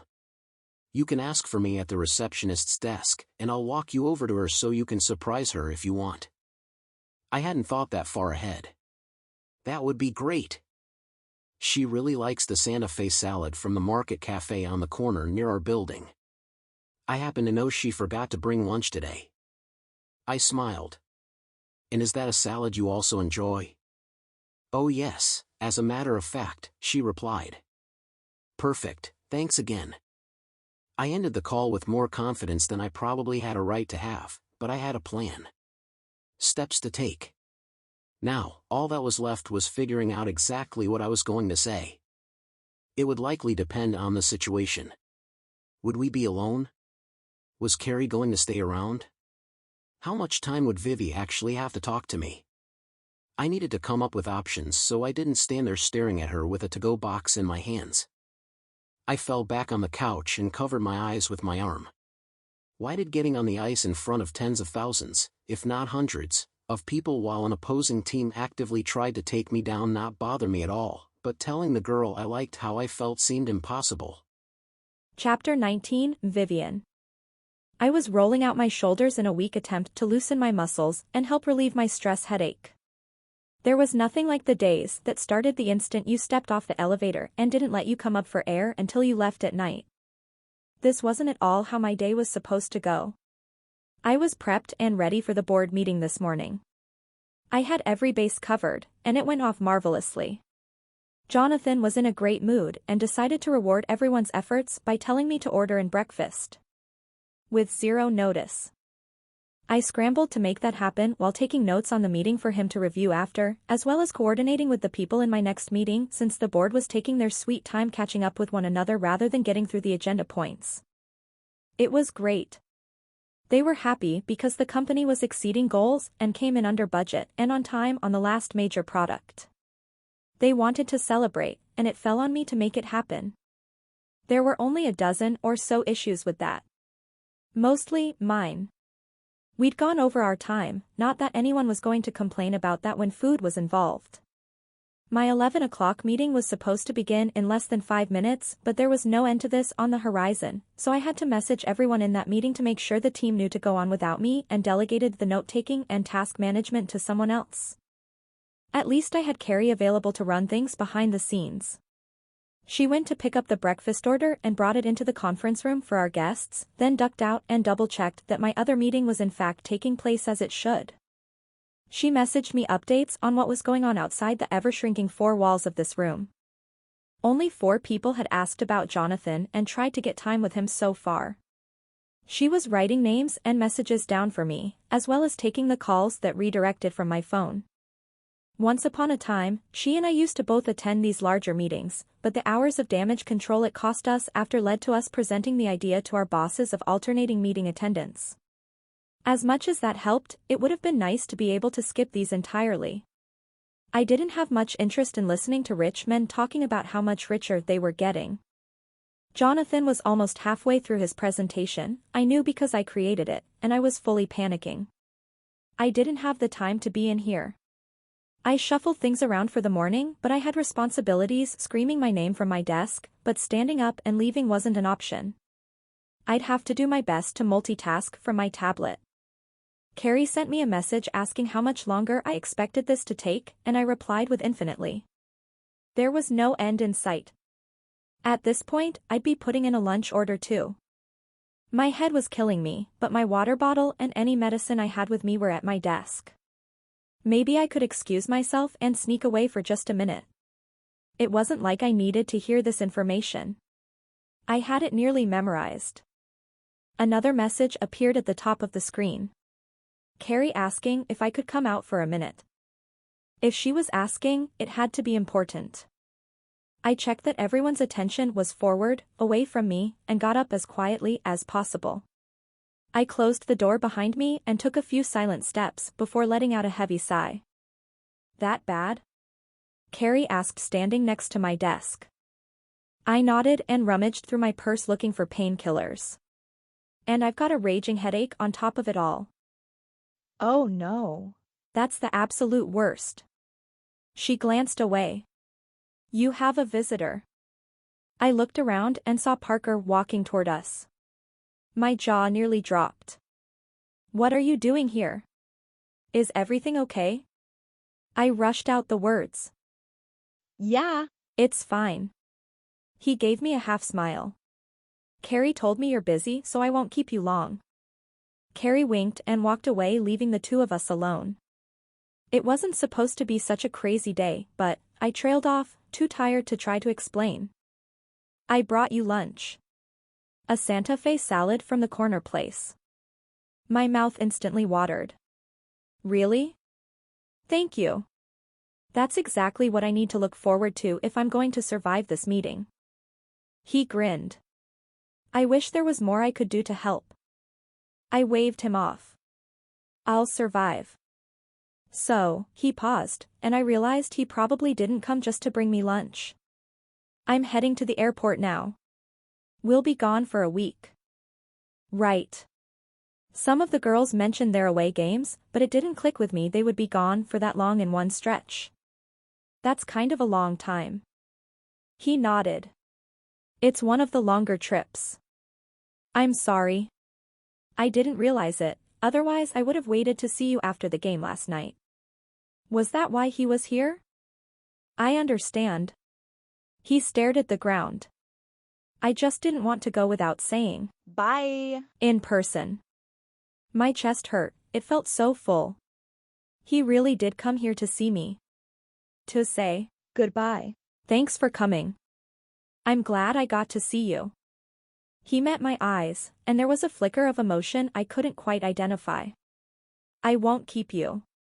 He stepped forward, and I realized almost too late that he was going to hug me. I wrapped my arms around his waist and rested my head against his chest. I'll miss you, he whispered, and I held his eyes. I'll miss you too. I stepped back and tried to seem happy, but it suddenly felt like this was bigger than him being gone for a week.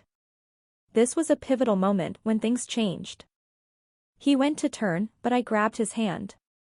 I don't know what your schedule is like on the road, but call or text me when you can. Okay? He scanned my face, a smile tugging at his lips. Okay. I let him go and watched as he walked away. A few people stared as he headed to the elevator, and I wondered if they recognized him or if they were curious about who showed up to see me. I could wonder about that later. I grabbed my tablet and hurried back into the meeting room. Not a single head turned my way as I settled back into my seat. Jonathan had only made it through 2 slides in my absence, but I wasn't so bothered anymore.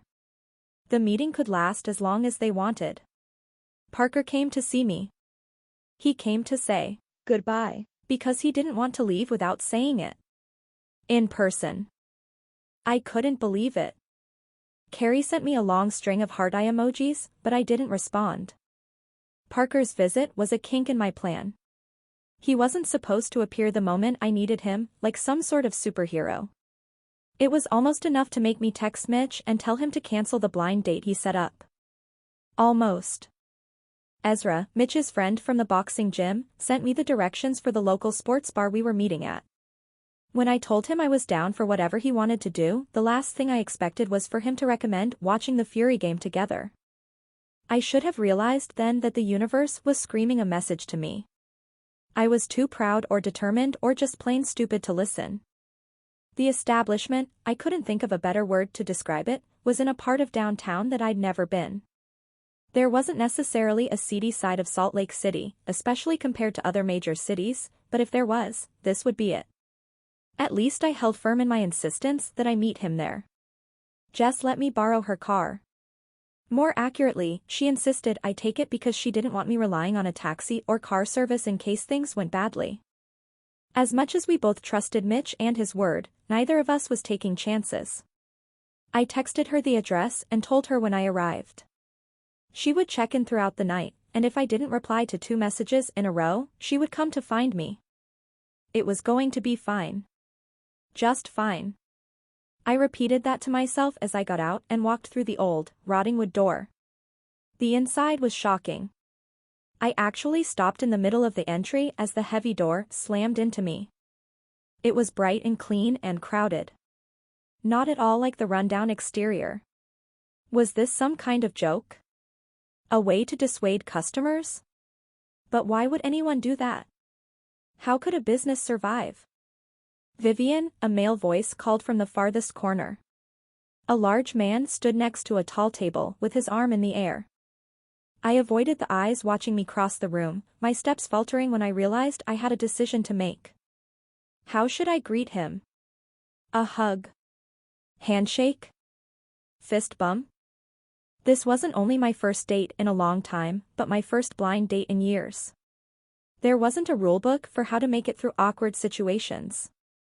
I would know. I've looked. Hey, Vivian, so nice to meet you.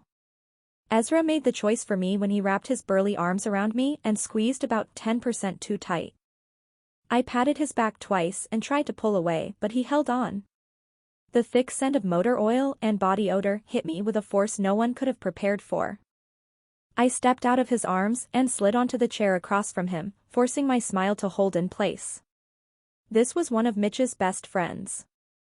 I couldn't be rude, especially when they were both doing me a favor. Have you been here before? He asked. No, I haven't.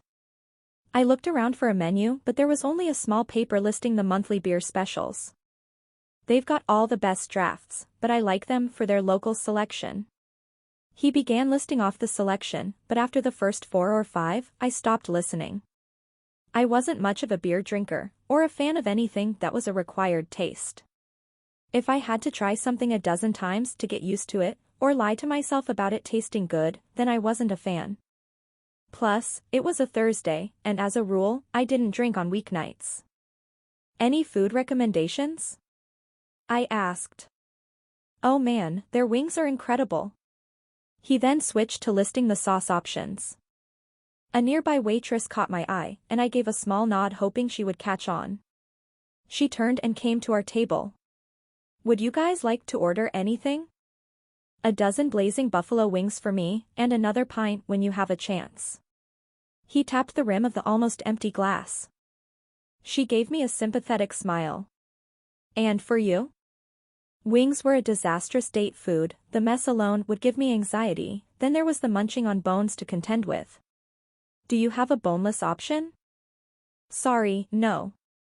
We have wings, nachos, onion rings, and mott sticks.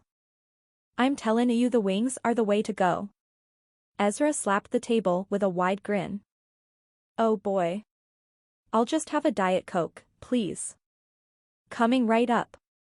The waitress spun and headed to the bar. You're missing out, he commented. So, Mitch tells me you're new to the world of hockey. What did you watch before? I hesitated. Like what shows or movies? No, what sport? I shook my head. I've never really been into sports before now. He cocked his head. Not football? Nope. Baseball? No. Basketball?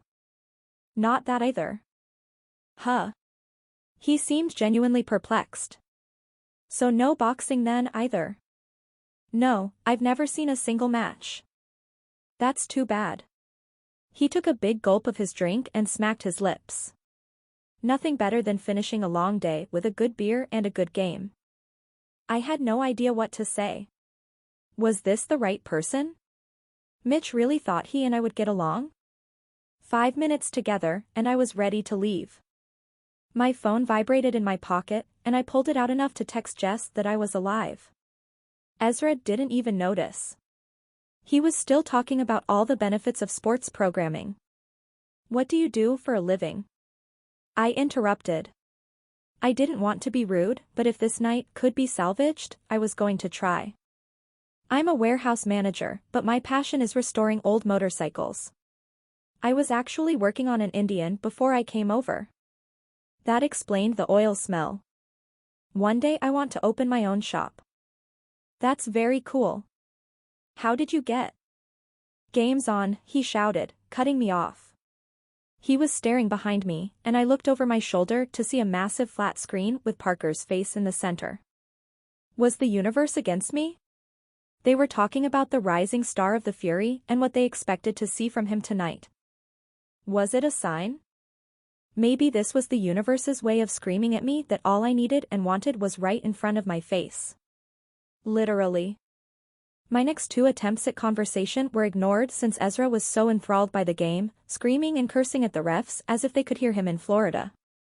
Finally, I gave up and placed a $5 bill on the table for my drink. It was nice meeting you, but I have an early day tomorrow. It was only 7, but I didn't care. He grunted as the only acknowledgement he might have heard me, and I picked up my purse and hurried out. This was all a waste. A huge mistake. I didn't need to date someone else to know how I felt. I didn't need to see how awful things could be to know how lucky I was to have Parker in my life. My heart already knew what my mind was just now seeing. I'd fallen for my friend. Chapter 20, Parker. Despite talking to Vivi each day, I missed her. A few texts and a short phone call weren't enough. I wanted to see her and hold her as I had at her office. It was ridiculous how much I enjoyed a simple hug. The feeling of her body pressed against mine was familiar and comforting. In just a few weeks she went from a complete stranger to someone I couldn't imagine life without. I hated that I didn't get the chance to talk to her about how I was feeling before I left, but the timing wasn't right. For whatever reason, fate or the universe didn't want me to tell her that day. Admitting how much I liked her, then turning around and leaving for a week probably wouldn't have been any easier than holding it in. That wouldn't really have been fair to either of us. I couldn't dump that on her, at her place of work, then fly across the country for a week without giving her the time to absorb the information and react. It was a good thing. A solid relationship wasn't something that should be rushed. I wanted to take her to a romantic dinner, or at least on some sort of proper date, before telling her I was falling for her. Quit pouting, Garrison. Lance jabbed his elbow into my ribs as he passed me in the hall of the training arena we were using. I ignored him and continued to the locker room. I wanted to shower and get back to the hotel to rest before the game tonight. I didn't bother arguing with him. I knew I'd been a downer, but I didn't have it in me to waste energy on faking it. I needed to save it for the game. You heading back? Mitch asked after I cleaned off and changed into warm-ups. Yeah, want to walk with me? I asked while hefting my bag onto my shoulder. Sure. He picked up his bag, and we headed out. The hotel we were staying in was conveniently close to the training area, but it was a 20-minute drive to the arena downtown where we'd play tonight. You okay? He asked once we were outside. The warm Tampa sun was a welcome reprieve from the snowy, gray skies of Salt Lake. It made the 5-minute walk far more desirable than waiting for the infrequent shuttle to come pick us up. You've been extra quiet lately, Mitch said. Is everything okay? I didn't answer immediately. Yes, everything was okay in general. Nothing was technically wrong. I was healthy, strong, and feeling good after that practice. I was just in a bummer mood. I was pouting, and so grateful Lance pointed that out to me. I'd have to return the favor next time he missed Jess. I've been thinking about Vivi, I finally admitted. Yeah? What about her? He pressed the button to change the walk signal. I really like her. I know it's kind of fast. I mean, we've only known each other for a little while, but I think I've had feelings for her from the moment we met. He glanced at me. Like love at first sight? I shrugged. I don't know if I believe in that. At least, I didn't before. But maybe that's what this is. It wasn't like I saw her and thought, bam. That's her. It was more like a pull, something dragging me toward her, and the more I got to know her the stronger it got. I thought you were going to tell her how you felt. I was, but when I tried, it didn't work out. Then we left town, and I didn't want to have this conversation over the phone. He nodded and rubbed his chin. But your feelings haven't changed? No, but maybe it was a sign that I didn't get the chance to tell her. Maybe I'm not supposed to. I should probably tell you something. His voice lowered. My stomach dropped to the ground. He didn't sound like he was about to tell me good news. What? We were at the entrance to the hotel, but he stopped a few yards away from the door. Vivi asked a favor of me. I narrowed my eyes. What kind of favor? She asked me to set her up with one of my friends. His words didn't make sense. What do you mean, set up? She asked me to set her up on a blind date. He might have thought that explained it better, but my mind was trying to bat the words away. I inhaled slowly before letting out a sigh. Did you? Yeah, he admitted before looking at the ground. It happened last night. My jaw was so tight, I thought I might crack a molar. I hummed, not able to speak. Why would he do that? How could he betray me like that? Not only did he have to live with me, but I thought we were friends. Apparently, he didn't think so. Look, I didn't want to go through with it, but she was adamant it was what she wanted. I turned away, staring out at the street. Why would she want to date another guy? Was she not interested in me? Had I misread all the signs? I thought she might feel the same way about me. Was I just seeing what I wanted to? Projecting my emotions and thoughts onto her? Thanks for telling me. I'm glad I didn't embarrass myself. My shoulders slumped, and I was suddenly exhausted. I did appreciate that he was being honest with me, but I wished he could have at least waited until after tonight's game. Stop. He reached out and tugged on my arm to get me to face him. What are you feeling right now? I glared at him. Nothing good. He held my gaze, unwavering. Doesn't that tell you something? I shook my head. Not really. Are you angry at me for setting her up? I nodded. Are you angry at her for going out with another guy? I nodded again. Tell me why. He kept his gaze locked on mine. Because I really like her, and she doesn't feel the same. I want to date her. I want to be the one she wants to go out with, but she wants to date strangers. Also, because she trusted you and went to you rather than talking to me. That doesn't sound as much like anger as it does jealousy. He raised a brow. Is there a chance you're not as angry as you think? It's okay to be hurt.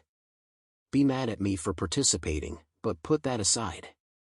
Are you really angry with her, or are you jealous of the other guy? I was all of the above. I'm pretty angry, but I am hurt you would do that to me. And I am jealous. I'm sorry, but I was trying to help. I flinched. Her or me? Both. He shrugged. I'm not going to insert myself even deeper in this mess, but I think you should really think about what you're feeling and why. Then you should talk to her. I'm not sure I want to. It felt like my body deflated. Like I was a shell of who I'd been just minutes before. Parker, give yourself time to cool off and process. Once you really think it over, talk to her. If you don't think you can without losing it, then come talk to me. I walked away without replying. I didn't want to listen to his advice, even if it was solid. I didn't want to be around him at all. The betrayal I felt was blurred between both him and Vivi. Why did she want to go on a blind date? She never mentioned wanting to date anyone. I'd been blindsided. Slapped across the face by the revelation. And Mitch. Why did he say yes? Why had he gone through with it? Why hadn't he warned me before now? Each question I had just made me sicker.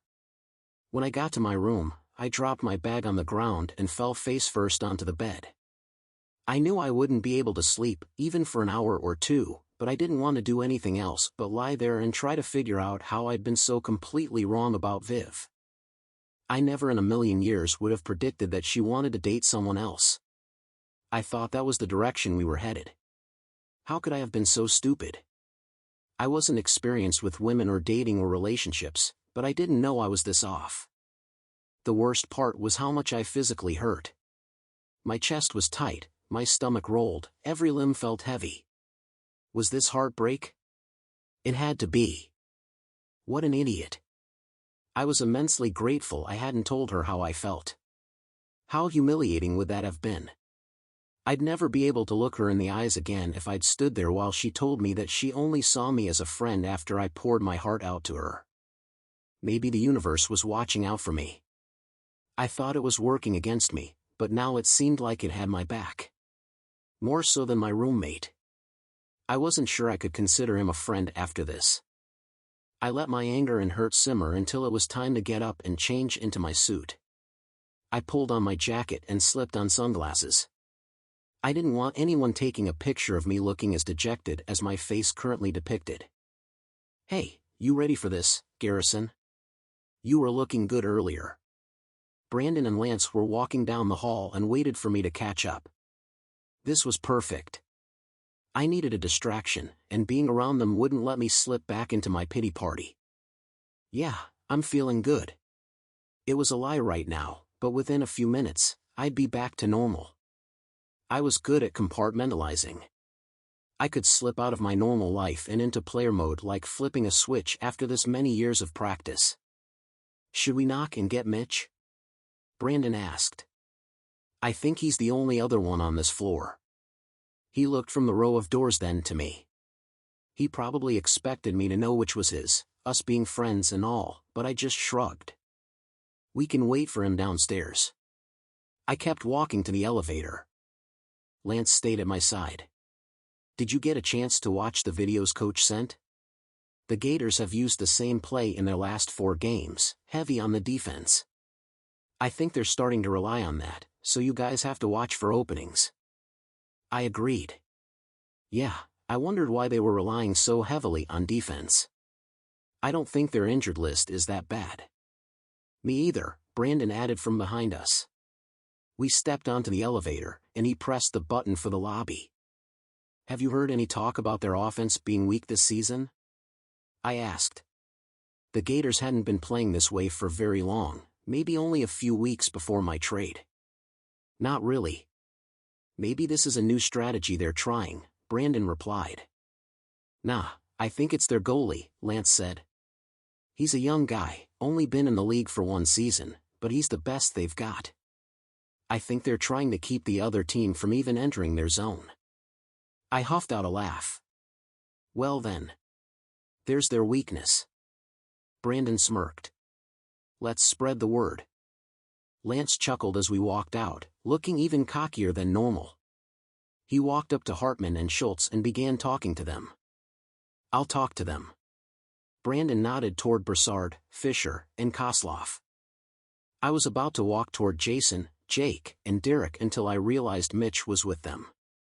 I couldn't avoid him forever, especially not if I wanted to keep what happened between us and not have the entire team know about my embarrassment, but I could delay speaking to him for a while longer. I sighed and headed over to Murray and Latang. Chapter 21, Vivian. All I wanted was dinner and a bath. If Jess wasn't home to discourage me from ordering takeout for the 3rd time this week, then I was going to call my trusty Thai restaurant and have them bring my favorite noodles while I soaked away the day. Things weren't normally this busy for us at work, especially in the first quarter of the year, but with all the growth we'd had, the board thought we should move forward with full force toward early product launches in the next few months. I tried to get Jonathan to see that things were working so well because we found a process that worked. Our engineers and designers were working at a comfortable pace that allowed them to yield amazing results. Pushing them now would ruin all of that. When was the last time a great product, or even an upgrade, was released under pressure? That was when mistakes were made. That's when corners were cut and people grew frustrated. The board wasn't in the office, ever. They didn't know that the atmosphere we'd created allowed the teams to thrive. They weren't around to watch exhaustion take over. They didn't see even the happiest of employees grow resentful if their work hours got too long. Nothing I said worked. Jonathan was under pressure from the board to produce. He should have stood up for his teams. He should have been their advocate and pushed back on the demands. His loyal employees had built the company to what it now was, success and all, and they deserved for him to have their backs. It was disappointing, to say the least. Even though I ran things behind the scenes, coordinated projects, and kept things on track. At the end of the day, I was just his assistant. He was the big boss. He was the decision maker. I wasn't there to have an opinion or give him advice. Things were fine, for now. No one would feel the impact for a few weeks, at least. But the stress would set in. Maybe I could find a solution that Jonathan would agree to before then. This was the first thing I'd felt passionate about in a while here. I wanted to maintain the culture of this company and make sure the people here felt valued. The apartment was silent when I walked in. Jess mentioned a wedding coming up, but I wasn't sure of its exact date. She must have been working on it tonight. I ordered dinner online and had 40 minutes before it was expected to be delivered, so I went to my room and started the water in the tub. Lavender or eucalyptus? Both sounded divine, but did I need relaxation or relief more? I tried to roll my tight shoulders. Eucalyptus it was. Just as I reached to pull my shirt off, the doorbell rang. I checked my phone, but only 6 minutes passed. There was no way my food was already here. The tub was only a quarter full, but I turned off the water and hurried to the door. I gasped when I opened it to see Parker waiting. He was in very well-fitting jeans and a tight t-shirt and smelled like men's body wash. He was much better than the hot bath I'd been waiting for. "You're back." Did I have my days mixed up? I could have sworn the team was coming back tomorrow. Yeah. We got back early. He looked around, waiting. Oh right. Come in. I opened the door wider, and he passed before I shut it. I probably should have called or at least texted first, but I wanted to talk to you in person. He glanced at me before crossing to the living room and sitting down. Something was wrong. The way he carried himself. The tone of his voice. I didn't want to sit, so I leaned against the arm of the couch. What's going on? Maybe something happened to his family. I watched the games, and they'd lost two but won their most recent. That didn't seem like something he would hold on to. No, this was something else. Mitch told me about your date. Those were the last words I expected to come from his mouth. That sweet, gorgeous mouth I'd been thinking about all week. The flash of panic passed, and I nearly broke out laughing. I moved some pillows and sat facing him. It was with his friend from his boxing gym. I swear, it was the worst experience I've ever had. It looked like a total dive from the outside, but inside it was pretty nice. He smelled like oil and sweat, and I'm pretty sure he didn't bother showing before. He said he works on motorcycles in his off time, which explains the oil smell, but he could have at least washed off.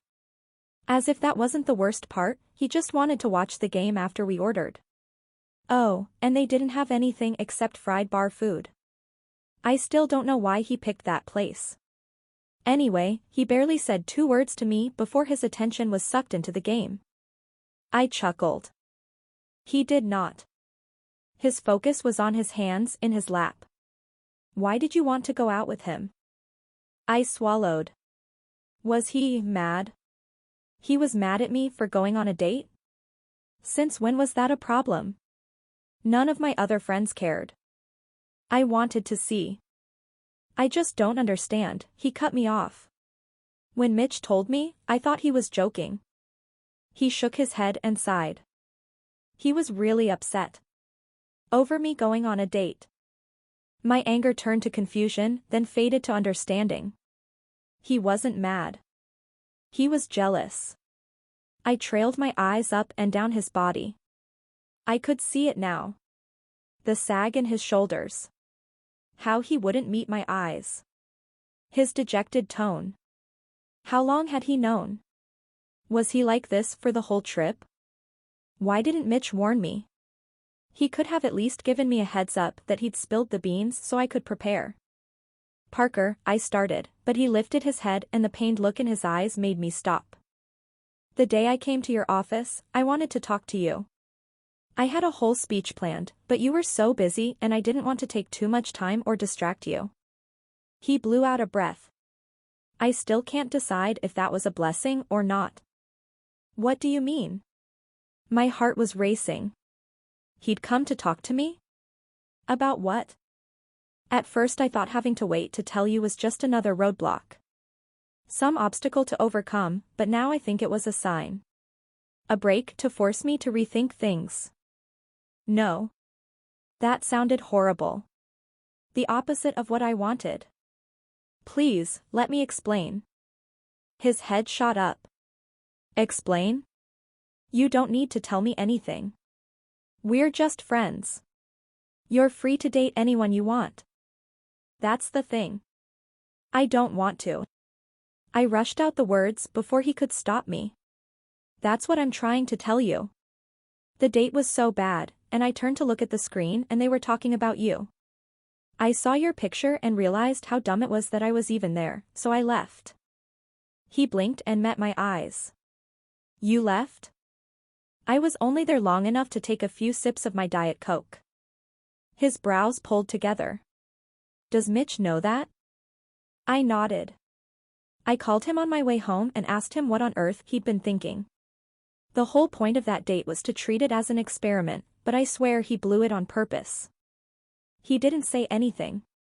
Just stared at a spot over my shoulder. He didn't tell me that. I groaned. His friend was truly terrible, but it worked. His eyes flashed to mine. What? The experiment. I mustered all my courage. I'd waited so long, okay, a few days, for him to get home so I could tell him in person.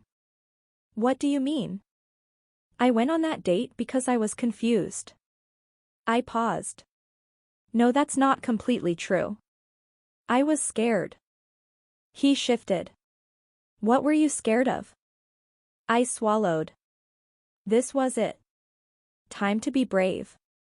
Of my feelings. I waited for a breath for him to say something, but he stayed silent. I realized I was starting to feel more for you than just friendship, and it kind of freaked me out. The more I allowed myself to acknowledge those emotions, the further from friends they became. Things with us are new, and I like spending time with you. I was scared that if I told you, I'd ruin things.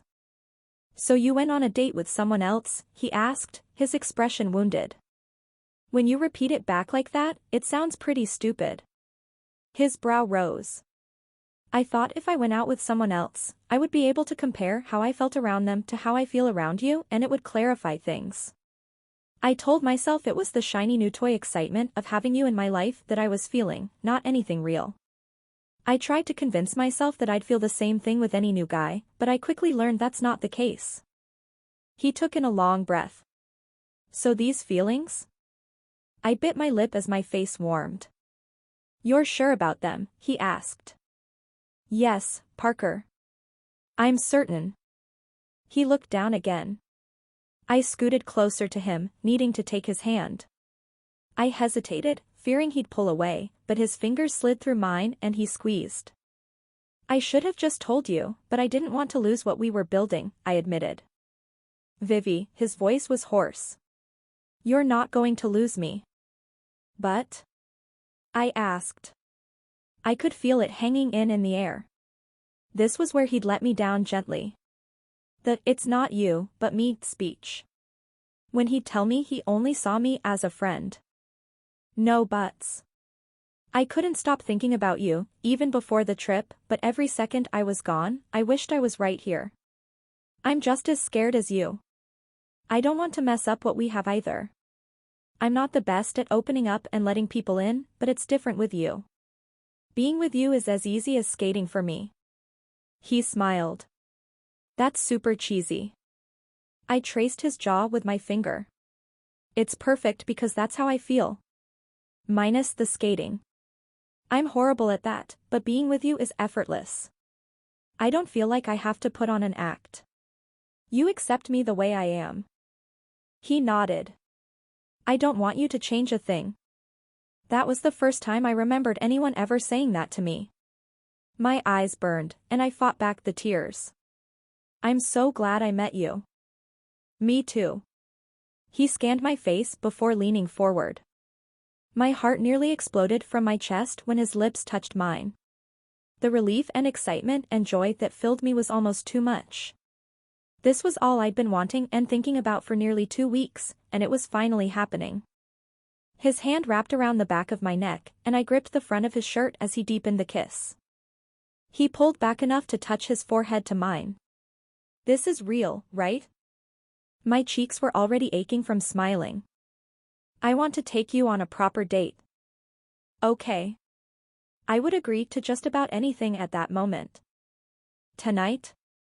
I was about to say yes, when I remembered the food I'd ordered. It felt like a lifetime ago. The time before. Oh no. Was I going to be one of those sappy romantics that only remembered life after they met the one? Whoa. I was getting ahead of myself. I liked him and he liked me, but it was far too soon to toss around the one and happily ever after.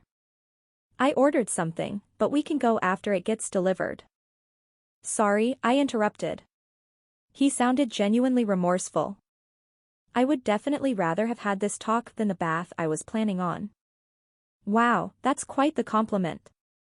I laughed. It really is. I guess you know where you are on my list now. Not really. He smiled. I'll only tell you that you bumped baths out of the top 3. Huh, so there are 2 things you love more than me? He flinched. I mean, not that you love me. I laughed, hiding my sudden spike of anxiety, and he covered his eyes. I walked myself into that. Love? It was such a huge word. It held more weight than simply liking someone. It was a declaration. It was an action. A promise. I wanted to be 100% certain I was ready for everything it meant before I said those 3 words to him. Chapter 22, Parker. The next day I went through the motions of eating breakfast and getting ready for practice like I was floating. I'd never felt so light before. I expected last night to go in a completely different direction. I walked into Viv's place, expecting her to tell me it was none of my business who she dated or that she really liked the new guy.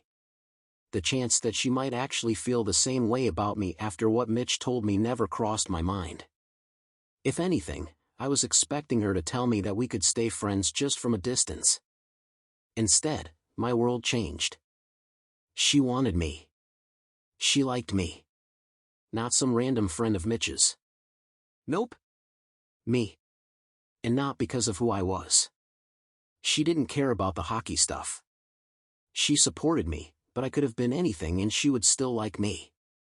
I wasn't sure I'd ever get used to this feeling, and I was even less sure I wanted to. This could be my new normal and I would be very much okay with that. You're cheerful, Mitch grumbled as he walked into the kitchen in search of his morning cup of coffee. I had an interesting conversation last night. Oh, he replied in a bored tone while pulling his creamer from the fridge. Yeah, I went over to see Vivi. So that's where you went. He poured a few splashes in and returned the bottle. It seems like there's something you forgot to tell me. I leaned against the counter, blocking his exit. He tightened the lid on his travel mug before meeting my gaze. I don't know what you mean. I narrowed my eyes. How about the fact that the date lasted less than 10 minutes? He smiled, but quickly cleared his throat and it disappeared. Right, small detail. Or that you set her up with some sort of smelly motorhead. He took a sip of his drink and shrugged. At first, I just questioned your judgment and the friends you keep, but then a thought struck me. I know you're not that incompetent, and if you really wanted to, you could have found a great guy to set her up with. But you didn't. On purpose. He looked everywhere but at me. I don't know what you mean. I stepped closer. You sabotaged her. His brows shot up. I did not. I grinned. You did, and you did it for me. He tipped his chin. Not everything is about you, Garrison. Fine, you did it for us. He didn't argue that time. So is he actually that terrible, or did you pay him to really push her over the edge? Finally, he cracked. He let out a laugh. I told him not to shower. He tried to argue with me since he was coaching at the gym, then had a Harley he was working on for a buddy, but I told him to just go. It was his idea to go to that bar. He said it was the worst date place he could think of. It was a bit of a joint effort with the other guys at the gym to come up with watching your game, but it was sheer luck that they happened to be doing a feature on you that night. I rubbed my face. Part of me wanted to punch him, while the other wanted to give him a hug. That's like evil genius status. I felt bad complimenting him, but it had all worked out for my benefit. Ezra really got into the role. He called me, barely able to contain himself. He felt awful but also thought it was one of the funniest things he'd ever done.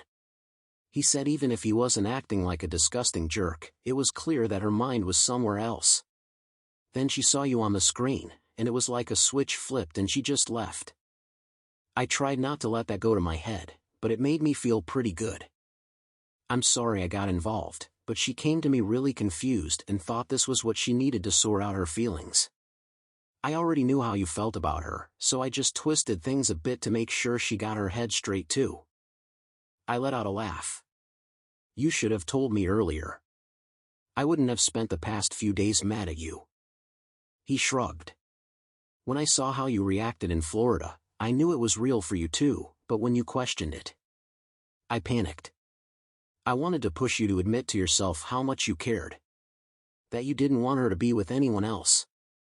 I didn't know you were such a matchmaker. I took a step back and went to pick up my bag near the door. Let me know if I can ever return the favor. He paused mid-step before nodding. Sure thing. Let's get going. I was hoping we'd get the day off, but maybe we'll get lucky with a light practice. I doubt it. Hartman took the second loss personally. He's going to be after us until we make up those points. We only dropped to the third spot in our division, and we had time to recover before playoffs, but he was right. Hartman wasn't captain because he took it easy. Each win and loss hit him harder than the rest of us.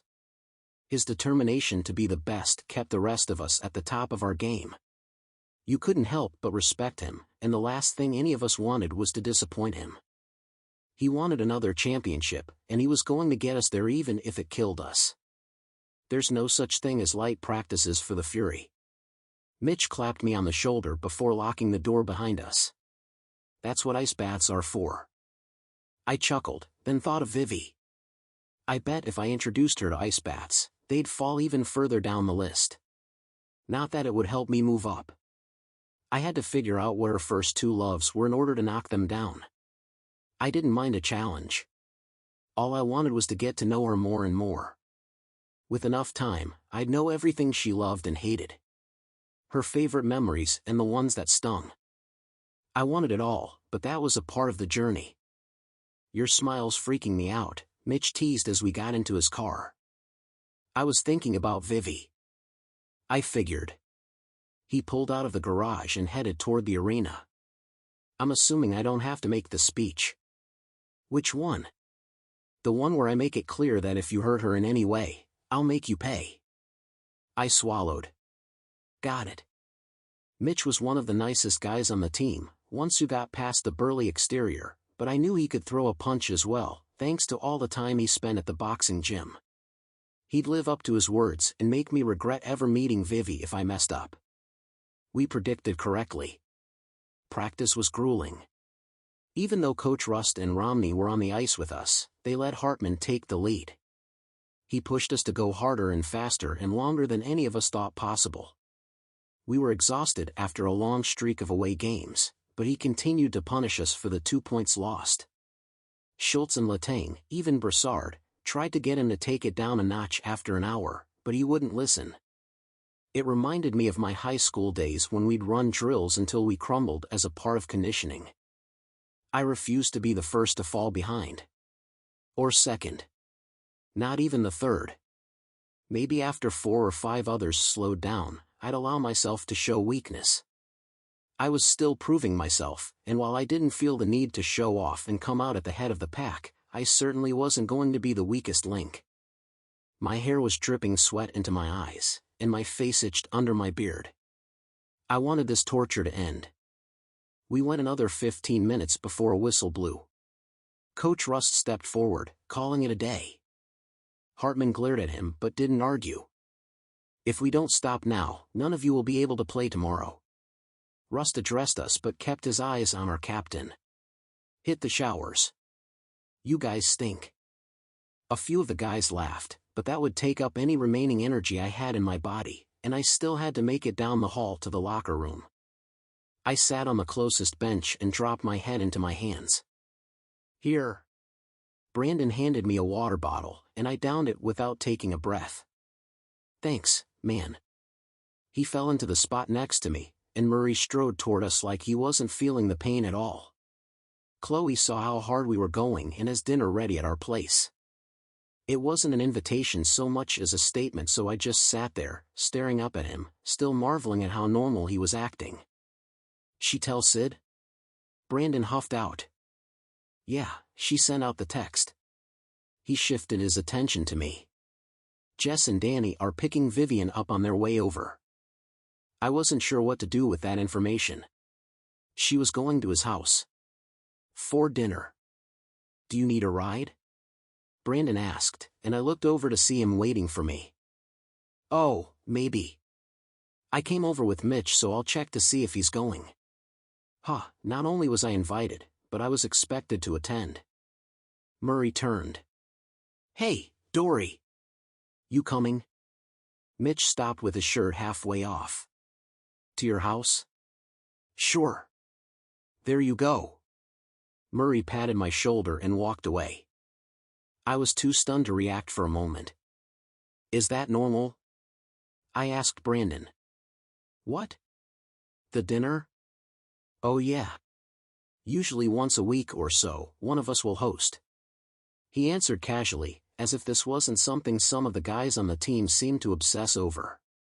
Okay, maybe it was just Lance and Mikey that felt like the parties had some elusive invitation. Better hurry and get ready, or all the good food will be gone, Schultz announced as he walked by. Really? I started pulling off my wet clothing. No, Chloe orders enough for a small army. All the women do. There are leftovers for days after these. My boys love it when we have it at our house. I smiled. I'd seen his twins around, and they seemed like sweet kids. Will they be there tonight? Yeah, they like to watch all the babies. It makes them feel so old and mature. It was strange to think of most of these guys as husbands and fathers. I knew they all had lives outside of the team, but picturing Schultz holding a baby just seemed wrong.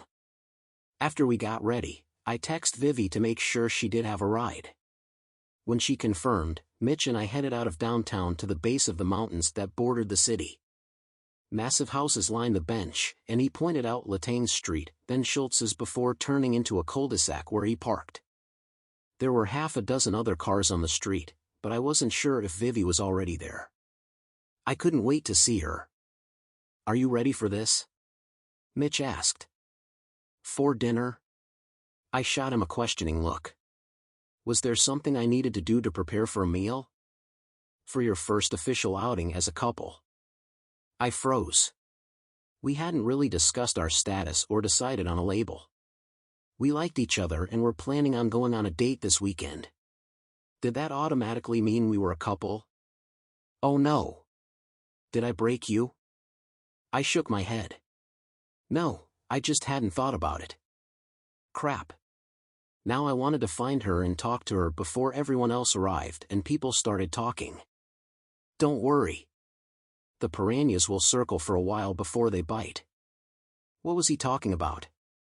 I pulled out my phone and sent her a text, asking if she was here, before catching up to him on the steps leading to the front door. There he is. Chloe beamed at me with a baby on her hip. We've been waiting. The rest of the women emerged from thin air. Oh no. No sudden movements, Mitch whispered. They'll attack. Chapter 23, Vivian. Danny opened the door to Reese and Chloe's house without knocking, and Jess and I followed behind her. A group was gathered just inside, taking up most of the entryway and adjoining living room. The three of us shared a look. This is the first time we've all been together to celebrate the newest Fury. Chloe raised a glass in the air. Seeing her with her baby was like seeing your teacher outside of school. It felt wrong even though you knew it was a reality. I was so used to her as the take-no-crap boss woman that seeing this softer side of her made me pause. To Parker, the group said together. I scanned the faces, looking for him. Come on, you should be with him, Jess whispered. She cut through the crowd and stopped next to him and Mitch. Hey. I reached for his arm. He looked down at me, and relief washed over his face. There you are. We missed something already? I asked as Chloe moved closer. Hey, Viv. She gave me a side hug, and Callan, her baby, reached for me. Oh, guess he has a new friend. Then he was in my arms. Oh. I shifted to hold him on my hip as she had. Hi, bub. He cooed at me and started jabbering away in baby talk. Just like that, I fell in love. He was ridiculously adorable and chunky, and Chloe was going to have to pry him away from me. I'll be back. She waved and disappeared to the back of the house. He's yours now, Mitch said with a small smile. I've heard the guys complain about how the babies get dumped on them for the night. Fine with me. I grinned down at Callan. Can we talk? Parker asked and led me down a hall before I could answer. I glanced over my shoulder at Mitch, but he just winked and turned away. What's going on? I asked once he stopped. A few things, but the most pressing is something Mitch pointed out to me. He seemed stressed. This is the first time we're attending a team activity together. I swallowed. Okay. He looked at the ground, then Callan squeaked and Parker cooed at him. I'm not sure if you've told anyone about us. Jess and Danny. I told them on the way over. He blew out a breath. What did you tell them? Why was he acting so strange? Was he having second thoughts? We only agreed to a date. Was I being presumptuous in thinking that meant more? Did he want to keep it between us? It seemed like Mitch knew about us. That we talked and both have feelings for each other, and that we're planning on going out this weekend. He nodded. That's what I said to Mitch. So, what's the problem? I bounced Callan gently when he's starting fussing. I just wanted to make sure we were on the same page. I thought we were until this conversation. He was keeping something from me. Not saying something he was thinking. Which is? I asked. I'm not sure.